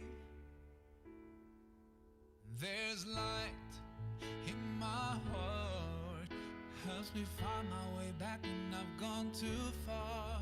When all my anger makes me blind, I remember your mercy for all mankind. The reason I forgive as long as I live in a world spinning out of control. The reason I love, I'll never give up.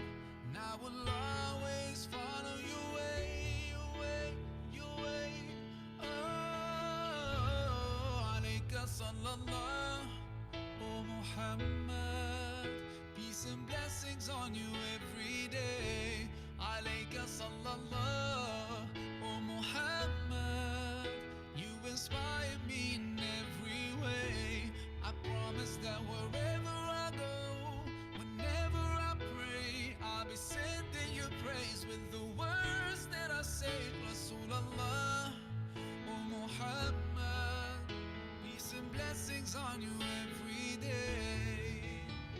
I know the only thing I want from this life, and it's to follow all your footsteps to paradise. So that's the way I'm gonna spend all my time. Yes, I swear, by Allah I swear. Alayka sallallahu, oh Muhammad. Peace and blessings on you every day. Alayka sallallahu, oh Muhammad. You inspire me in every way. Alayka sallallahu, oh Muhammad. Peace and blessings on you every day.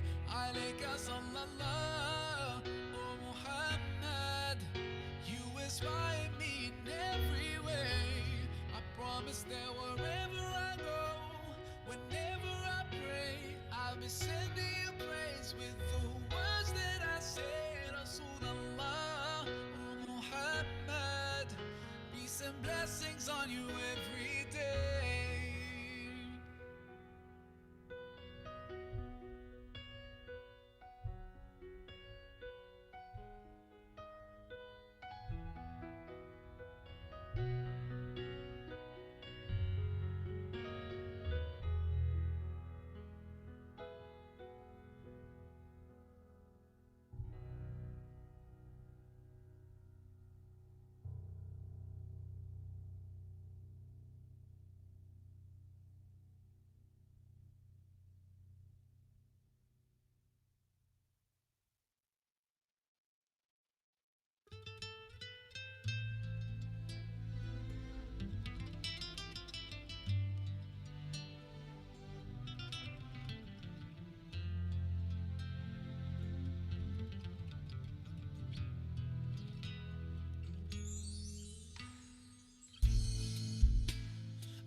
Bersyukur kau di sini kasih, di kalbuku mengiringi, dan padamu ingin ku sampaikan.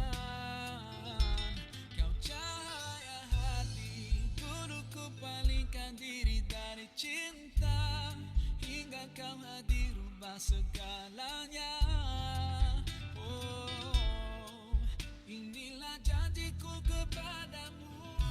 Sepanjang hidup bersamamu, kesetiaanku tulus untukmu hingga akhir waktu. Kaulah cintaku, cintaku sepanjang hidup. Seiring waktu aku bersyukur atas hadirmu kini dan selamanya. Aku milikmu, yakini hatiku. Kau anugerah Sang Maha Rahim. Semoga Allah berkahi kita.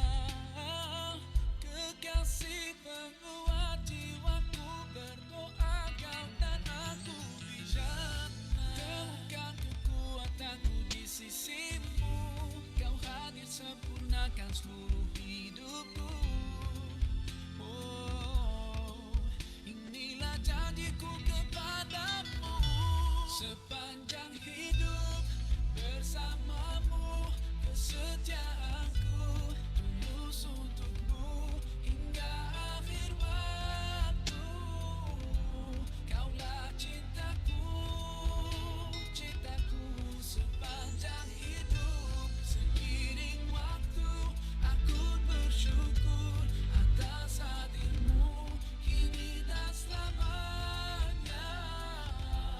Aku milikmu, yakini hatiku.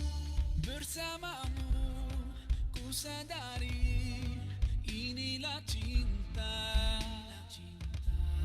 Tiada ragu, dengarkanlah kidung cintaku yang abadi.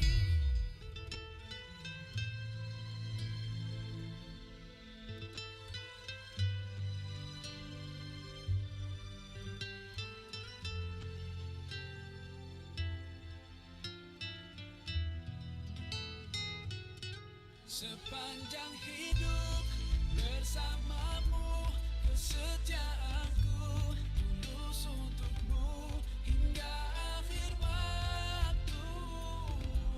Kaulah cintaku, cintaku sepanjang hidup. Seiring waktu aku bersyukur atas hadirmu kini dan selamanya. Aku milikmu, yakini hatiku.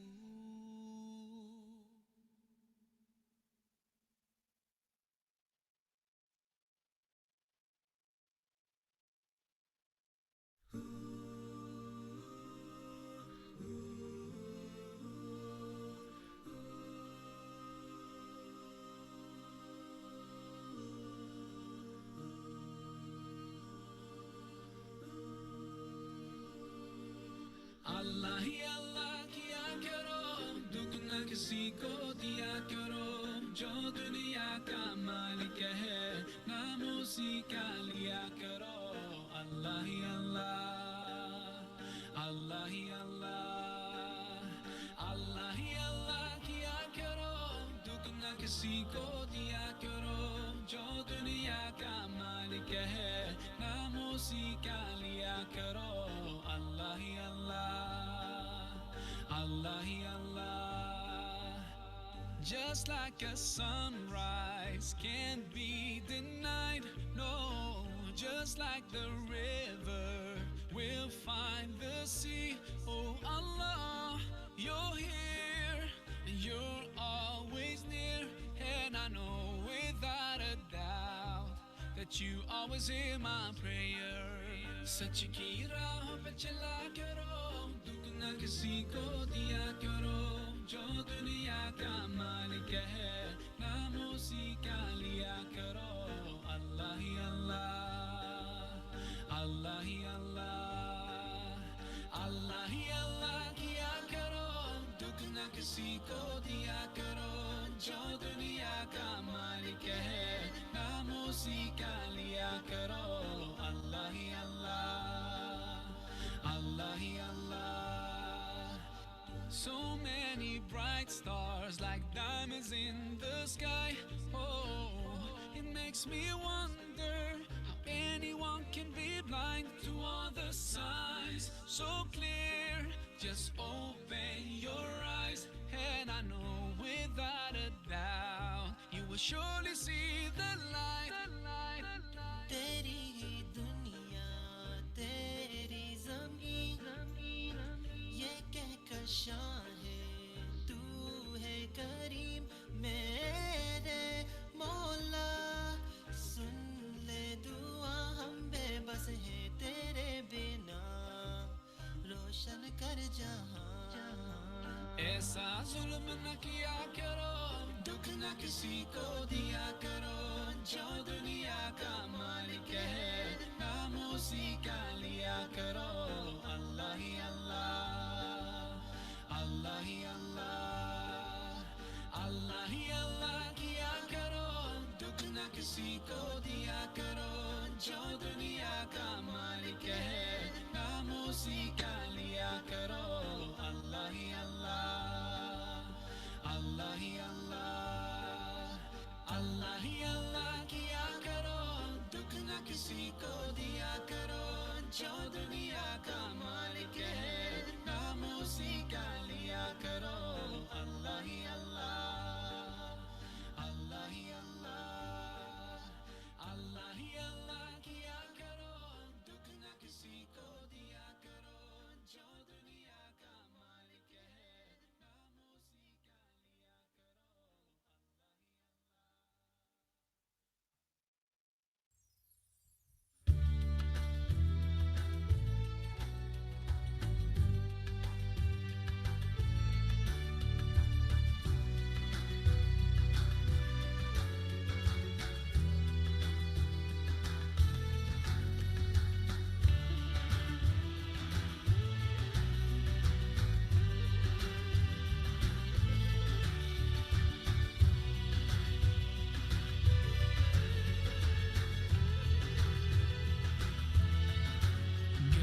Gönüllerde hasretin var yürekler aşkınla çarpar sensiz dünya bizlere dar selam sana ey kutlu yar with submission faith and patience you conveyed the noble message brought us light through your guidance peace be upon you my beloved ya habibi ya muhammad ya nabi salam alayka ya rasul salam alayka ya habib salam alayka salawatullah alayka ya nabi salam alayka ya rasul salam alayka ya habib salam alayka salawatullah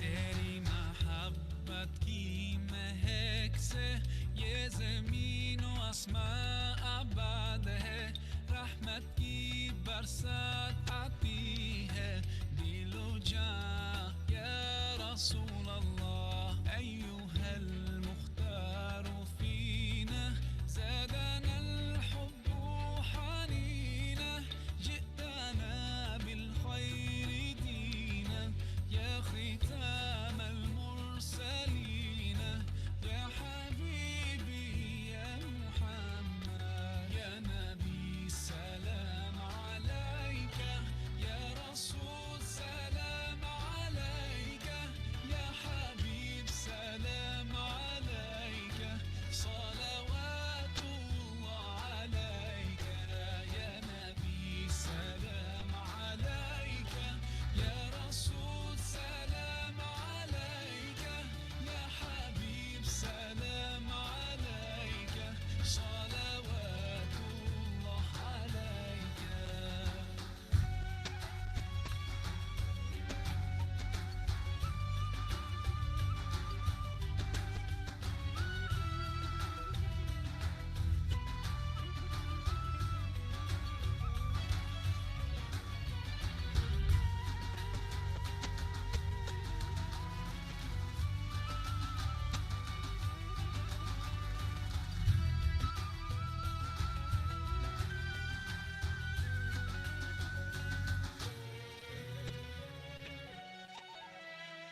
يا نبي سلام عليك، يا رسول سلام عليك، يا حبيب سلام عليك، صلوات الله عليك. يا نبي سلام عليك، يا رسول سلام عليك، يا حبيب سلام عليك، صلوات الله عليك.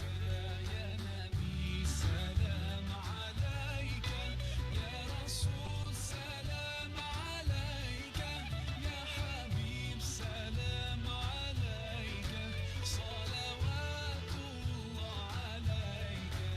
يا نبي سلام عليك، يا رسول سلام عليك، يا حبيب سلام عليك، صلوات الله عليك.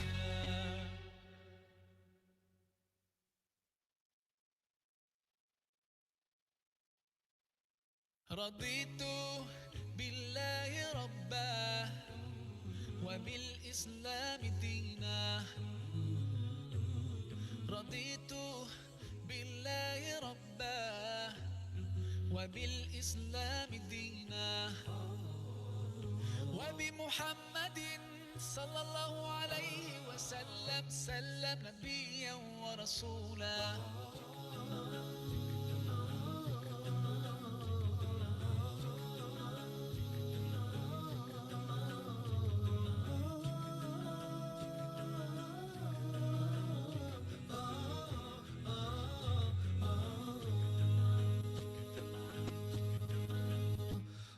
Allah, you're the source of life and you're the source of truth. To obey you I strive and my aim is pleasing you.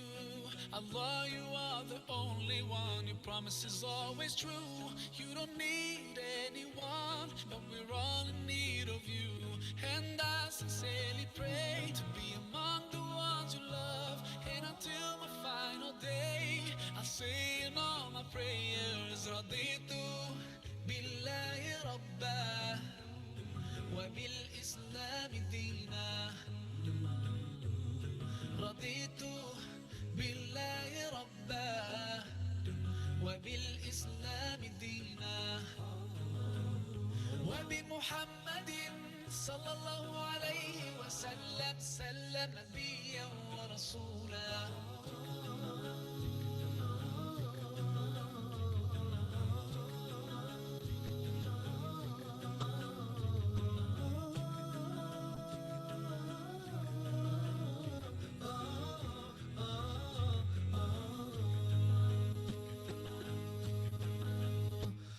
My eyes cannot see you, and yet my heart believes.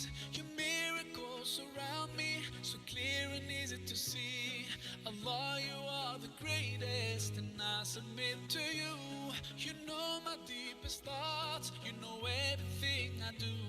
And I sincerely pray to be among the ones you love.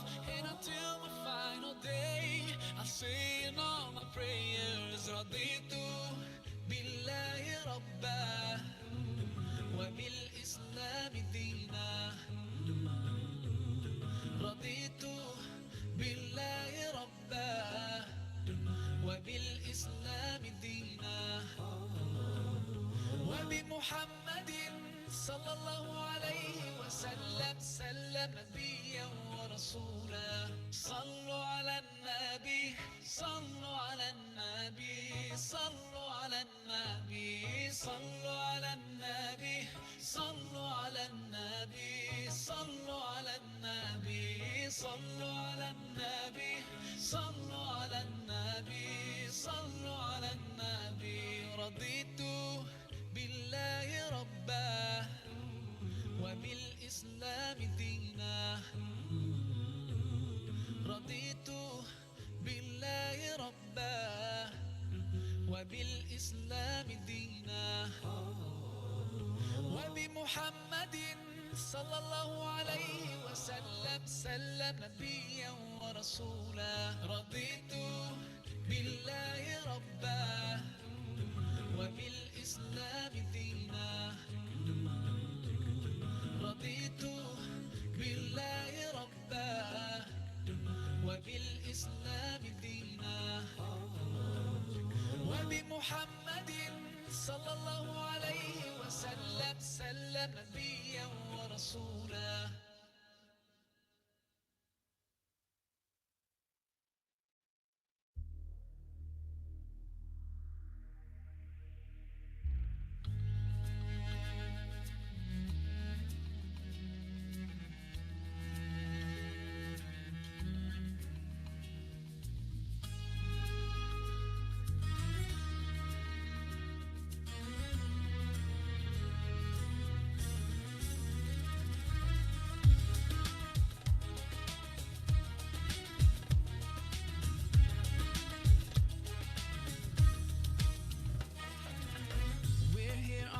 Special day, our hearts are full of pleasure.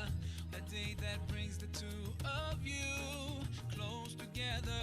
We're gathered here to celebrate a moment you'll always treasure.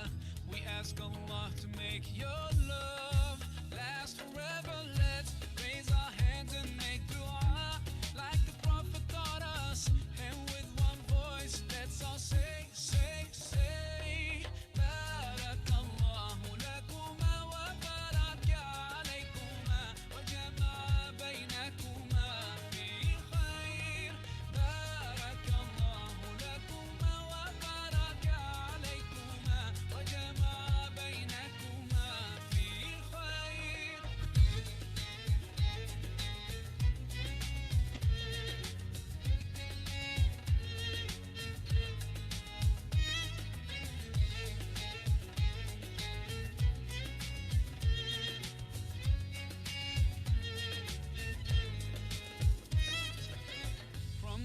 Share all your joys through hardships, support each other, together worshiping Allah, seeking His pleasure. We pray that He will fill your life with happiness and blessings, and grant you kids who make your home filled with laughter. Let's raise our hands and make dua like the Prophet taught us, and with one voice, let's all say, say, say.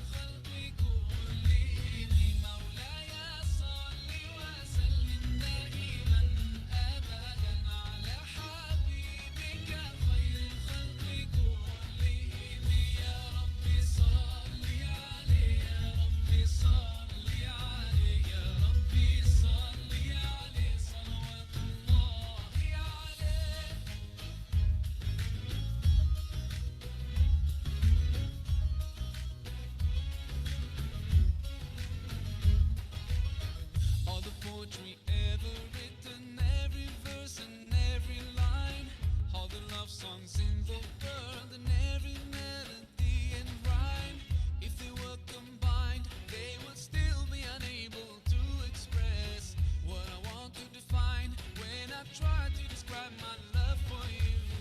مولاي صل وسلم دائما أبدا على حبيبك خير الخلق كلهم. مولاي صل وسلم دائما أبدا على حبيبك خير الخلق كلهم. يا ربي صل عليه، يا ربي صل عليه، يا ربي صل عليه صلوات الله عليه.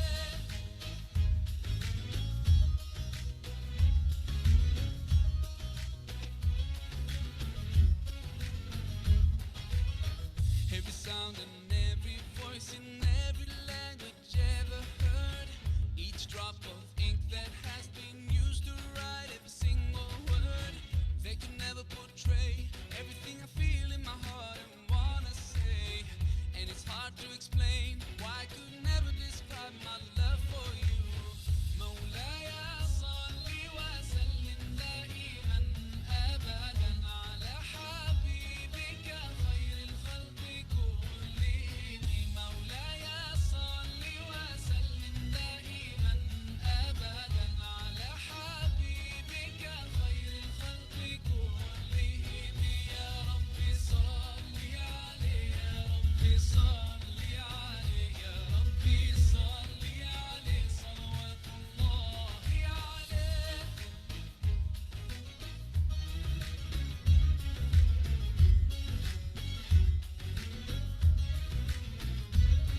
There's not a single person who can ever match his worth in character and beauty to ever walk on earth. I envy every rock and tree and every grain of sand that embraced his noble feet, all that kissed his blessed hands. Ya Rasulallah, Ya Habib Allah, grant us the chance to be with him. We pray to you, Allah. مولاي صل وسلم دائما أبدا على حبيبك خير الخلق كلهم. مولاي صل وسلم دائما أبدا على حبيبك خير الخلق كلهم. يا ربي صل عليه، يا ربي صل عليه، يا ربي صل عليه صلوات الله عليه. مولاي صل وسلم دائما أبدا على حبيبك خير الخلق كلهم. مولاي صل وسلم دائما أبدا على حبيبك خير الخلق كلهم. يا ربي صل عليه، يا ربي صل عليه، يا ربي صل عليه صلوات الله عليه.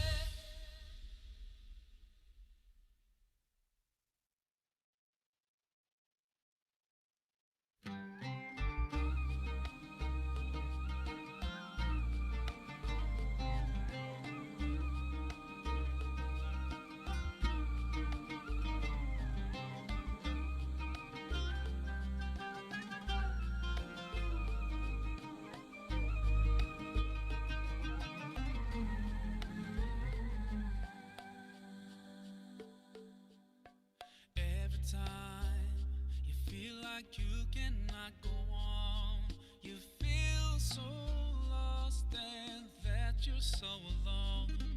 All you see is night and darkness all around. You feel so helpless, you can't see which way to go.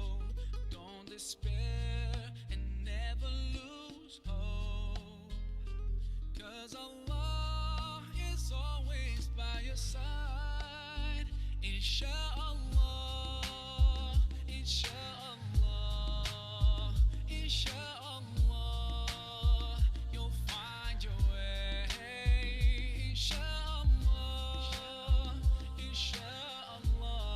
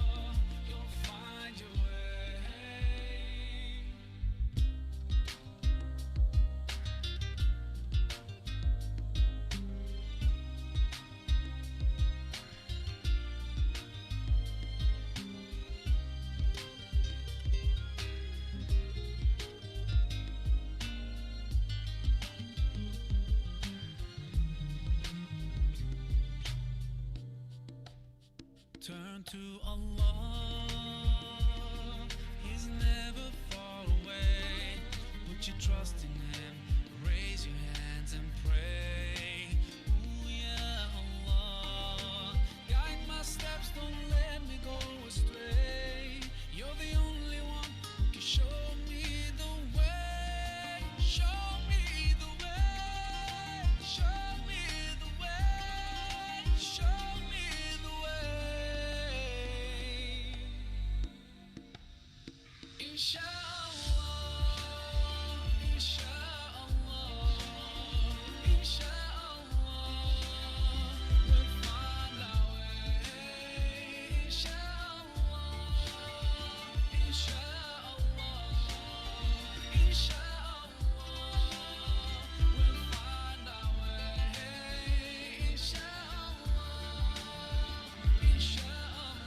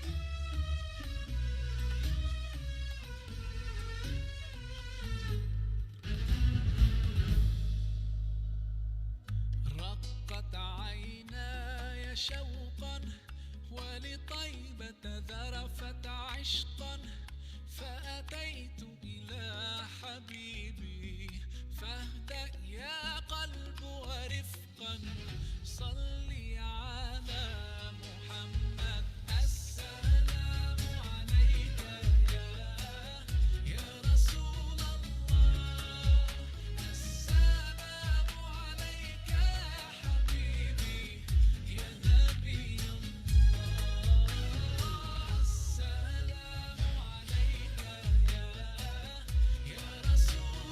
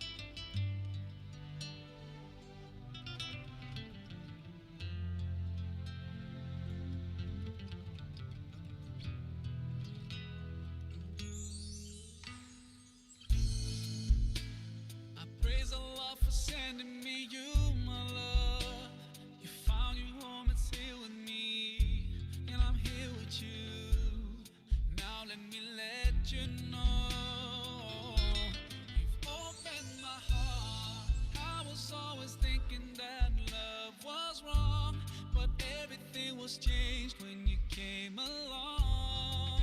Oh, and there's a couple of words I wanna say. For the rest of my life, I'll be with you. I'll stay by your side, honest and true to the end of my time. I'll be loving you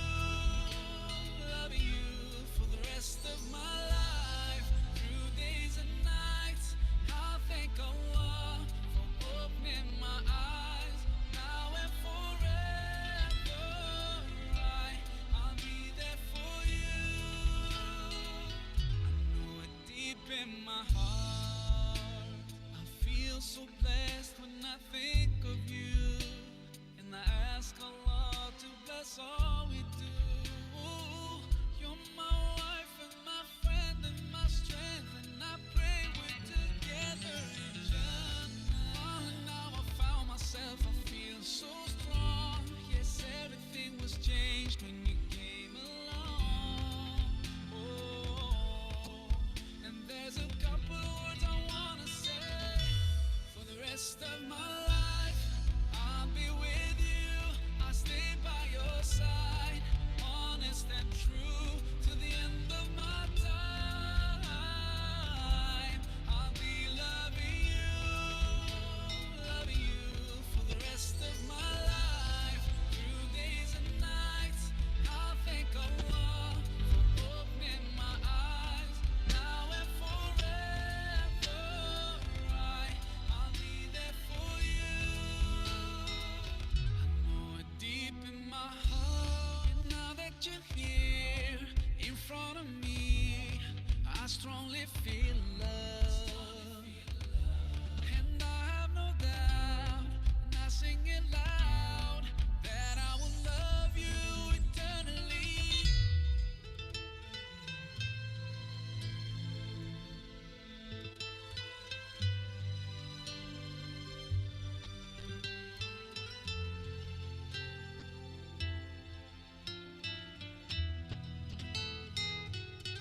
For the rest of my life, I'll be with you. I'll stay by your side, honest and true to the end of my time. I'll be loving you for the rest of my life, through days and nights. I'll thank Allah for opening my eyes, now and forever. I'll be there for you. I know it deep in my heart.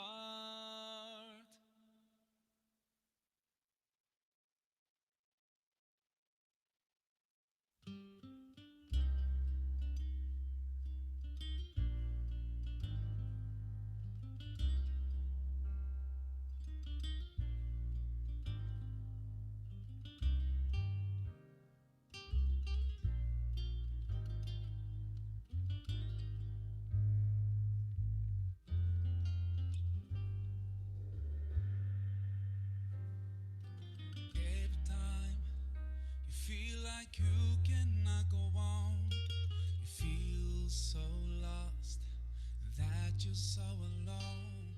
All you see is night and darkness all around. You feel so helpless, you can't see which way to go. But don't despair and never lose hope, 'cause Allah is always by your side. Inshallah, inshallah, inshallah, you'll find your way. Inshallah, inshallah, inshallah, you'll find your way. Every time you commit one more mistake, you feel you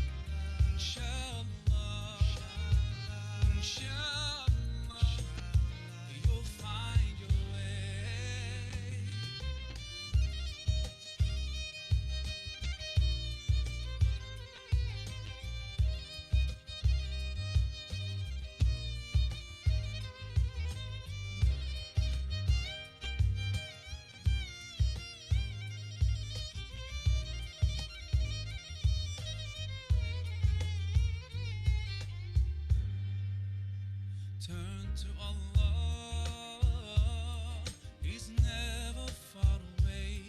Put your trust in Him, raise your hands and pray.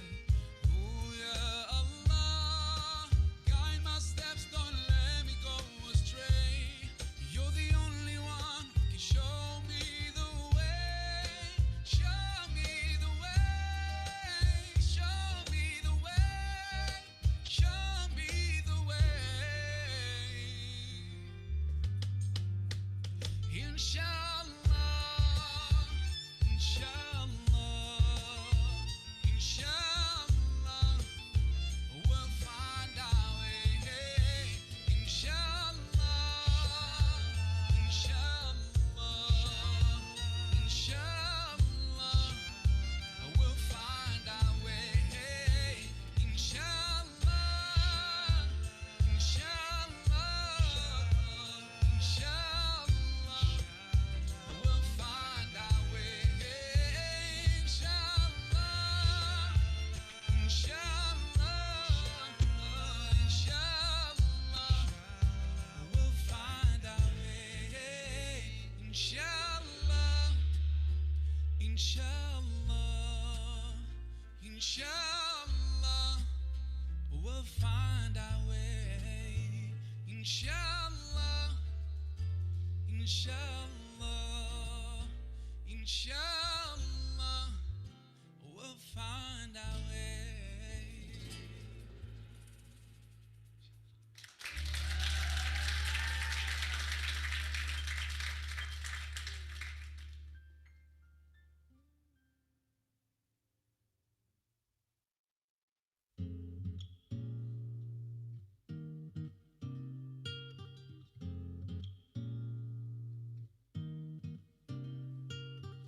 In my dreams, I make my way to Medina, the home and chosen place of our beloved prophet, where all I feed is peace and so much joy around.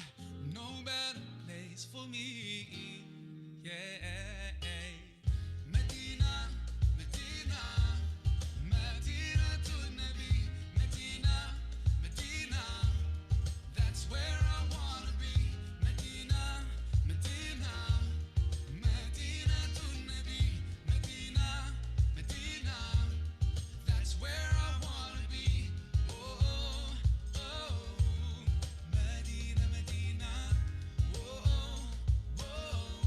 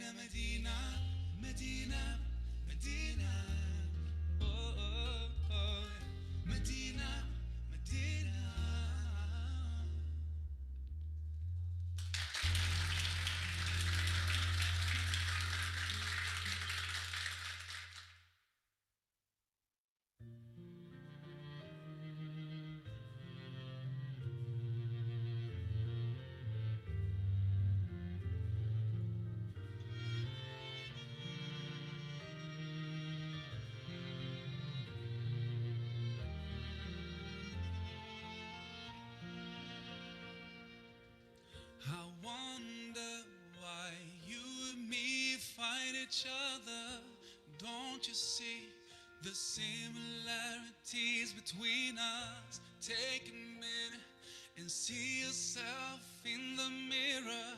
You look like me, those eyes, lips you can't deny. Have you thought about why we look the same, why we feel the same? Don't tell me it's by chance. Oh, you're my brother, you're my sister, we're one big family. Oh, you're my brother, you're my sister, just one big family. It doesn't matter if you live far away from me. You feel, I feel, you bleed, I bleed, you cry and I cry. We sleep and dream. Sometimes we're sad, sometimes we're happy. You breathe, I breathe. We love, walk, talk, and we smile. Have you thought about why we look the same and why we feel the same? Don't tell me it's by chance. Oh, you're my brother, you're my sister, we're one big family. Oh, you're my brother, you're my sister, just one big family, family.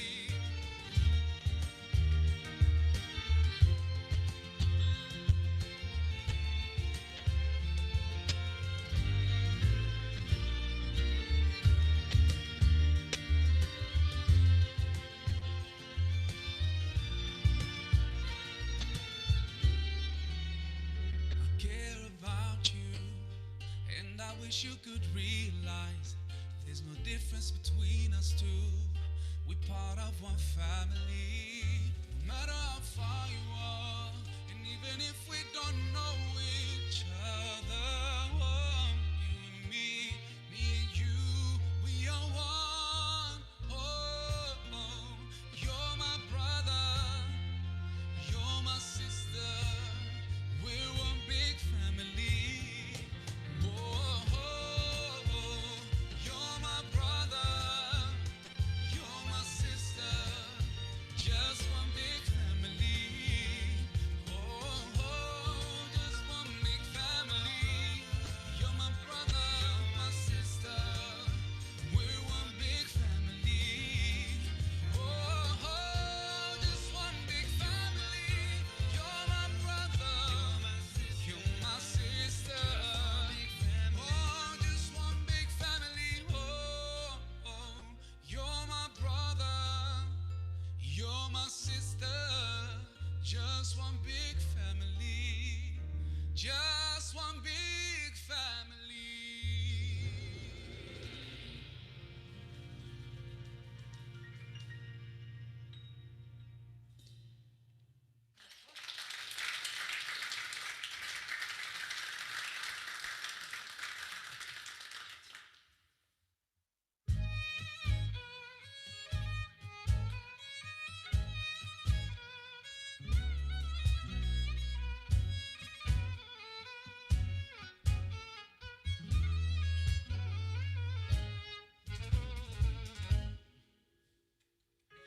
رقت عيناي شوقا ولطيبة ذرفت عشقا فأتيت إلى حبيبي فاهدأ يا قلب ورفقا صلي على محمد السلام عليك يا رسول الله السلام عليك يا حبيبي يا نبي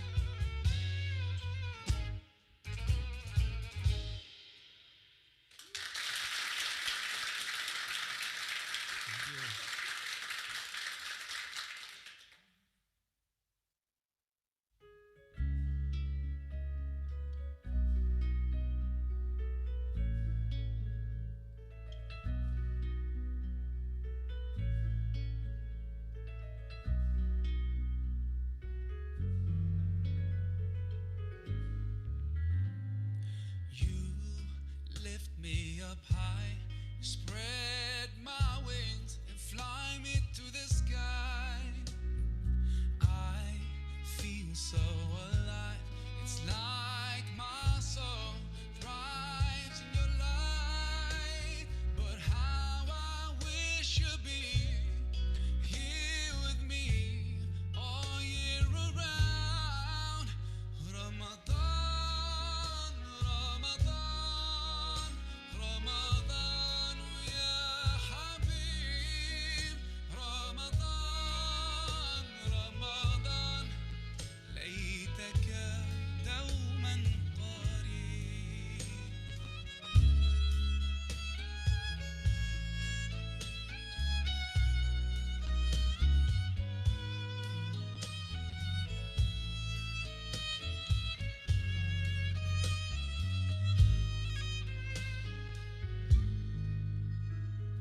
Love is everywhere, so much peace fills up the air.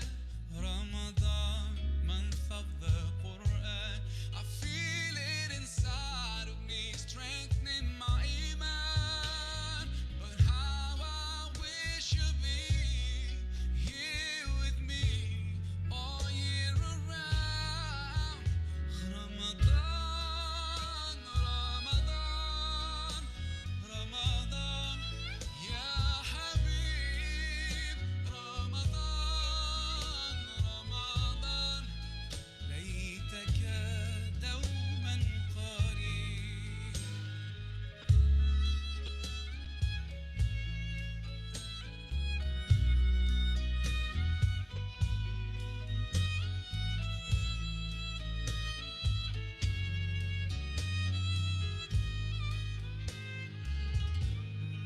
I just love the way you make me feel. Every time you come around, you breathe life into my soul, and I promise that I'll try throughout the year to keep your spirit alive. 'Cause in my heart it never dies. Oh, Ramadan. Oh.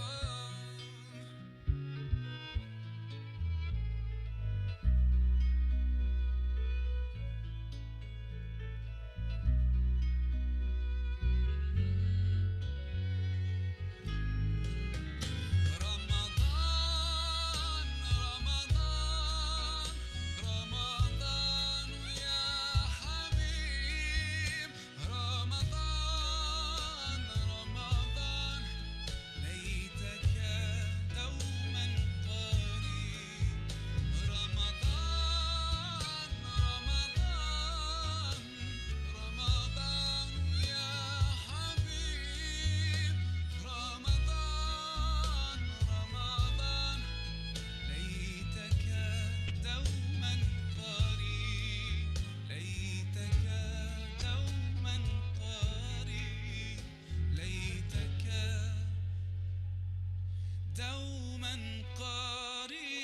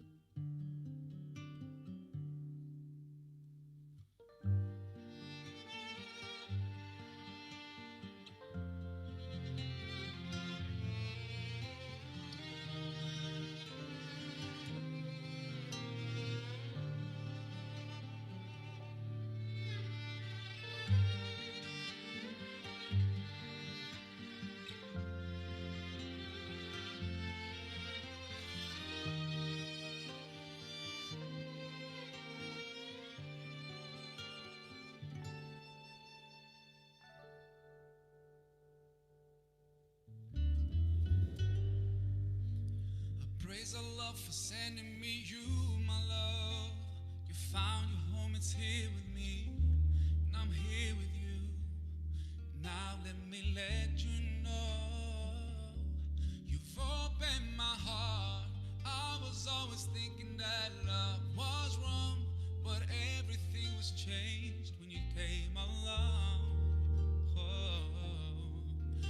There's a couple words I wanna say for the rest of my life. I'll be with you, I'll stay by your side, honest and true to the end of my time. I'll be loving you for the rest of my life, through days and nights. I'll thank Allah, open my eyes, now and forever. I'll be there for you. Deep in my heart, I feel so blessed when I think of you, and I ask Allah to bless all we do. You're my wife and my friend and my strength, and I pray we're together in Jannah. Finally now I found myself, I feel so strong. Yes, everything's changed when we came along. Whoa, and there's a couple words I wanna say for the rest of my life. I'll be with you, I'll stay by your side, honest and true to the end of my time. I'll be loving you, oh, loving you for the rest of my life, through days and nights. I'll thank Allah, open my eyes, now and forever. I'll be there for you. I know it deep in my heart, and now that you're here in front of me, I strongly feel love. And I have no doubt, and I sing it loud, that I will love you eternally.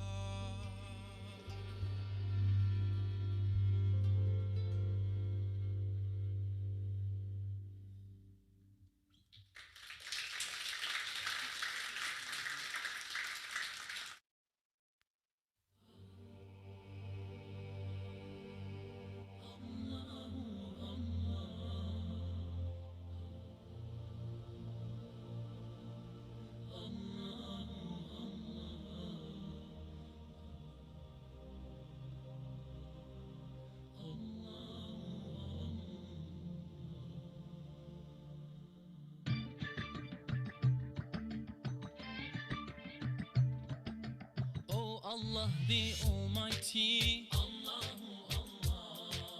protect me and guide me, oh, to your love and mercy. Ya Allah, don't deprive me from beholding your beauty. Oh my Lord, accept this plea.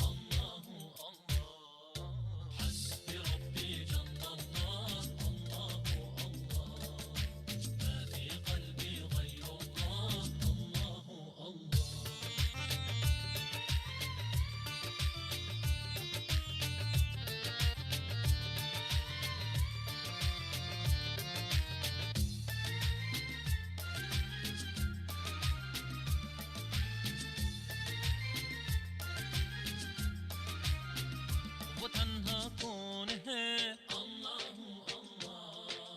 बादशाह वो कौन है,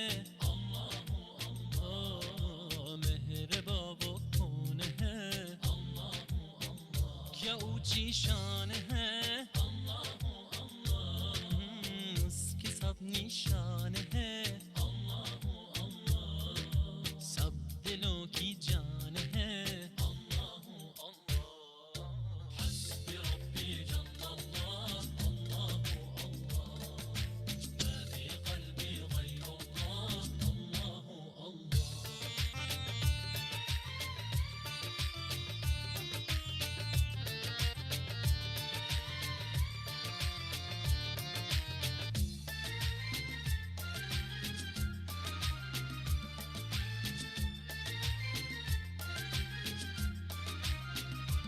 eder günahı. Allahu Allah. Alemin padişahı. Allahu Allah. Yüreklerin penahı. Allahu Allah. İşit Allah derdimi, bu ahlarımı. Rahmeyle bağışla günahlarımı. Hayır eyle hem akşam hem sabahlarımı. Hasbi Rabbi Cellallah, Allahu Allah. Ma fi kalbi gayrullah, Allahu Allah.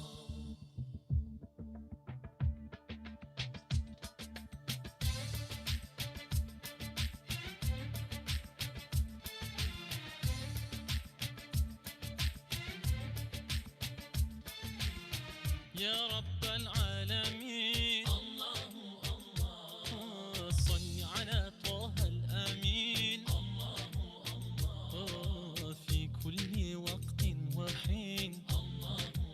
املأ قلبي باليقين الله الله. ثبتني على هذا الدين الله الله. واغفر لي والمسلمين.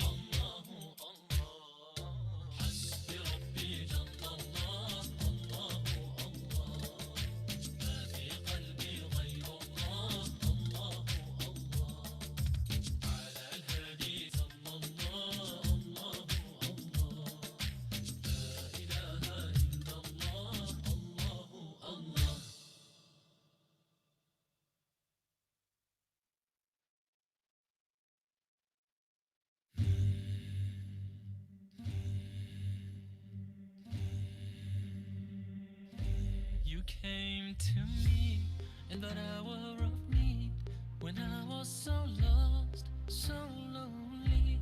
You came to me, took my breath away, showed me the right way, the way to lead. You filled my heart with love, showed me the light above. Now all I want is to be with you. You are my one true love. Taught me to never judge. Now all I want is to be with you. Allahumma salli ala sayyidina Mustafa, ala habibika nabiyika Mustafa. Allahumma salli ala sayyidina Mustafa, Mustafa, ala habibika nabiyika Mustafa. You came to me in a time of despair. I called on you, you were there. Without you, what would my life be? To not know the unseen, the worlds between. For you I'd sacrifice,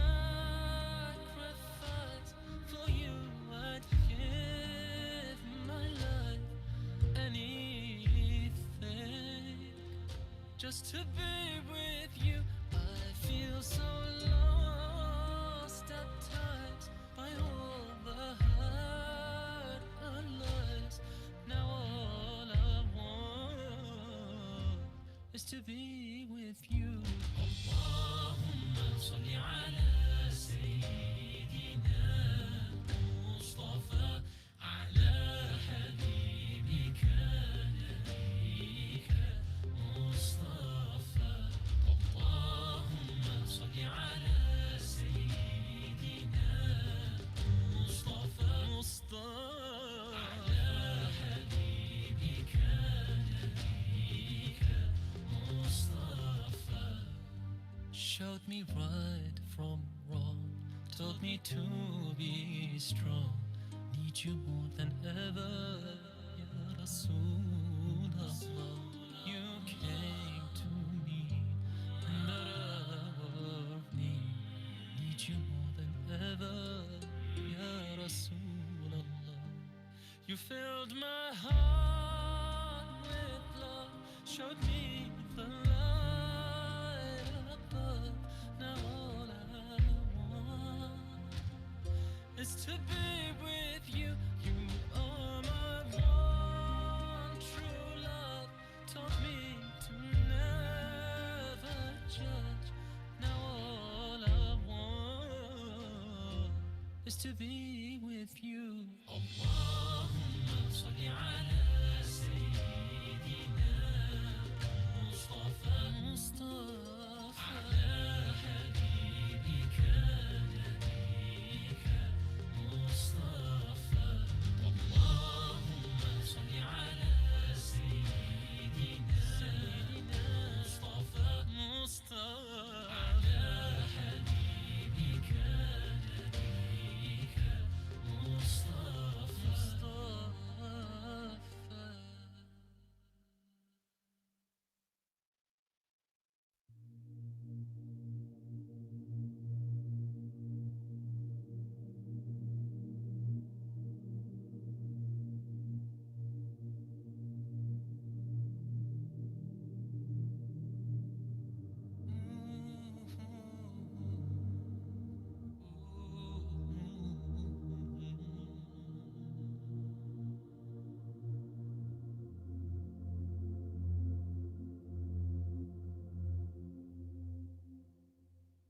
I know I'm waiting for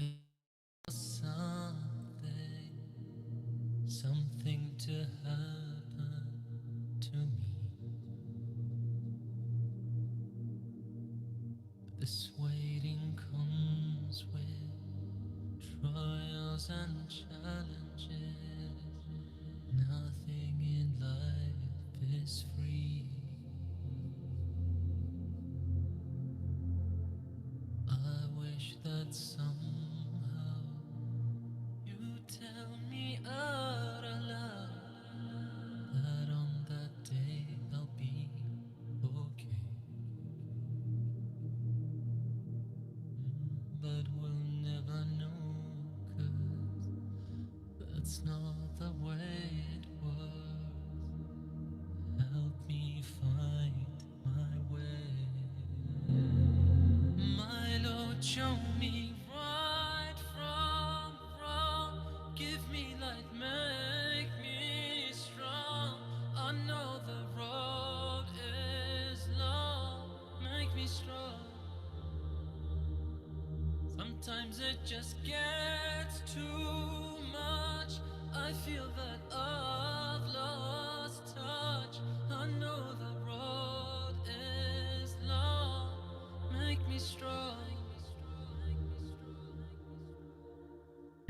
I know I'm waiting, yearning for something known only to me. This waiting comes with trials and challenges.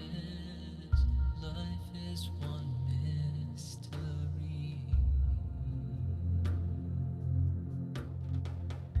I wish that somehow you tell me out aloud that on that day you'll forgive me.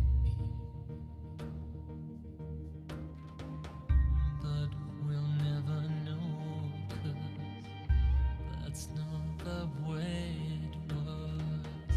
I beg for your mercy.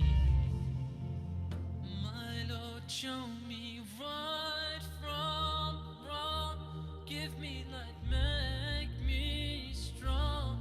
I know the road is long. Make me strong. Sometimes it just gets too much. I feel that I've lost touch. I know the road is long. Make me strong. My Lord, show me right from wrong. Give me light, make me strong. I know the road is long. Make me strong. Sometimes it just gets too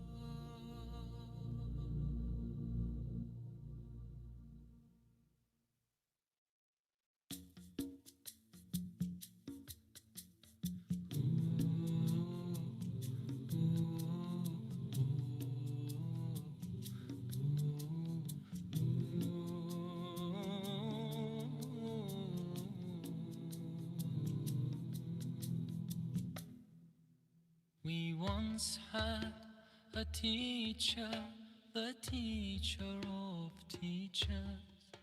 He changed the world for the better and made us better creatures. Oh Allah, we've shamed ourselves, we've strayed from Al-Mu'allim. Surely we've wronged ourselves, what will we say in front of it? Mu'allim. He was Muhammad sallallahu alayhi wa sallam. Muhammad, mercy upon mankind. He was Muhammad sallallahu alayhi wa sallam. Muhammad, mercy upon mankind.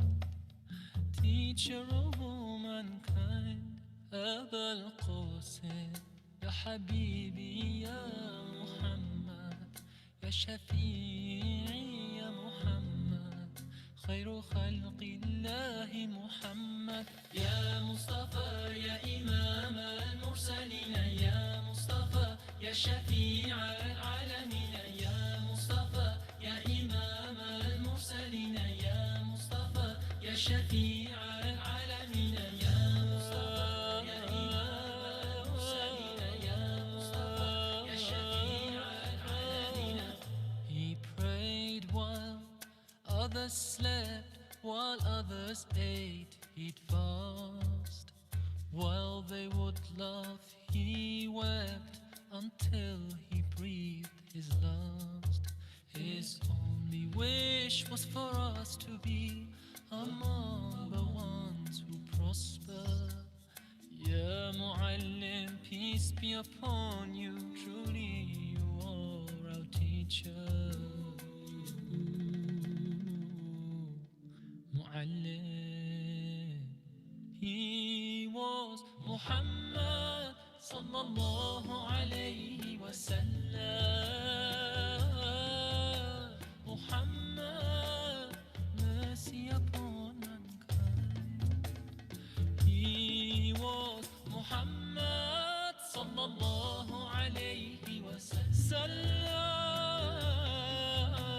Muhammad, mercy upon mankind. Teacher of all mankind.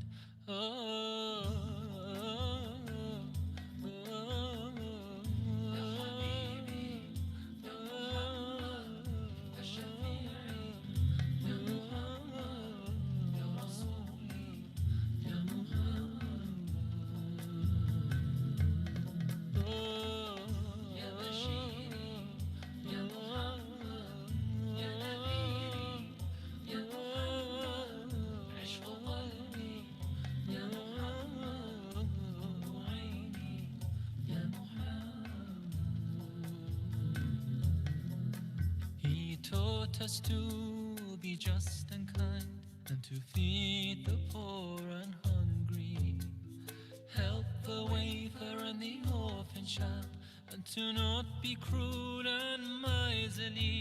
His speech was soft and gentle, like a mother stroking her child.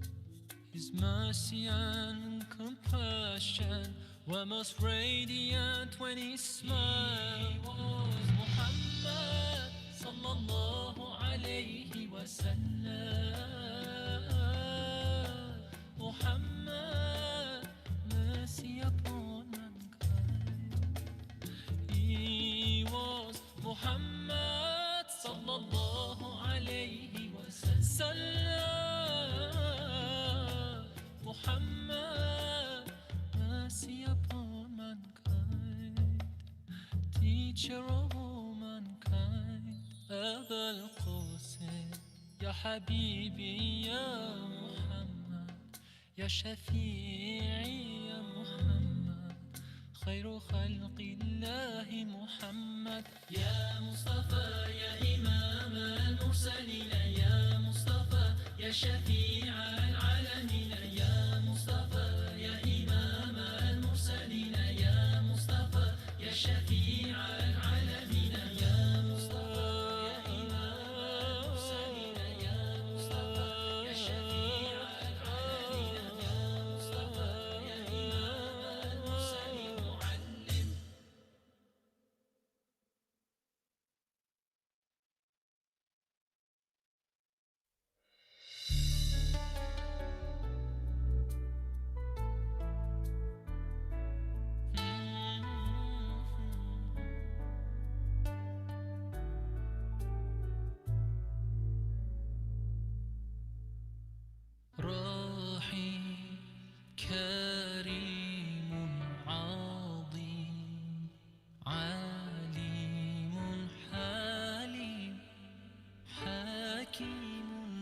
متين منان رحمن فتاح غفار تواب رزاق شهيد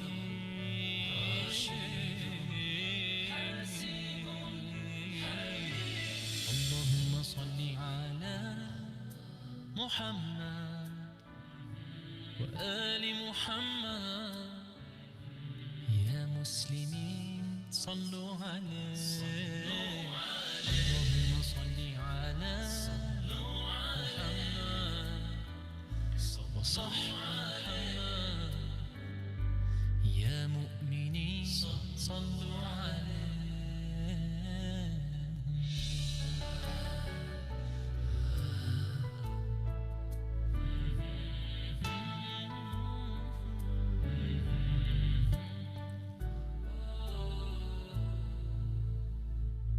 لطيف خبير سميع بصير جليل رقيب مجيب غفور شكور ودود قيوم رؤوف صبور مجيد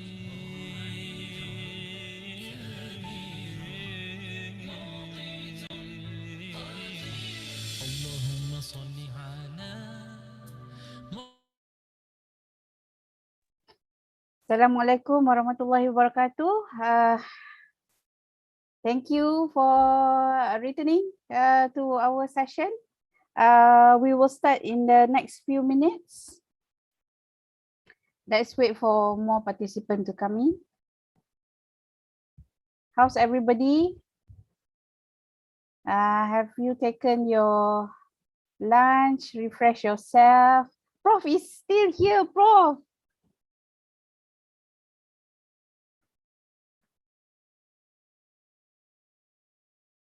Prof Ida is here. Let's see who else are here. Let's see. Dr. Wan Mazwati is also here. I could see Dr. Wan. Let's see, Dr. Unggaran is Dr. Unggaran also here. Let's wait for the next few minutes so that participants will be joining in. Thank you, Sister Husna.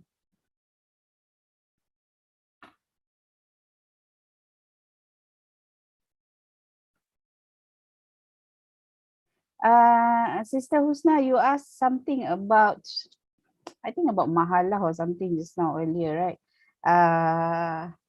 I'm still looking for information. I will share with you later if that is possible. As an off-campus student, I'm not so familiar with the mahalah system, but however, I will get the information for you, inshallah. Meanwhile, I think earlier Prof Ida or someone has shared the link to RSD. Okay. Question? Thank you, Sister Husna. It's already been resolved, Brother Mahid. Okay.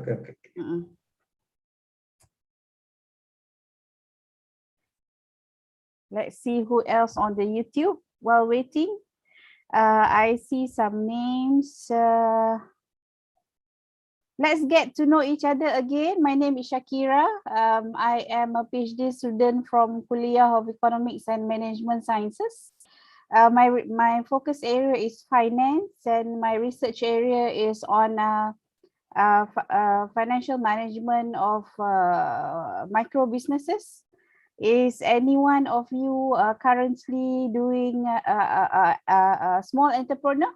Let me know so that I can reach out to you for my data collection soon, inshallah. Right? Let me know if you are, because why I always believe that when we help each other, when we help other people to ease their thesis, their research, Allah will also make things easy for us, inshallah. So let's help each other,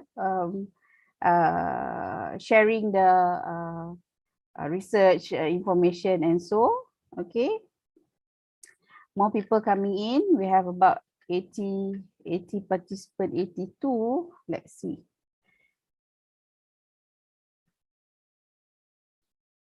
I see that we also have non-Muslim friends here. Welcome to IIUM. More people coming in. I see some of the names that I haven't seen this morning. Where are you from?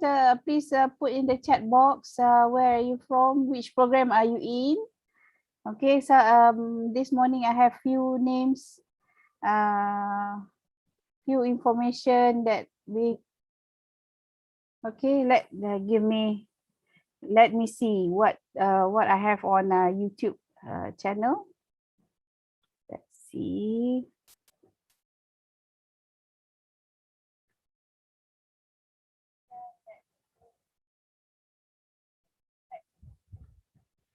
Okay, Brother Muhib and technical team, do you mind sharing the link to Telegram group to the participant in the YouTube channel?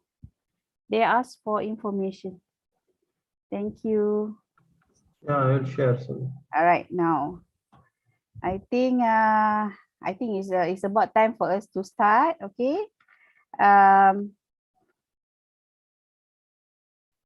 All right, Bismillahirrahmanirrahim. Assalamualaikum warahmatullahi wabarakatuh, and welcome again to our second session of the first day of Ta'aruf week. We have the second session today is the Ta'aruf group activity with the theme of appreciation of cultural differences. With us this afternoon, other than Prof. Ida, Madiha, Abdul Ghani Azmi, we also have the facilitators for today's session, or for this afternoon session. We have Assistant Professor Dr. Wan Mazwati Wan Yusof. Dr. Wan, say hi. Assalamualaikum warahmatullahi wabarakatuh. Waalaikumsalam warahmatullahi wabarakatuh. Okay, brothers and sisters, this is Dr. Wan Mazwati. And we also have Assistant Professor Dr. Unggaran Rashid. Doctor, say hi. Doctor, am I pronounce your name correctly? Unggaran? Ungaran. Ungaran. Okay, all right.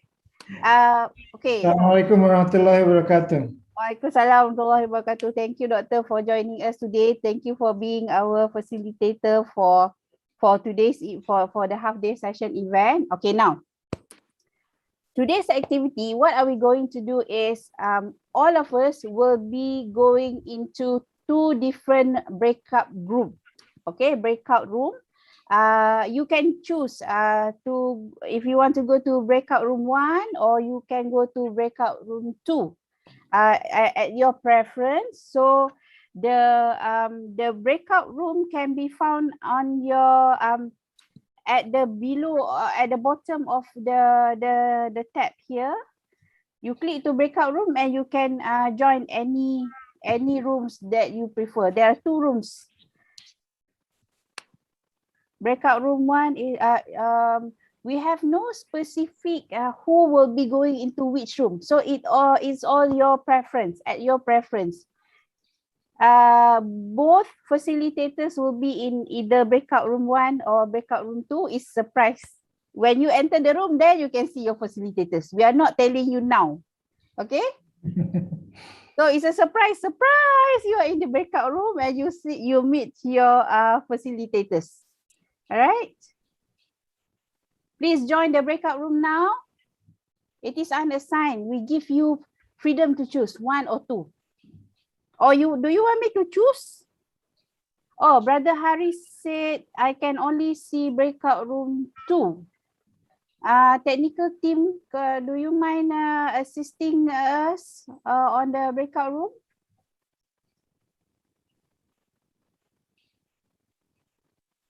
Breakout room is in progress. Oh, it is in progress. Give us a few seconds to settle this. All right. Assalamualaikum. The room is ready, Doctor. The student can choose the room. You can choose the room now, brothers and sisters. As there is many participants, so you have to scroll down to find the breakout room 2. Just check in the bottom. Sister Sarina asked, okay, now how to join the breakout room. I think our technical team, Sister Damia, may want to assist in sharing the video how to join the breakout room. Is that okay, technical team? Just let me explain simply. Yeah, you please see do, in Brother the Muhib. okay, in the here there is option that breakout room already mentioned. Just click here, then another screen will be appeared, and you just scroll down. As there are many participants, one you will find that group 2, and there is one option join. So those who want to join in group 2, just click on the join. The group 1 remaining here. Am I right, Brother Muhib?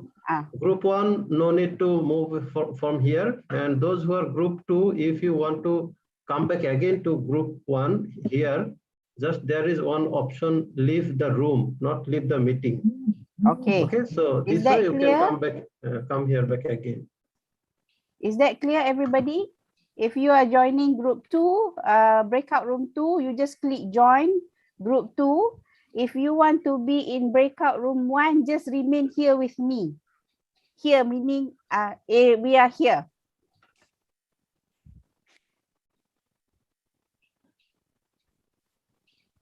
Do you see the breakout room? Anybody still needs help?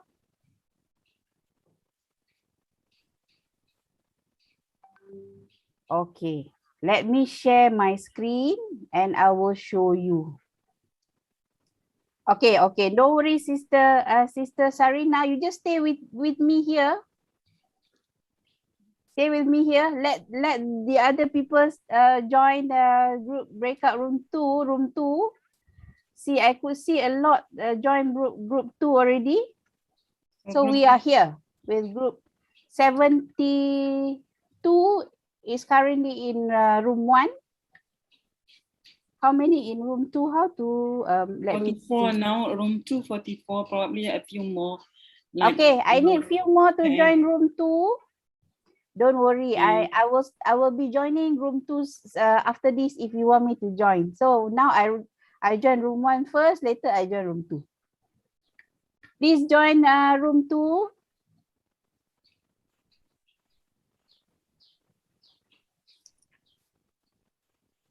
Can I simply assign any names? How many numbers that you need?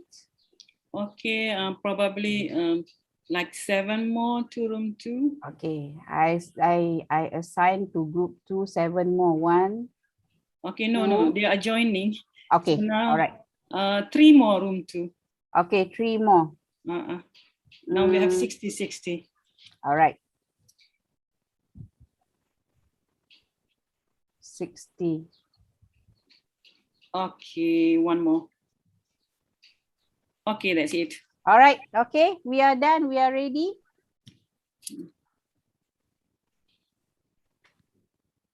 Okay, Dr. Ngaran, you have to go to your group. Bye-bye, Dr. Ngaran. Then now I have problem. What? To join the group. Okay. You have problem to join your group? Yeah. Let me see, Doctor. Okay, probably Shakira, you can assign Dr. Unggaran. Let me see. I don't see Dr. Unggaran. Dr. Unggaran leave Okay, already. now. Okay. Now. Over to you, Dr. Mazwati. Okay. Assalamualaikum warahmatullahi wabarakatuh.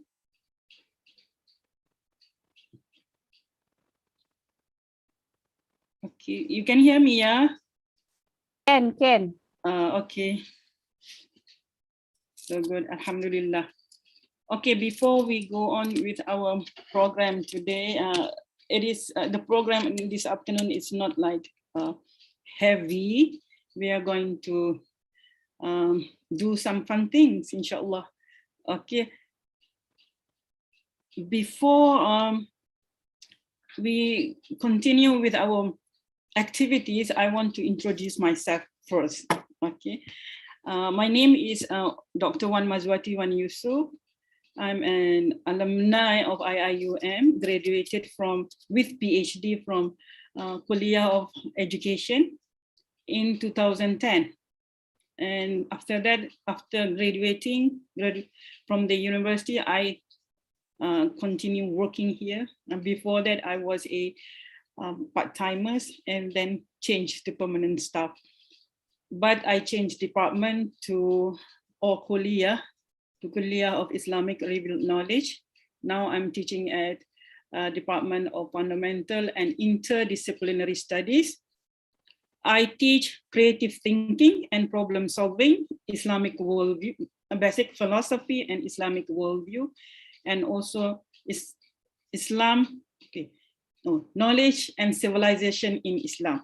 Okay, they changed the title of the course a bit. Okay, so my undergraduate and master training was in the USA. I did my bachelor's and master's degree in accounting. It's kind of a change of specialization, a change of field from accounting to education, specifically into teaching thinking, but not any kind of teaching thinking, but from Islamic perspective. Teaching of thinking from Islamic perspective, inshallah. Okay.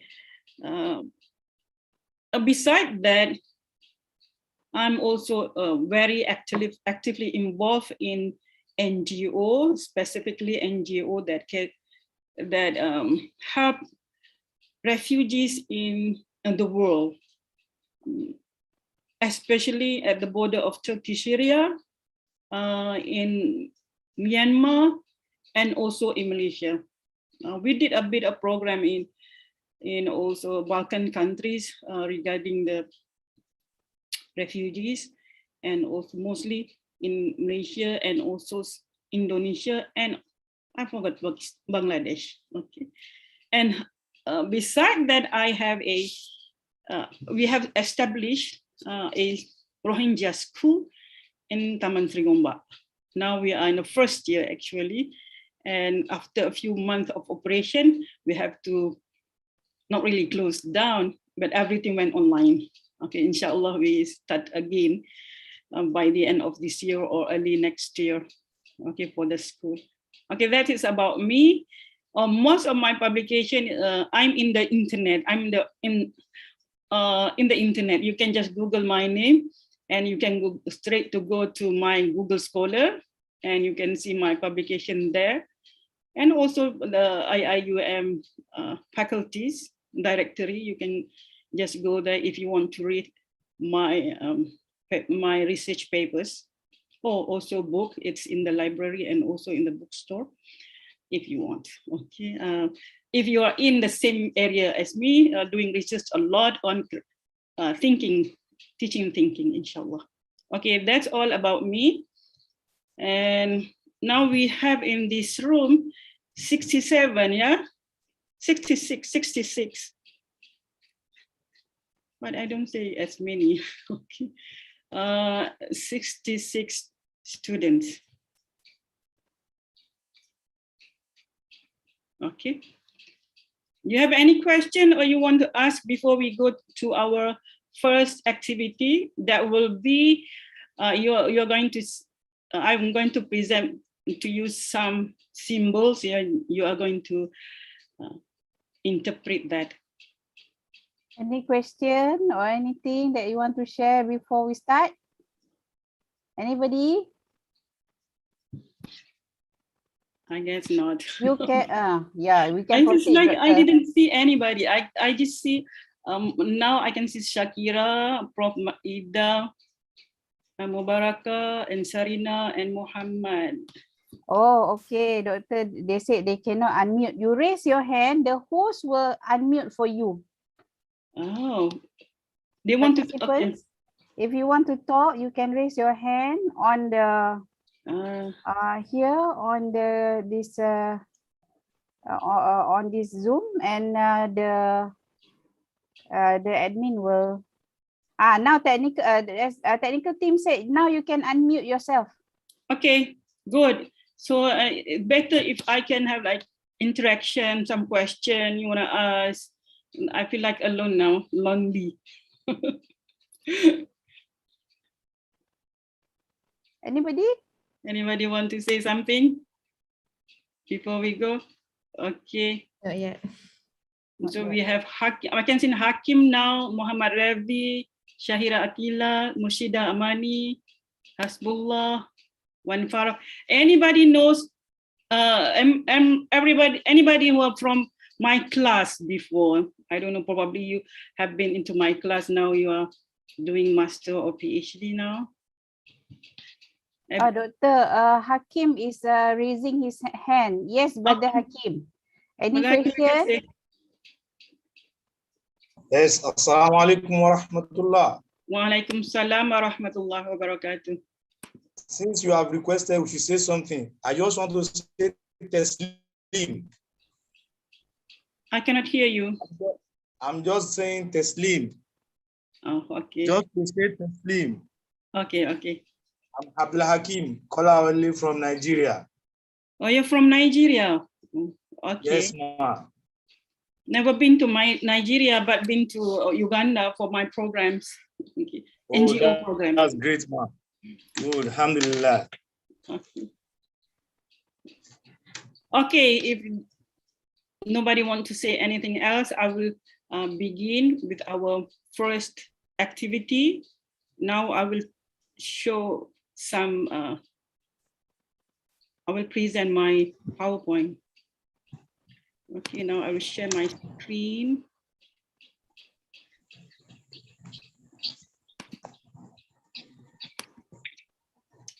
Okay, you can see, yeah? Boleh, Doctor. Okay. Okay, we want to do this program or this activity. I named this activity as same but different. Okay, we're going to look at the symbols and then you're going to interpret. You can just answer verbally, or you can just write your responses at the chat box. Okay. Okay, let's begin. Okay, what do these mean to you? Anybody want to respond to this? Okay. It means okay. It means okay. In certain culture, it doesn't. Okay. So we're communicating that you're fine, nothing's wrong. Okay, good. Anybody who has different meaning? It could also mean zero. Okay, it means zero. Good. Probably you're from different country. You have different answers to this. Okay, no more. So it means okay. I'm okay. Really good. Or zero. Okay, good. So that's your answer. After we finish all, then I'll show you a video to know the answers. Okay. And then after that, we're going to share your experiences in different countries where symbols mean different things. Okay. Okay, what about this one? Promise. Promise. Okay. Finger crossed. Finger crossed. What does it mean, finger crossed? Okay. I guess something like cross my heart. Cross my heart. Okay. Was it telling a lie? I mean, you are telling something, but it's actually a lie. You are not telling the truth. Yeah. Okay, probably. When I was in the US, they make this. It means something different than whatever you said. But then there are other cultures who have different meaning. Okay, I'm not going to tell now. Okay, what is this?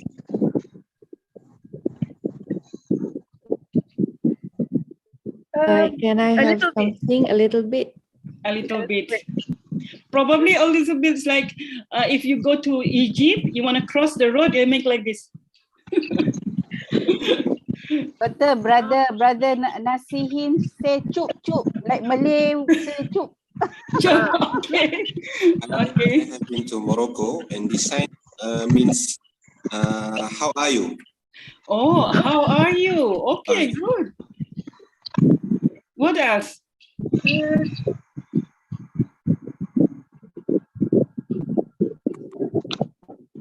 Okay, great. Asking for something? Huh? Asking for something? Okay, asking for something. Okay. So you're making good guess. But there are some who,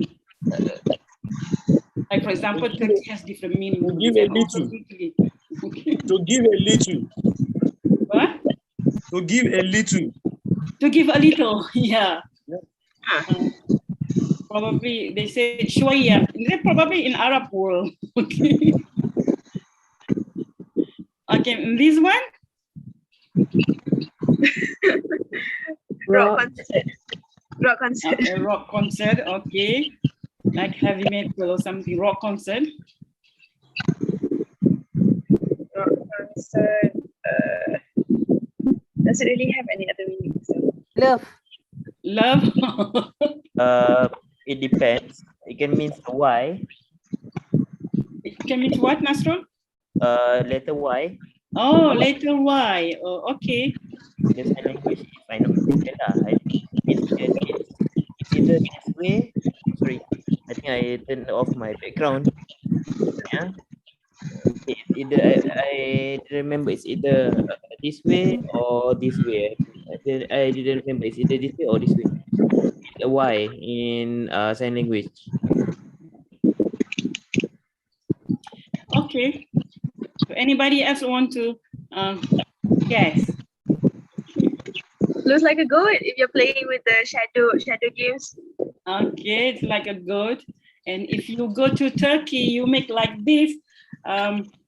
It's mean bozkurt, the wolf, and it is sign for MHP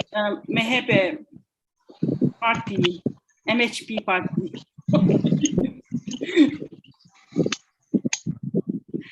Sorry. If you go to Turkey, probably I give a lot of Turkish because my son-in-law is Turkish and I have a property in Turkey. That's why I know a bit on Turkish culture. Okay, what is this? How many? I asked the question, how many? But yes, more than how many. So if you want to guess how many is this?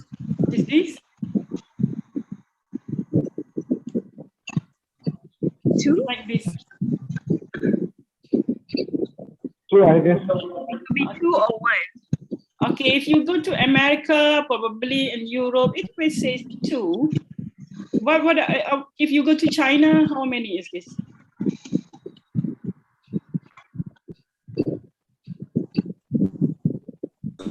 Seven, I think. 7. Okay, China says, yeah, probably 7 or 8. I forgot. You said, but then there are other meanings also beside numbers. Okay, and this.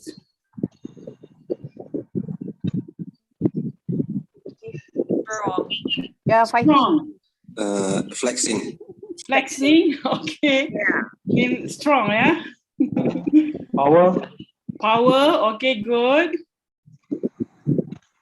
In Malaysia, probably we say that we are strong. Somebody who says they are strong. Right.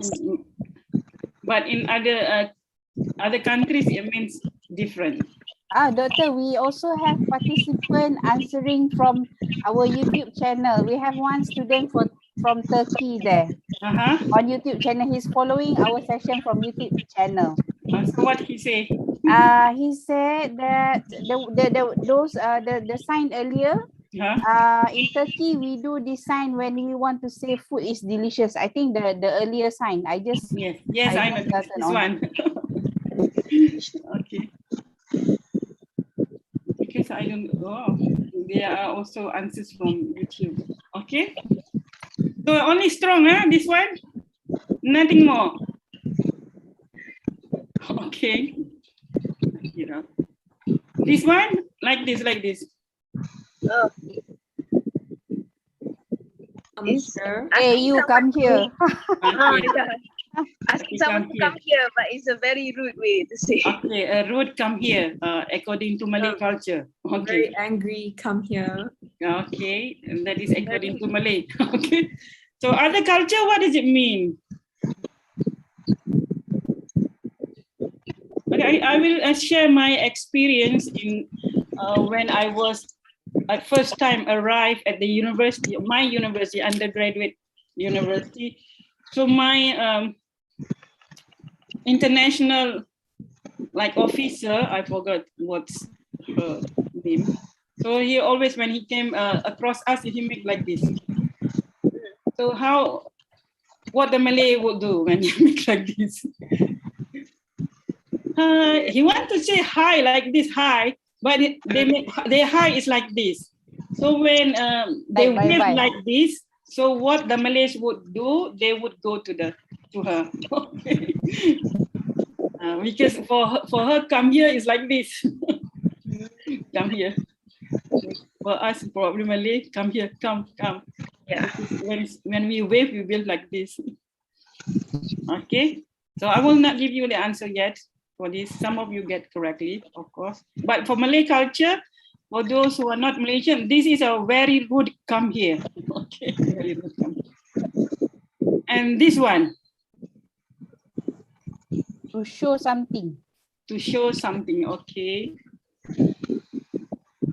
To pinpoint someone. Okay, pinpoint someone, good. To show the direction. Show the direction, also good. Okay.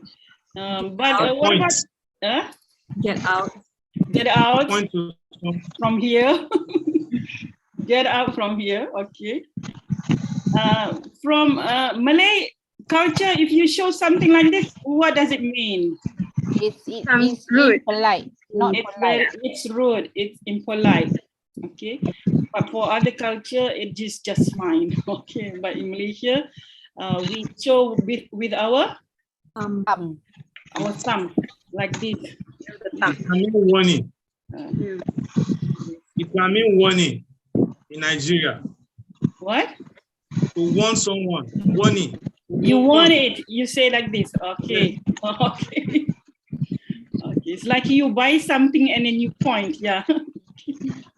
Okay, good. And this one, peace. True sign. Okay, true sign. Yep.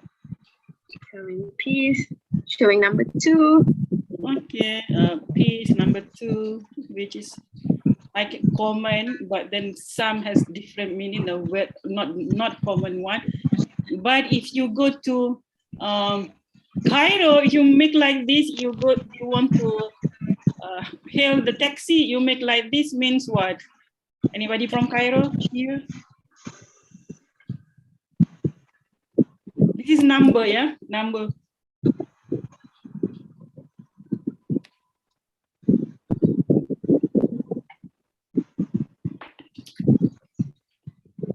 Number 7, what's number 7 in Arabic? Sab'ah. Sab'ah, right? Sab'ah. Sab'ah. Sab'ah. Samania, Sab'ah. Okay, if you want to go to Hayu Sabe, okay, because my daughter stayed in Hayu Sabe, okay, when she studied there, so I always visited her. And now she's doing masters in Quran Sunnah. Okay, so we have difference. Just now we guessed differences of meaning for these signs. Why do you think that it is? Before I give you the answers, why do you think that understanding the signs is significant, especially you are in different culture? To avoid unnecessary conflict. Okay, good. To avoid unnecessary conflict. To know one another. To know one another better. Okay, good. Ta'aruf. Ta'aruf, yeah. Culturally sensitive. Okay, good, Sarina. To be culturally sensitive. Okay. So meaning even though we mean good in our culture, but then if we are in different culture, we have to adapt so that we can be accepted or can be seen as a person who have high empathy or sensitive to other people's culture and feelings. What else? Do you want to share any embarrassing moments of you using the sign wrongly? Not necessarily just these finger gestures, probably other gestures also. Do you have encountered any embarrassing or moment?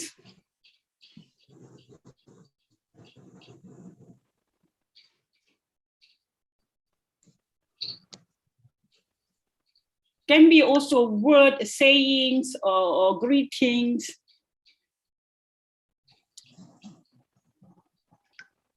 No, but what can I say is from this the significance of the significance of understanding others is basically it makes us know how to interact with them. That is the first thing. And the second thing, because I myself is a disabled, and because I am in the disabled community, so for example, in terms of we are really care about the terms. For example, is it a person with disabilities or disabled, or is it impairment? Which one? So these questions may raise some of the, it depends the definitions, but every definitions there are significance towards others, and basically we are the persons who attach meaning to something. So every word that we say, it does mean something. Sometimes it doesn't meant to offend people, but sometimes people get offended by the words. Like for example, in terms of this is maybe a harsh word. For example, calling like discriminative terms to the persons with disabilities. That is one of the example of it may not seem discriminative to us, but it may seem to them something like that lah. That is the significance of us to understand others. That's one of the things that I can say. Okay, great. Thank you for sharing. And I want to share also my experience, not in the US, my experience here in IIUM, okay, when I was doing my PhD. So we have so many Indonesian students in IIUM, like a large number of Indonesian students. And so when we talk, and when I talk, this is my experience, when I talk about children, and then when I call children or somebody's younger than me, I call budak. Okay, I say lah budak tu, budak ni. And then my friends, a few of them were Indonesian, were there on the same table, so they felt very offended for me use the word budak, because for them budak mean what? Indonesian, when you call budak means what? For Indonesian, budak mean a slave. Budak means slave. So you, in front of them, we have to be careful, or they have to not feel offended when they are here in Malaysia, because budak in Malaysia just mean children. Okay, but for them it means like slave. Okay, we not just servant, but the slave, the abd. Okay, the abdi. Okay, so they feel very uneasy to hear that word. Okay, that is so we have to make them understand the meaning of budak in Malaysia, which is different. So when they are here in Malaysia, they would hear that often, so no need to be offended. But if we go to Indonesia, we have to be careful of what words we use. Okay, anybody else want to share your experience?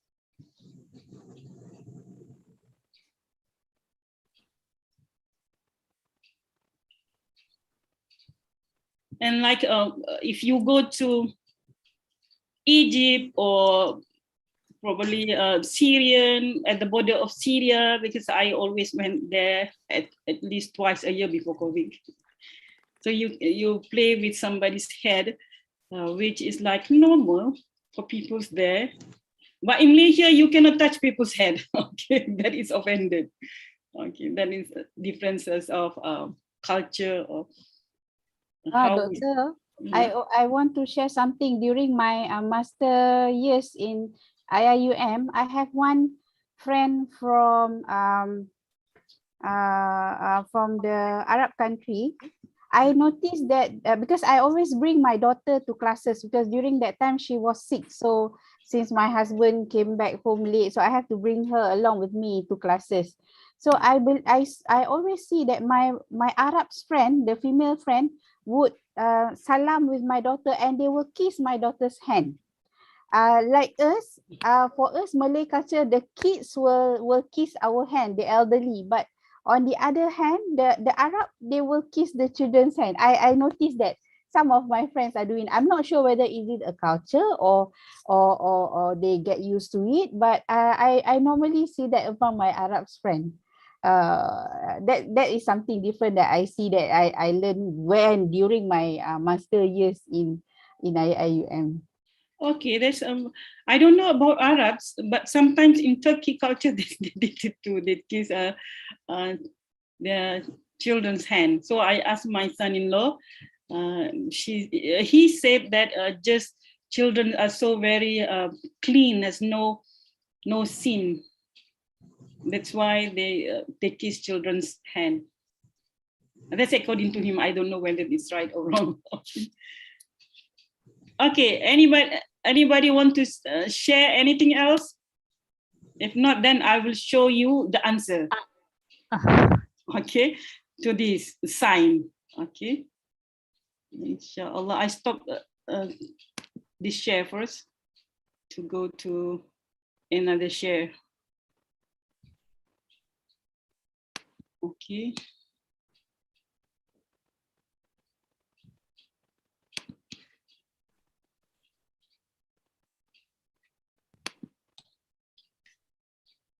Sorry. Still the same one.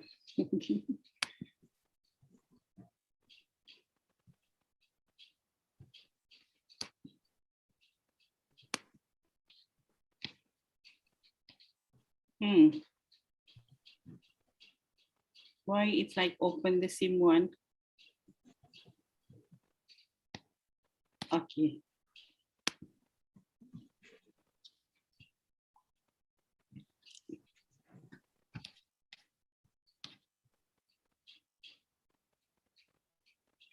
There's no such thing as a good or bad memory. Sorry, because I don't have the thing as a good or bad memory. There's just a trained memory. This one. Hello, everyone. So we cannot see the Depending on video. where you are in the world, certain gestures can either mean you're making a new mate or landing yourself in hot water. In this video, we're going to Doctor, we cannot see the video, doctor. Doctor Wan, we cannot see the video. as well as in Only the Kalau waktu S1 kan nyebutnya Mister gitu kan.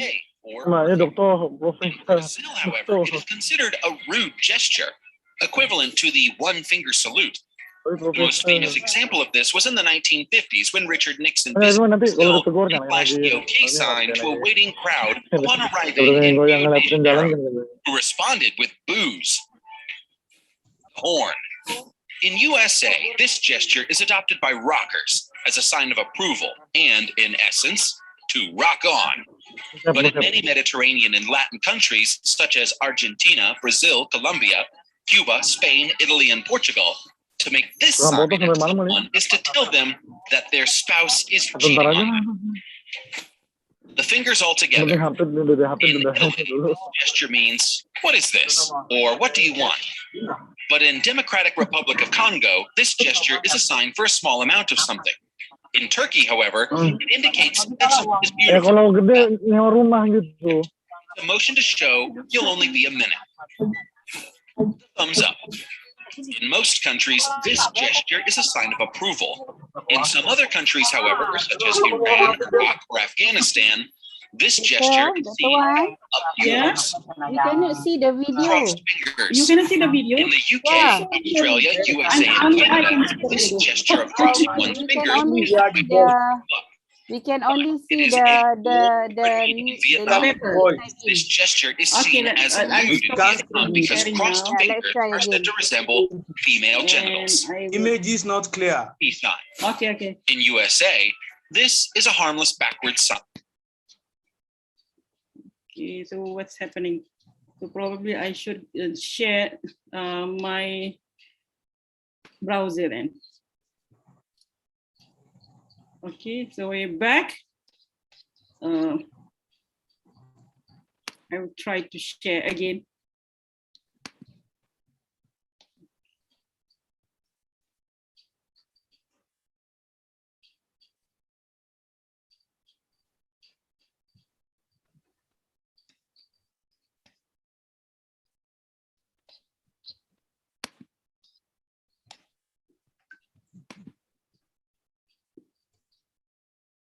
Did you see this? Can you see this? Yes, we can see. Can. Okay, good. For peace. In the yourself in hot water.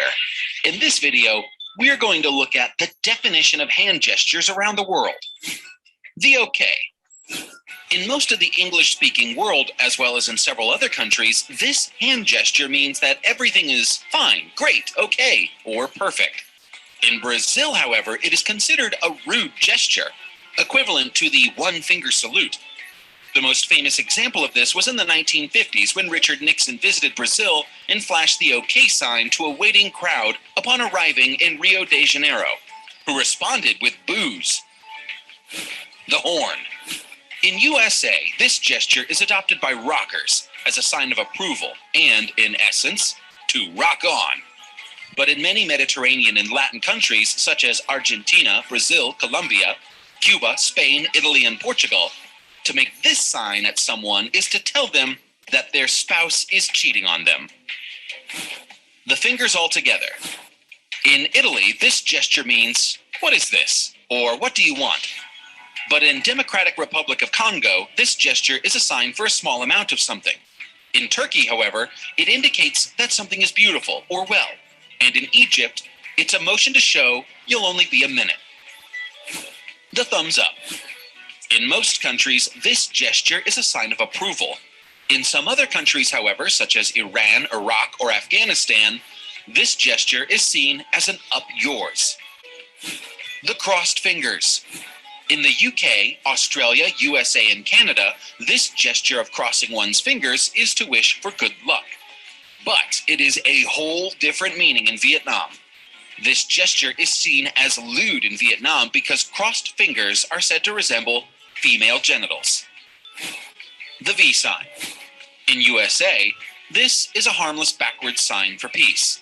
In the UK, Australia, Ireland, and New Zealand, however, this sign is seen as rude and frequently used to signify contempt or defiance towards authority. The come here. In the English-speaking countries such as UK, Australia, USA, and Canada, this gesture is used to motion somebody to come over. But in the Philippines, this gesture is considered highly offensive when motioned to another person because this gesture is reserved for dogs. The point. In European countries like Belgium, the Netherlands, Germany, and Austria, this is considered as a gesture for the number 2.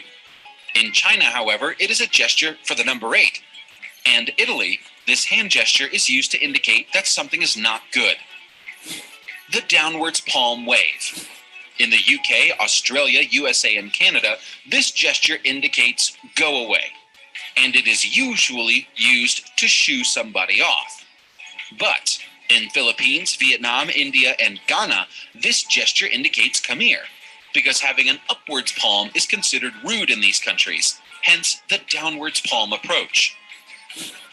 The chin flick. In France, Belgium, and Tunisia, the chin flick is used to express supreme disinterest or to tell someone to get lost. And in Italy, it is used to express, I don't give a damn. The fist and elbow. In many Latin countries, such as Mexico and South Americans, this gesture is known as the tacano, and it means stingy, because it illustrates that the recipient rarely extends their arm to pay the bills.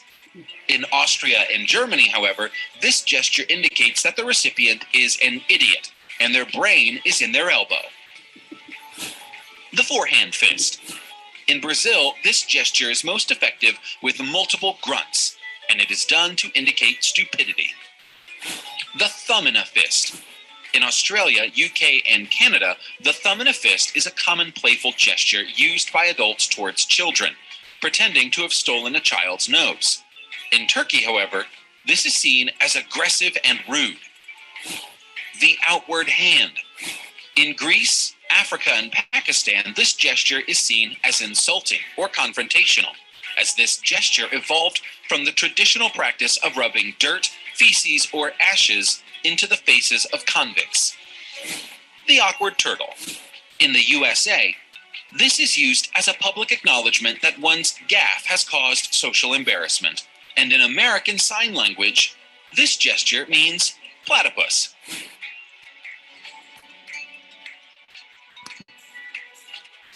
Okay.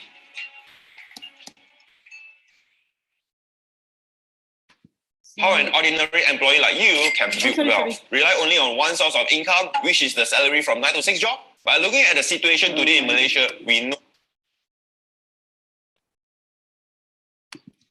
it's going to be another huge challenge. Okay, inshallah. Okay, that is the meaning of some of an extra, okay, which I didn't put in my PowerPoint, of the meaning of some gestures. So we have to be careful when we go out to other cultures, and also for the people coming here. Be careful with the gestures, because that will probably cause troubles, and even though we didn't mean it, and probably will cause resentment from people from different cultures. Okay.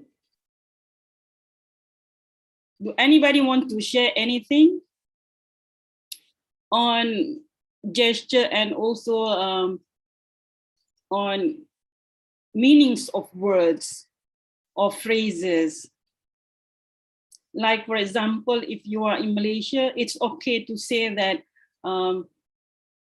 cool, what we have cool heart. Okay, like Malaysia, like the word cool. Cool means cool. Okay, but in the Western world, cool heart means that you are like without emotion, heartless. Okay, because they like the word warm. Friendly means warm heart. So we have to be careful when we interact with others. Okay. Next, yeah. I do have one experience. Okay, good. When I went to Turkey for an exchange student. The Turkish people, when they are fond of you, they wink their eyes. At first, I was quite shocked. I said, "Oh my God, what is this guy doing?" That is what that time the lecturer wink his eyes to me, because in Malaysia it's when people winking their eyes, it means something else. So I ignore that, and when I go back to my dorm, I ask my Turkish friend, "Why does the lecturer wink their eyes?" "Oh, they say it means that they are fond of you." Oh. Then only then I understand. Okay, good. Okay. Inshallah. So culture is very important. That's why now, if you go anywhere, the word CQ means cultural intelligence, is used a lot, because we are now in a global world. That is why we need to understand others in order to communicate well, in order to work in a team well without miscommunicating or misunderstanding. Okay, inshallah. Now I will show you a video on cultural intelligence, and then after that we're going to discuss about the video. Okay, the video is very short, I think less than 10 minutes. Okay.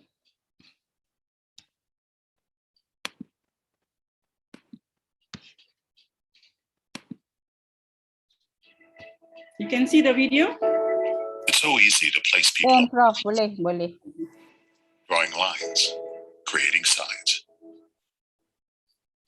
There's us, and there's them. Those we feel comfortable around,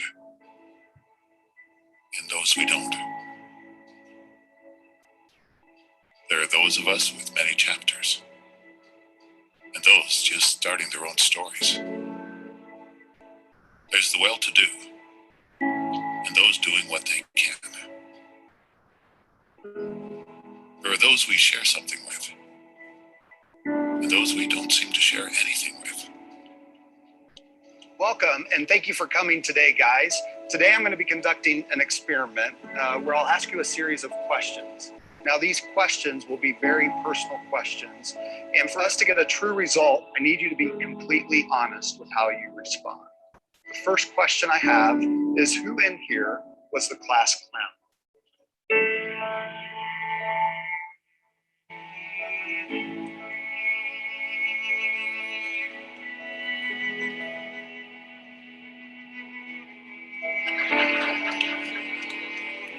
Who is never on time?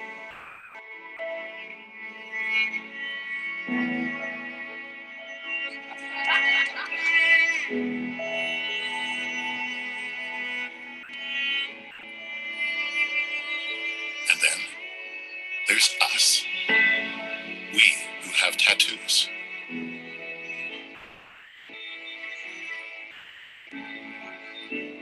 We who feel lonely.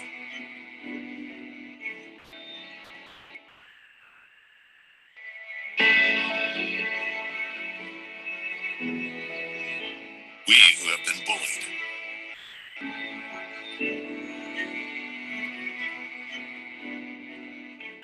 We who have bullied others.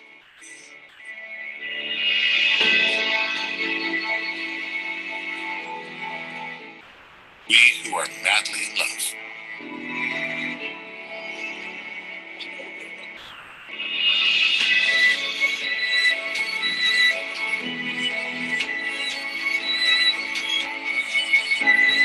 We who have overcome great adversity.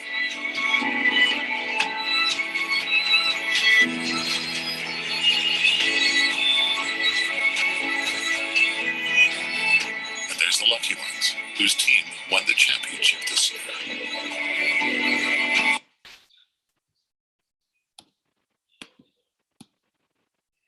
Oh my goodness. Okay. Okay, that's it. We're gonna stop just 2-3 minutes sharing. Okay. So we're going to reflect on what we have seen. Anybody want to say what you think before I show you questions? The video makes me wonder how many people are honest when they answer the question. What?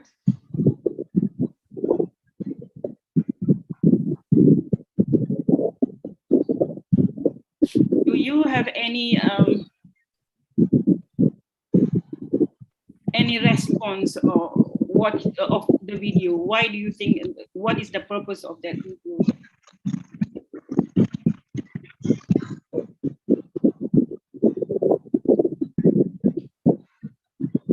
Can you hear me? Maybe although we are from different countries, we have different cultures, but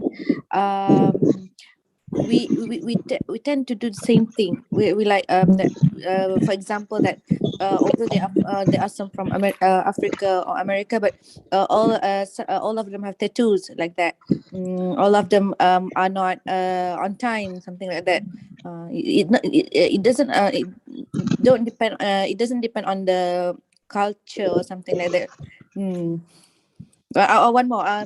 Maybe that because Malays are quite known as not on time, and so we can say that not all Malays are like that. For example, that we can take that from the video. Thank you. I cannot see who's saying that. Okay, good. Okay, meaning that even though we are different in some way, but then in other ways we are similar. It's kind of, we are different, but we share common experiences. Okay, so it is like we cannot group people according to one theme because humans are very complex. We have so many other sides. Okay, okay, good. And yeah, I kind of somewhat agree a little bit what the sister says that Malay, like for example, some Malay are not on time always. Okay, and yeah, but I met also many who are really on time. Yeah. But in our culture, it is okay to be late 5 minutes. But if you go to some Arab countries, it's okay to be late for 1 hour or 2 hours or 3 hours. Okay, it's okay for them. It's okay for us. It's not okay. We can be late a bit, but not like half an hour or so. Okay. Anybody else who have any insight from what you have watched beside this? I think the video taught us not to make assumptions. Okay, good. And we have a lot more common ground than we think. Yeah, okay. Yeah, we cannot assume people, okay. Especially we cannot have preconceived ideas on somebody before we really know them. Okay, good. So I will share the question and inshallah we try to answer the questions. Okay.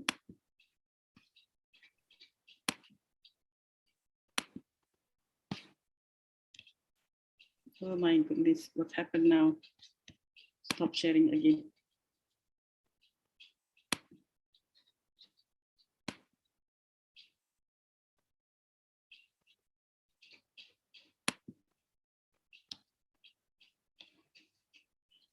I don't understand why a different screen appear. Okay. Okay, now you see the screen or not? Can, Doktor. Dah boleh kasih. Okay. So, okay, my first question is, what are the main themes that we can extract from the videos? Okay, some of you already come up with things like different but same. Okay, what else can you say about the video? Beside that.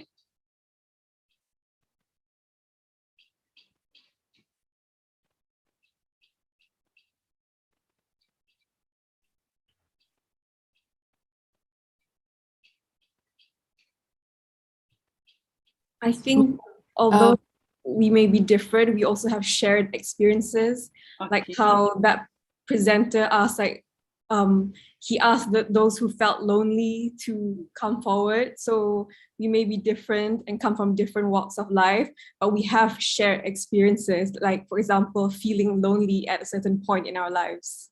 Okay, good, great. Moshida, you want to say something? Maybe I want to add, like, maybe we don't judge someone. You may see that she is a very happy girl, something like that. We don't judge appearances, and but actually she's very lonely, something like that. Basically just don't judge. Okay, from appearance, yes. Okay, good. Anybody else want to share different answers? Understanding and empathy is one of the key factor that we should consider when we see others. Okay, good. So it should be understanding. Yeah, we share common ground. Okay. What is the importance of sharing common ground?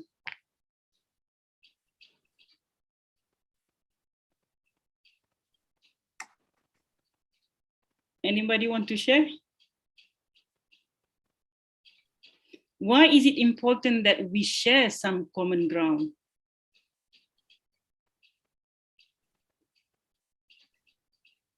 When we share common ground, we humanize each other.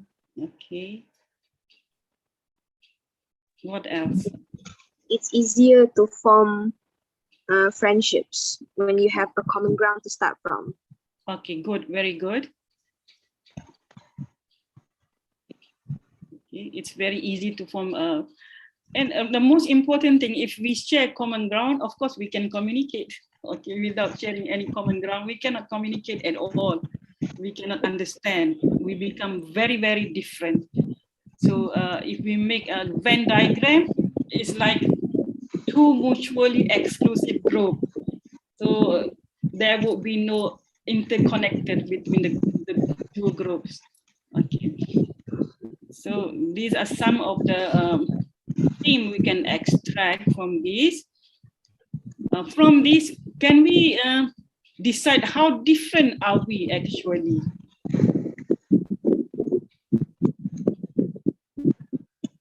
How different are we? Are we totally different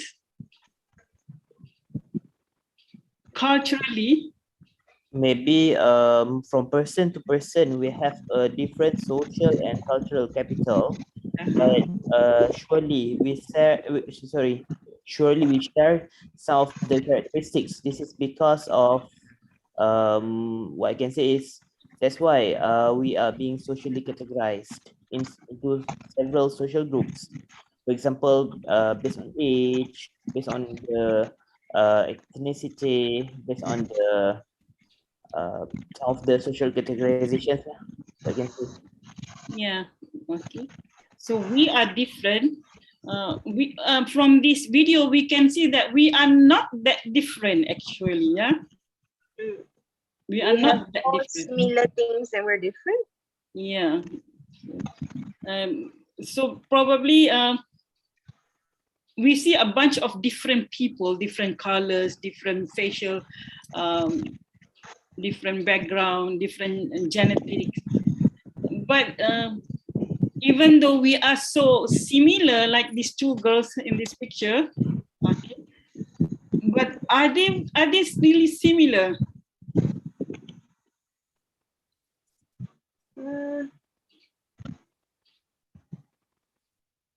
Like we are in the same culture, like the Malays in IIUM, but among the Malays, are they really similar? Or they are different? I think not all of us are similar, but we have the same common sense. It might be attract us together by having that sense. That is from my opinion. Okay. I also think that we have individual differences, which can be beneficial when we work for a similar cause. For example, any project, so we could, use our different talents to contribute to the similar cause, for example. Okay. Is it important to be similar and different? Is it important to be different? I mean, importance is, the difference is important in a way. It allows for different perspective on the same issues, which if you are trying to problem solve if you're trying to do problem solving, is very important. Yeah, okay, good. To be different is very important. What do you think is more important than that? I mean, being different, why we need to be different? If in a business, Shakira is in business, they will, I mean, they will hold to this principles that we need to be different. We need to offer something that is different. Why is that important? Like me, for example, I give my own personal experience. I teach, I do part-time tutoring, accounting and finance. With my advantage of conversing well and teaching well in both Malay and English, that is my added advantage, so that people can come to me and learn accounting and finance with me. So that is why I want to find some uniqueness, similar to training. I'm a certified trainer. So what is the uniqueness that I have so that people will come to me and subscribe to my services? That is why I will always portray why is so different about me from other tutor or other trainers. Kind of the similarity is there. I teach, I educate, but the difference is the uniqueness or the added value advantage to what I have. Similarity with others. Okay, good. So in business, or different is very important because of a unique selling point. Okay, and if you look at further, different is very important because if something is similar, then why? And then there is no knowledge. Okay, if something is very similar, then there is no knowledge. And if we focus on similar thing, then we could not come up with something different that is new. And we never produce something that is new.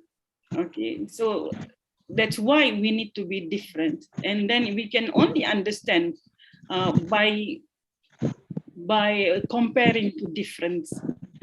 Okay, how do we know clean from dirty? We can only by just comparing clean and dirty. How do we know that we are healthy and sick? And because we have experienced sickness. So opposite and difference is very important for knowledge. And especially in our university, we are international. We have international students from all over the world.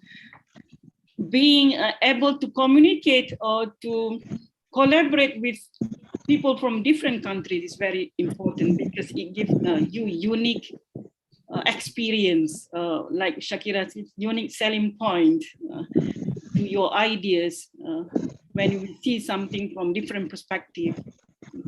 And that is, I think that IIUM is very lucky. We have students from all over the world. We can enhance our knowledge because we can learn different things from different cultures.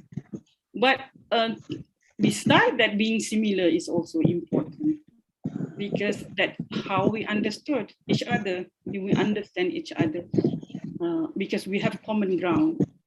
Without common ground, there is no understanding of each other. Okay, so let's look at. Okay, we have done this, important and difference.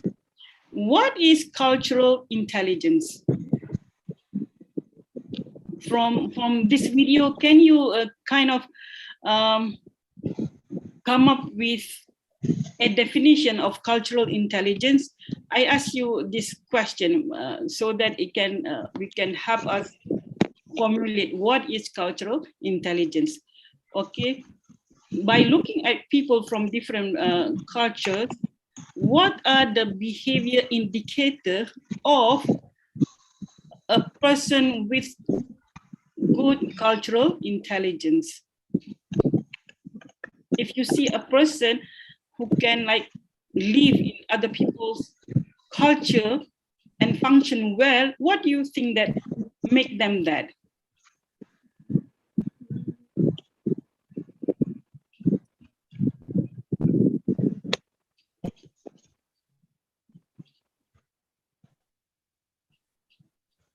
What is indicator? Okay, somebody's like, for example, they smile. Smile is a behavior indicator, right? Culturally intelligent person have what kind of behavior, or what kind of words they use, or what kind of skills they use when they communicate with each other? They are good at observing others. Okay, good. They are good at observing others. Maybe when they speak, the language they use is more inclusive, for example, maybe. Okay, good. Inclusive language. What else?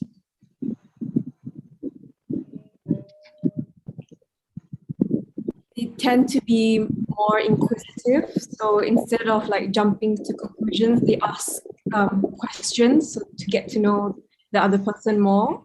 Okay, so they will have their judgment first. Yeah, okay. Yeah. Okay, they will hold judgment. Okay, they ask a question for confirmation. Yeah, instead of making harmful assumptions. Yeah, okay, good, very good. What else? They are open to working with different people. They don't just keep to themselves. They try to ask around and they try to mix around. Even if they accidentally do something silly or embarrassing, they don't mind trying again. Okay, so they are open-minded, yeah? Open-minded, open to new, open to suggestion. Some people are not open to suggestion. So you want to suggest something, they close it. I mean, they don't want to talk to you anymore. Okay, good. What else?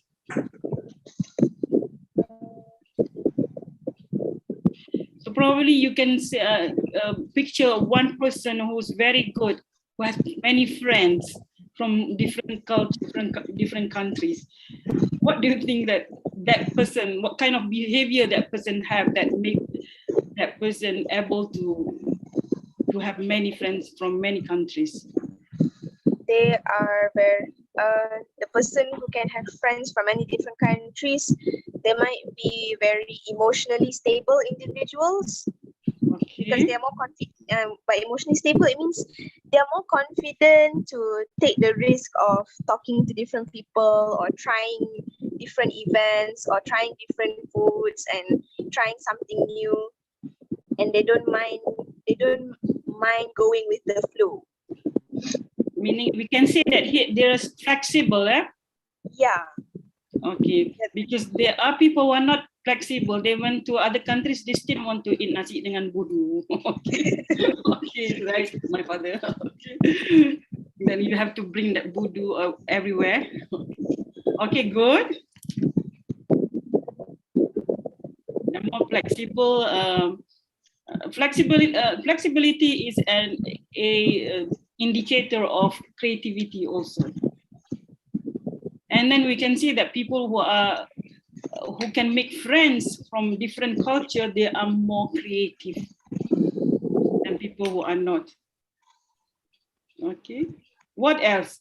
And in my home, my first son-in-law is Chinese, okay, married to my second child, and then my other son-in-law is Turkish, so kind of international in my home. Okay, that's because I'm so very adaptable. Okay, flexible and adaptable. This is because of my travel. I can adapt to any situation and to any culture. Okay. Anybody else want to share on this behavior indicators? So our friend just now has come up with 7 at least behavior indicator of a culturally intelligent person. Number 1 is inclusive. Okay, they are very inclusive. If you want to understand, inclusive meaning they include everybody. They don't want to exclude. So what they want to share with everybody. So in a classroom, for example, to be with a group, they want to include as many different kind of people as they can. And then they are very observant. They like to observe people. Okay. Observe people doesn't mean to know their secret. Observe people meaning to learn what make this person tick, what make this person happy, so that they can always have empathy. So I put empathy another one. They are very has high empathy. And then our friend just now said that they ask for confirmation, they withhold judgment, not quick in making judgment on others without understanding. So this is happen now if you go to social media without just because of one word people say or one statement, they just make judgment on that people without understanding the 99% of that person. Just because of one person, somebody label or something like that. That is not culturally intelligence. And they are open-minded. They're willing to hear somebody, to discuss, willingness to adapt to new situation. And they are, of course, very confident and very stable. The emotion is very stable, and I think probably that's true. People with a high self-confidence because they are not afraid to be in different culture, not too afraid to learn from people from different culture. They can fit in different culture nicely. Okay, and of course flexible.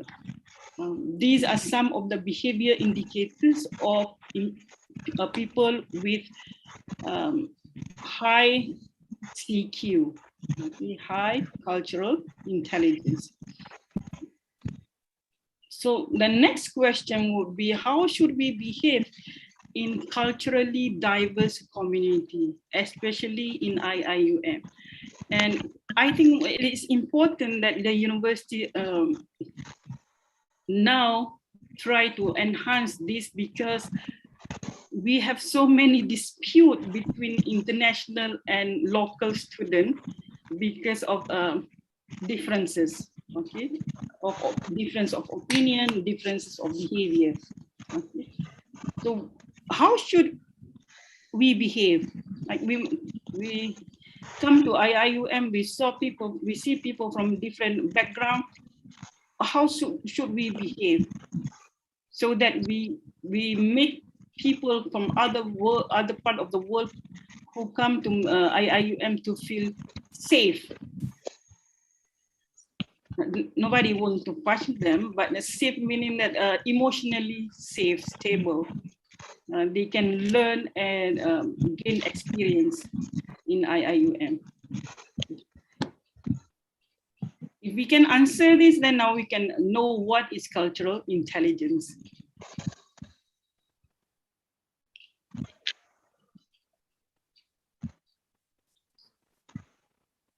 Probably if you read 7 Habits of Highly Effective People, okay, by Stephen Covey, I think this is very important. Number one, we need to understand first others before we ask to be understood. We need to understand others first before we ask to be understood. I think that is important, the most important thing to be effective in IIUM, especially among staff and also students.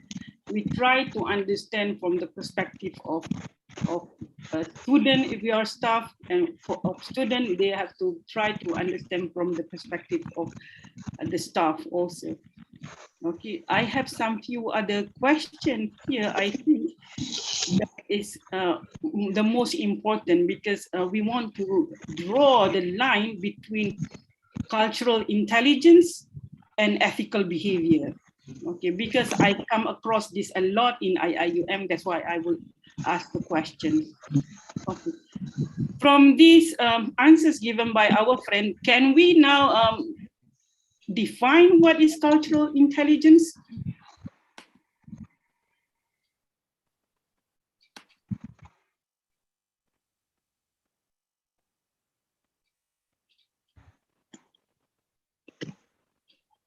Can I call names?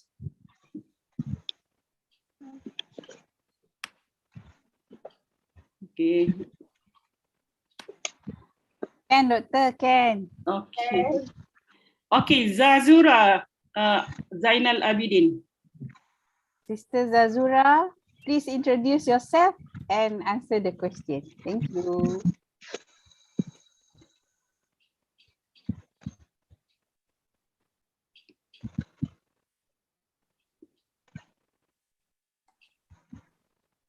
Okay, there is no wrong answer. There is no wrong. All answers is correct. If your mic is not working, you can just type in your answer so that we can read from the chat box. Okay.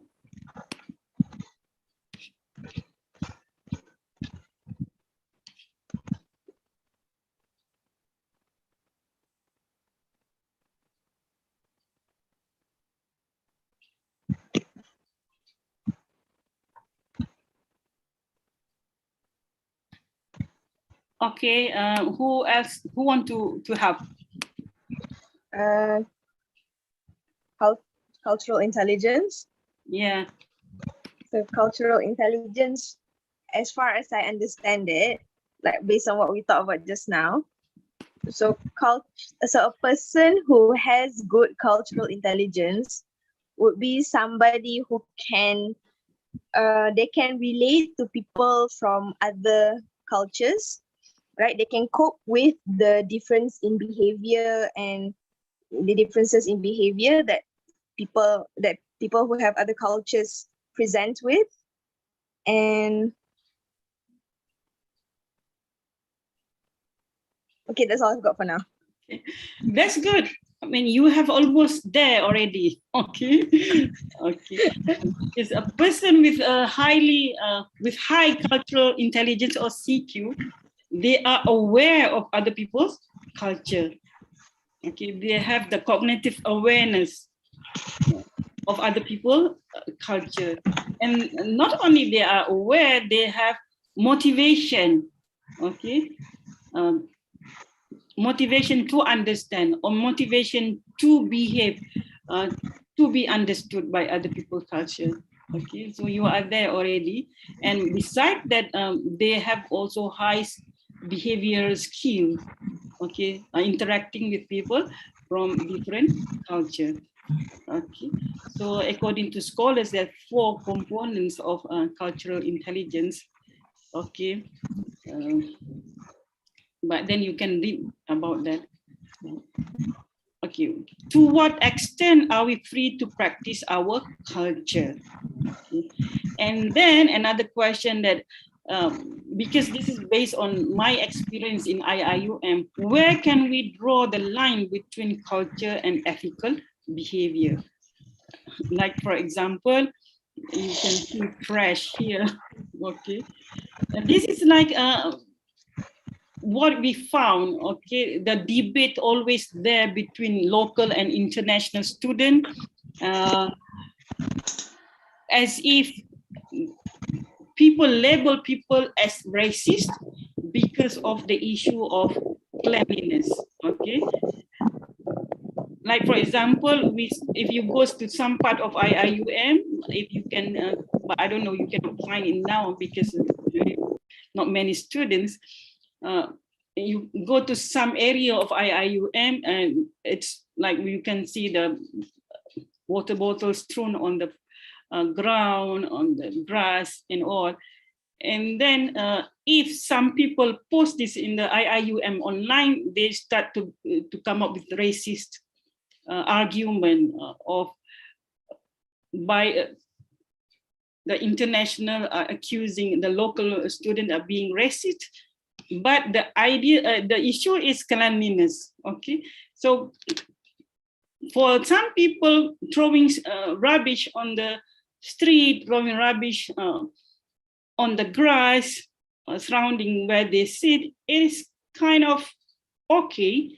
But some people, it is not ethical. Okay, so where can we draw the line? Should we just let them dirty IIUM because we don't want to be called as racist, or this is nothing to do with culture. Okay, anybody want to say something? To me, this is Shakira here, Doctor. To Okay. me, we need to draw the line when there is a regulation to stop the act. For example, they cannot, for example, about rubbish. Okay, you have, you cannot throw rubbish everywhere. It must be at a designated place, or maybe the dress code. It is a dress code, for example. Some students from other countries, they may wear something differently, but they have to bear in mind that in IIUM, we have a regulation on the dress code. So everybody must follow, regardless if you are male student or female student, because I see that some male students, they wear shorts below the knee, which is acceptable in their culture. However, we in IIUM, the regulation stating that male students must wear long pants. So we must draw the line there. You must know the regulation. You must abide by the regulation, even though your culture says okay. Okay, good, very good. Anybody want to respond to that? The issue that I have brought up, whether this is a cultural issue or something else. This is Atifa here. I agree with Shakira just now because the issue that we have between either in culture or ethical behavior. So when it mentions ethical behavior, so we can differ between ethical and unethical. So if that situation involves for unethical behavior or attitude or anything related, so of course we have to bear alert, and obviously we have to draw the line between those things so that we can avoid any unnecessary thing that will happen in future. Thank you. Okay, thank you for your sharing of ideas. Okay, so meaning that they are, because if you look at why we need prophet, why Allah sent down prophet, is because of our ethical. We have to draw the line with what's right and what's wrong. Okay, even though in our culture we practice, like for example, if you go to kampungs or villages in Malaysia, smokers, they smoke freely in the house, everywhere. But we need to draw the line, even though it's like a practice that become culturally acceptable. But we need to draw the line between what is right and what is wrong, because that's why I asked this question: to what extent are we free to practice our culture? If our culture is bring bad effects to the environment, to the people around us, therefore that has to stop. Okay, because that we are free to do anything we want as long as we didn't encroach on other people's freedom. Okay, as long as we are not encroaching on other people's freedom, therefore we are free to practice our culture. Once we have encroached and interfere to in other people's freedom, then we are not free anymore. Then we are doing something wrong. Okay, even though in our culture it is okay. Like for example, when we smoke, we are free to smoke if we know for sure that the smoke will not travel and reach other people's noses. Okay, staying within our boundaries. If we cannot do that, therefore we cannot smoke, because we are harming others. Even we cannot harm our own self. Okay, so therefore we can draw the line between ethical behavior and culture. And then I agree with whatever the sister is saying. We have to abide by the rules and code of conduct. Okay, anybody want to share? And I hope that when it comes to these things like smoking, like throwing rubbish anywhere, cleanliness. We should not be too sensitive about it. Meaning that if we don't accept that as a problem, then we cannot come up with solution to that problem. Okay. Anybody else who want to share this? Whether you think this is a cultural issue or behavioral issue or ethical issue. Not only just issues of cleanliness, others also.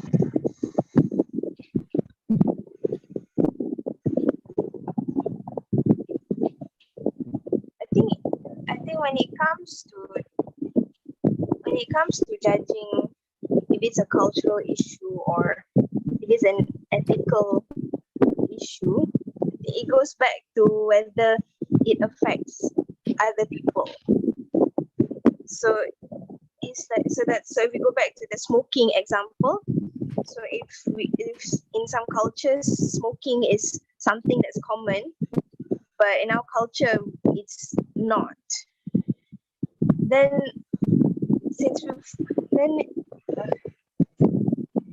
the person who smokes will have to respect that. I'm still not sure how to say it, but since everybody knows, whatever culture you're in, we all know that smoking has bad effects on your health, then in this situation, that's where regulations step in, and that the person who likes to smoke have to respect that they can smoke, but they have to find somewhere else to smoke without harming other people. Okay, good. And then there is also issues like, for example, in as student and also staff, academic especially, and the issues on culture and also the issues on ethical behavior in terms of academic writing, or academic work or research. That also we need to draw the line. There is no, like, if you come from a place that is okay to pay others to do your work, but of course when it comes to Malaysia, to IIUM, or to any higher institution, education institution, we have to abide by the rules on also academic integrity. Okay, academic integrity. You are in postgraduate level, academic integrity is number one. I'm saying this to stress, as you as student, you have your right. If the work is yours, and you should not, I mean, being bullied by academic staff or your supervisors whatsoever, or your team. Okay, and also this is not culture. Okay, this is like ethical behavior. I'm sorry. Okay, it's ethical behavior. It's nothing to do with culture. Okay, so we have to differentiate what is ethics and what is culture. So so that we should not blame on unethical behavior on culture. Like, for example, okay, I did this because we always did it in our country. Okay, so that is not an excuse to do bad thing because we say that it's our culture. Okay. So probably you understand what I mean, right? Yes, yes. Because there are many who fall back on culture. When we want to write, they are wrong, they say, it's okay, it is in our culture, we did this always. Okay, so that we want, if we hold that principles, then there will be no progress. Okay, there is no change. Okay, inshallah. So this is what I just said. Can we blame unethical behavior to culture? You look at this picture of giving something in the envelope. Okay, and if you know that Malaysia is like very high in their ratings, we are among the winners of corrupt practices in some parts of the offices in Malaysia. And also if you look into the statistic, I think Muslim countries, it's the winner in terms of corruption and also cleanliness, okay, which is like opposite than Islamic culture, is what Islam teach. Okay. So therefore, we have just now made conclusion that we cannot blame unethical behavior on culture, even though it is being practiced normally and commonly. Okay. Okay, so here I would I define what is cultural intelligence. It is the skill, you have that skills to relate and work effectively in culturally diverse situations. It is the capability to cross boundaries and prosper in multiple culture. You have that awareness in you of differences of people in different culture, and you are able to work within that. Okay. And very sensitive to other people's culture. Okay. Culture here, then it is different from ethical behavior. Okay. Even though so we define culture is not something that our tradition, okay, because sometimes our tradition is wrong. Our tradition, culture is something that is we practice something good that we practice, and then we prolong it, okay, for our development, for progress. So we have to define that culture in that way, meaning our practices, our tradition, that is good. Okay, anything's bad, we should not call it as culture. We should label it just as unethical behavior or immoral characters. Okay. I think that's about it, but then I want to share something. I will stop sharing here.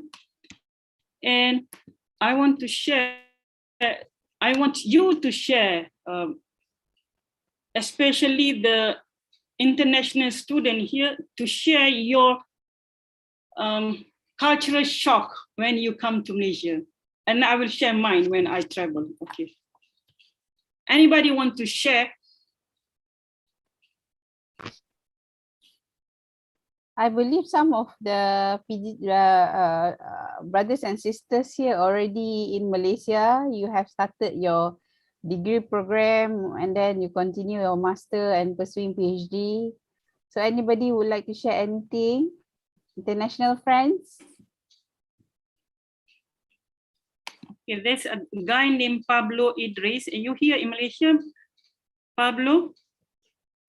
I think there's no Malay called Pablo. Okay. Yeah. Where are you from, brother? I am half Malay, half Mexican. Okay, you are in Malaysia? Yeah, I am in Malaysia right now.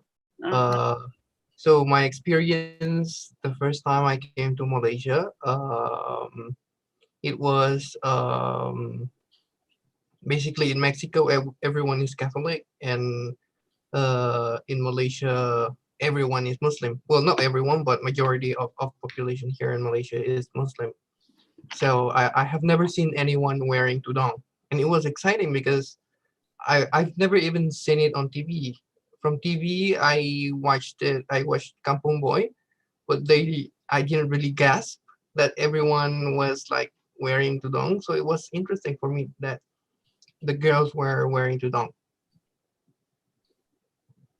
Okay, that's my nice. culture shock. It's not okay for some people. That is shocking, yeah. What is like negative shocking? Do you have any negative shock? This is like positive.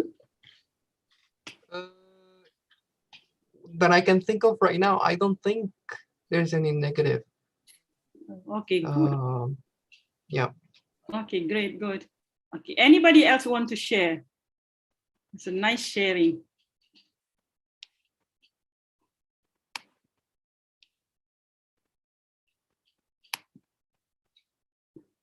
I will look at names now. Who's in Malaysia already?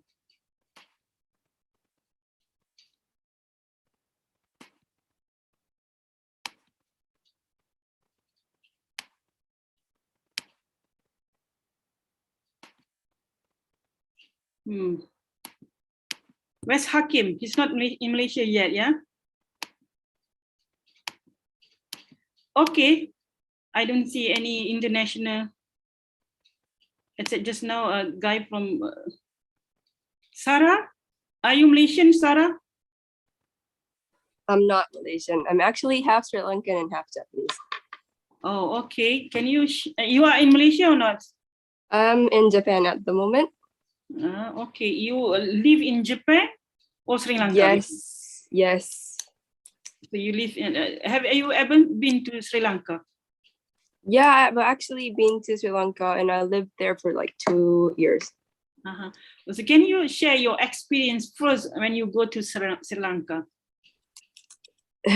I was quite small when I was in Sri Lanka. Shocking experience. Shocking experience. So in Sri Lanka, we use chopsticks in Japan to eat food, but in Sri Lanka, they use hands. I think that's the most shocking thing that I've experienced. Okay, that's a big, especially when I experienced this when I went to Turkey, and then I went to like very high-class restaurants, and everybody there in Turkey, they eat with the spoon and fork and knives. So okay, I will always eat with my hand, and it's like my son-in-law's mother was like very embarrassed with me because I eat with my hand. Okay, and a very high-class restaurant, 5-star restaurant, for them it's like unacceptable. Okay, so, and that is like shocking to me. For me, we see that it's regular because we can always go to any 5-star restaurant and eat with our hands. But that is also a really shocking experience, and we cannot just ignore that because people are looking at our table because of food. Okay, anybody else want to share? Okay, I will share my experience. This is the first time when I arrived in the US in 1982. That's a long time ago. I was 18 years old when my government sent me to the US, and then to Florida at that time. Okay, the language was like very different from what I always hear, because Florida is kind of okay, except and a little bit, some people speak with Southern slang. But my shocking experience is like, because we always watch TV in Malaysia, most movie coming from TV series came from the US, and you would think that all cities in the US is like New York or Los Angeles, and then I never imagined there is like very small city, like very smaller than my kampong in Kelantan. Okay. There was my university, because I moved from Florida to New Mexico because I have like homesickness when I was in Florida. So I moved to New Mexico with more Malay study there. Okay. And in this town is called College Town. Population many because of students in the college. Okay. The town is so very small. That's my shocking experience. I thought all the US, they are made of big cities like New York or Houston or Los Angeles. But there is really nothing, but it's shocking also. Okay. My impression, my expectation of the US is not right. And then I thought everybody from the US is like rich, and there will be no homeless people, no poverty. But then when you go into it and you can see all the bad things, okay, and what you see on TV is just like a little only. Okay, that was my experience. Anybody want to share? Can I share my experience when I studied in UK for 3 years? Okay, good. Okay. I think one of the biggest shock I had was their nightlife. My first year, I stayed in the university provided accommodations. So it was a collection of buildings and everybody got their own room. And so before this, my whole life I've been staying with my family and our neighborhood was quiet. But my first night there, all the students were having like this the annual night party called Pangea. So it's the whole night. Everyone was the music was non-stop and there's people fighting in front of the buildings and then there's people shouting in the halls.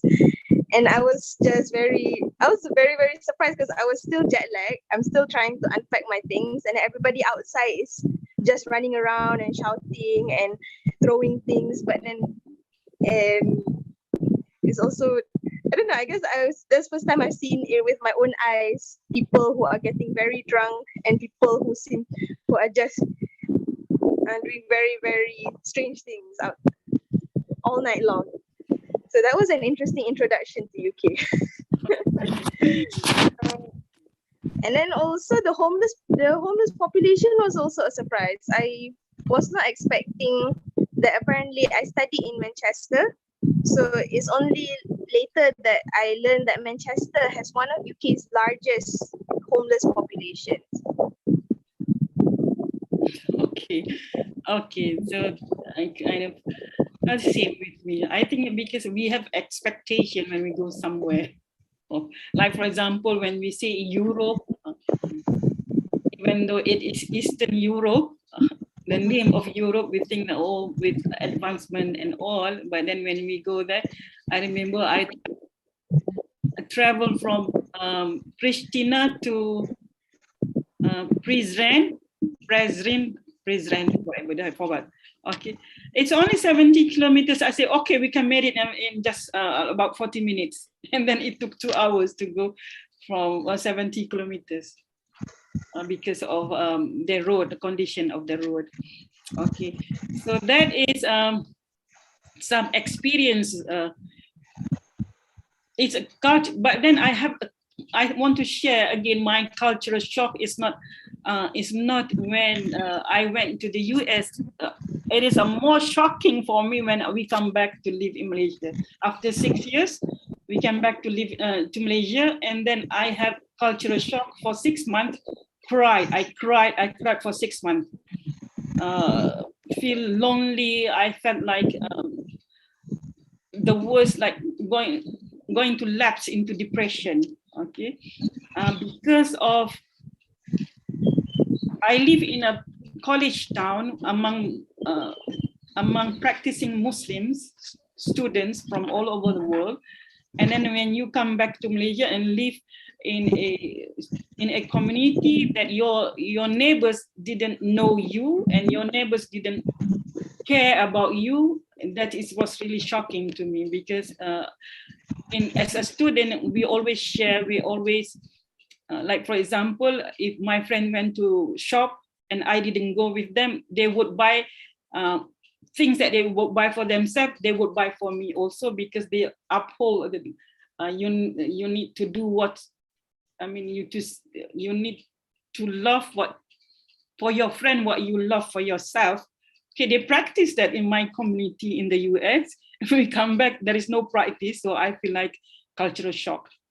But it took me about 6 months to adapt and to do the soul searching and to accept that in Malaysia we are so individualistic, even though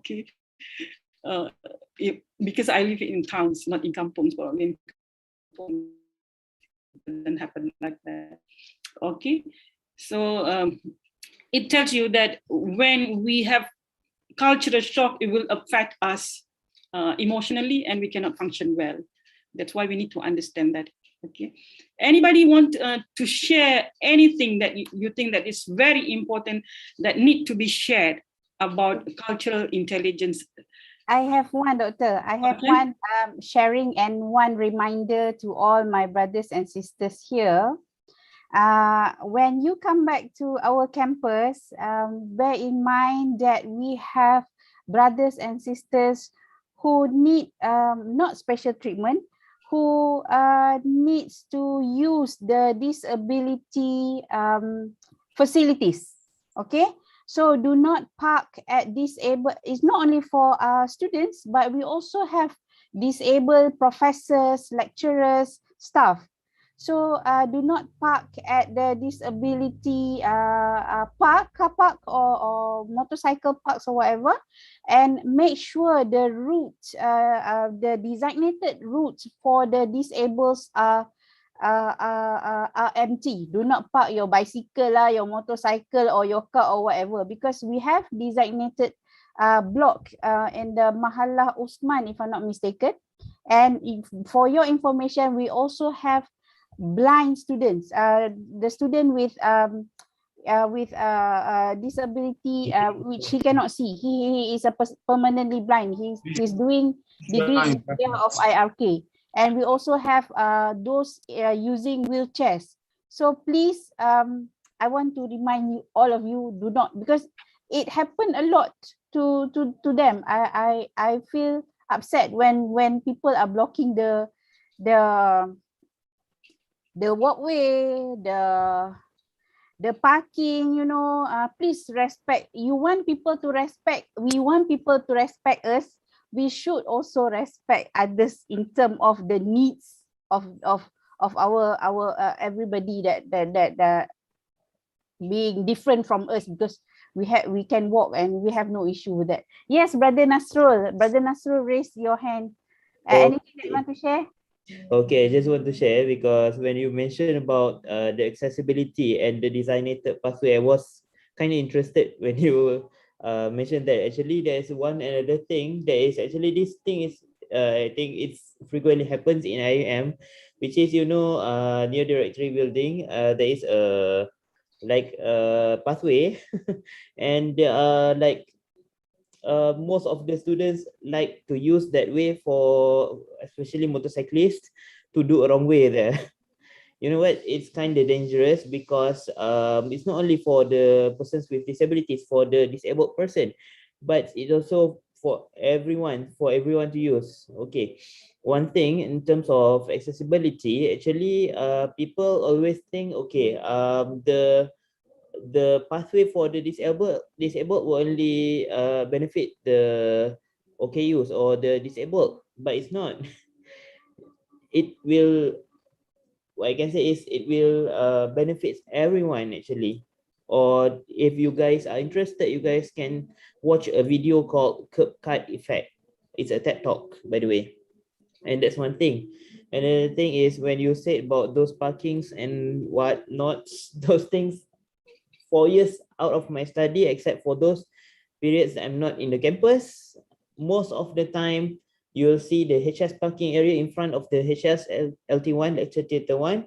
If anyone from in here is from IUM before or have been to IUM, especially to my kuliah, IKHS, and if you see the parking is always full, and sometimes people are irresponsibly park at the designated pathway. That's one thing. And I think there's another thing, another parking, which is always being, not really, the parking is not abused, but people always like put motorcycle put bicycle, you know, the place near the Salpet area. I think Ustaz Abdullah Bukhari always mention about that. And also, yeah,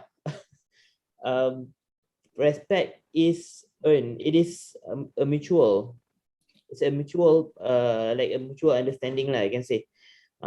If you want people to respect you, you have to respect others. And another thing is, I'm sorry if I'm taking too long. Okay, another thing is, actually we have to inculcate the culture of not only sympathy. The OKUs, they doesn't need sympathy, they need empathy. The persons with disabilities, the PWDs, they don't need sympathy. They don't want for you guys to be pity of them, no, but they want you guys to understand what they have been through. And if you guys thought what they have been through, you guys will know why they need such pathway for them. Okay, thank you. Thank you, Brother Nasrul. I think everybody come back to our main room now. Dr. Unggaran also. Dr. Wan. Okay, okay. Yeah. Okay. So I think we almost done with our program today, and I think that we understood the concept of cultural intelligence, of appreciating other cultures, because and then the importance of being in cultures and understanding of being within different cultures. We don't want to just learn from our own culture only, because we will never progress and prosper. We need to learn from other cultures. We need to be together, and we need to respect other people. But then we need also to know the boundaries between ethical behavior and also cultural intelligence, meaning that we don't use our culture to excuse our bad behavior, inshallah. If we have this understanding, inshallah, we will be able to progress, and will find our learning in IIUM meaningful. Okay, inshallah. I pray that all of you will succeed in whatever things that you are doing. If you can graduate in time, inshallah, and produce something good for the ummah. Thank you. Assalamualaikum warahmatullahi wabarakatuh. Thank you, Dr. Wan Mazwati, Wan Yusof. Thank you so much for a fruitful discussion. Actually, I personally never come across this cultural intelligence. I understand about giving understanding, mutual understanding between cultures because of my working experience, and so I understand about it, but I never thought of, oh, okay, we have this cultural intelligence, so we have to embrace this, and so that our IIUM community, in a nutshell, have a better understanding among each other, so that after graduating, when we go back to our countries, when we serve the nation, when we serve our community, we have more understanding and more empathy toward others. With that, I think we are come to an end for today's session. And for tomorrow's session, we are going to start at 9 o'clock. Technical team. Okay, we will start at 9:30, inshallah, tomorrow. And please be on time. Please come back tomorrow. Please do come, because we are going to have another session with another prominent professor in Islamization, Professor Dr. Osman Bakar. You will really enjoy his talk. And you will also having a special session with Prof. Ida tomorrow. Okay, so don't forget that. Please join the session tomorrow. Please come back at 9:30. We will start sharp at 9:30 with another MC will take over. With that, thank you so much, Dr. Wan Mazwati and Dr. Unggaran. Rashid, thank you so much for your presence today, for facilitating us with this afternoon session. And I'm so sorry if any hiccup or any mistake or any words that hurts you or offend you or whatever, my brothers and sisters. With that, I'm Shakira Hanim binti Abdul Rahman from Kuliah of Economics and Management Sciences. Thank you so much, and see you again tomorrow, inshallah. Assalamualaikum warahmatullahi wabarakatuh. Waalaikumsalam warahmatullahi wabarakatuh.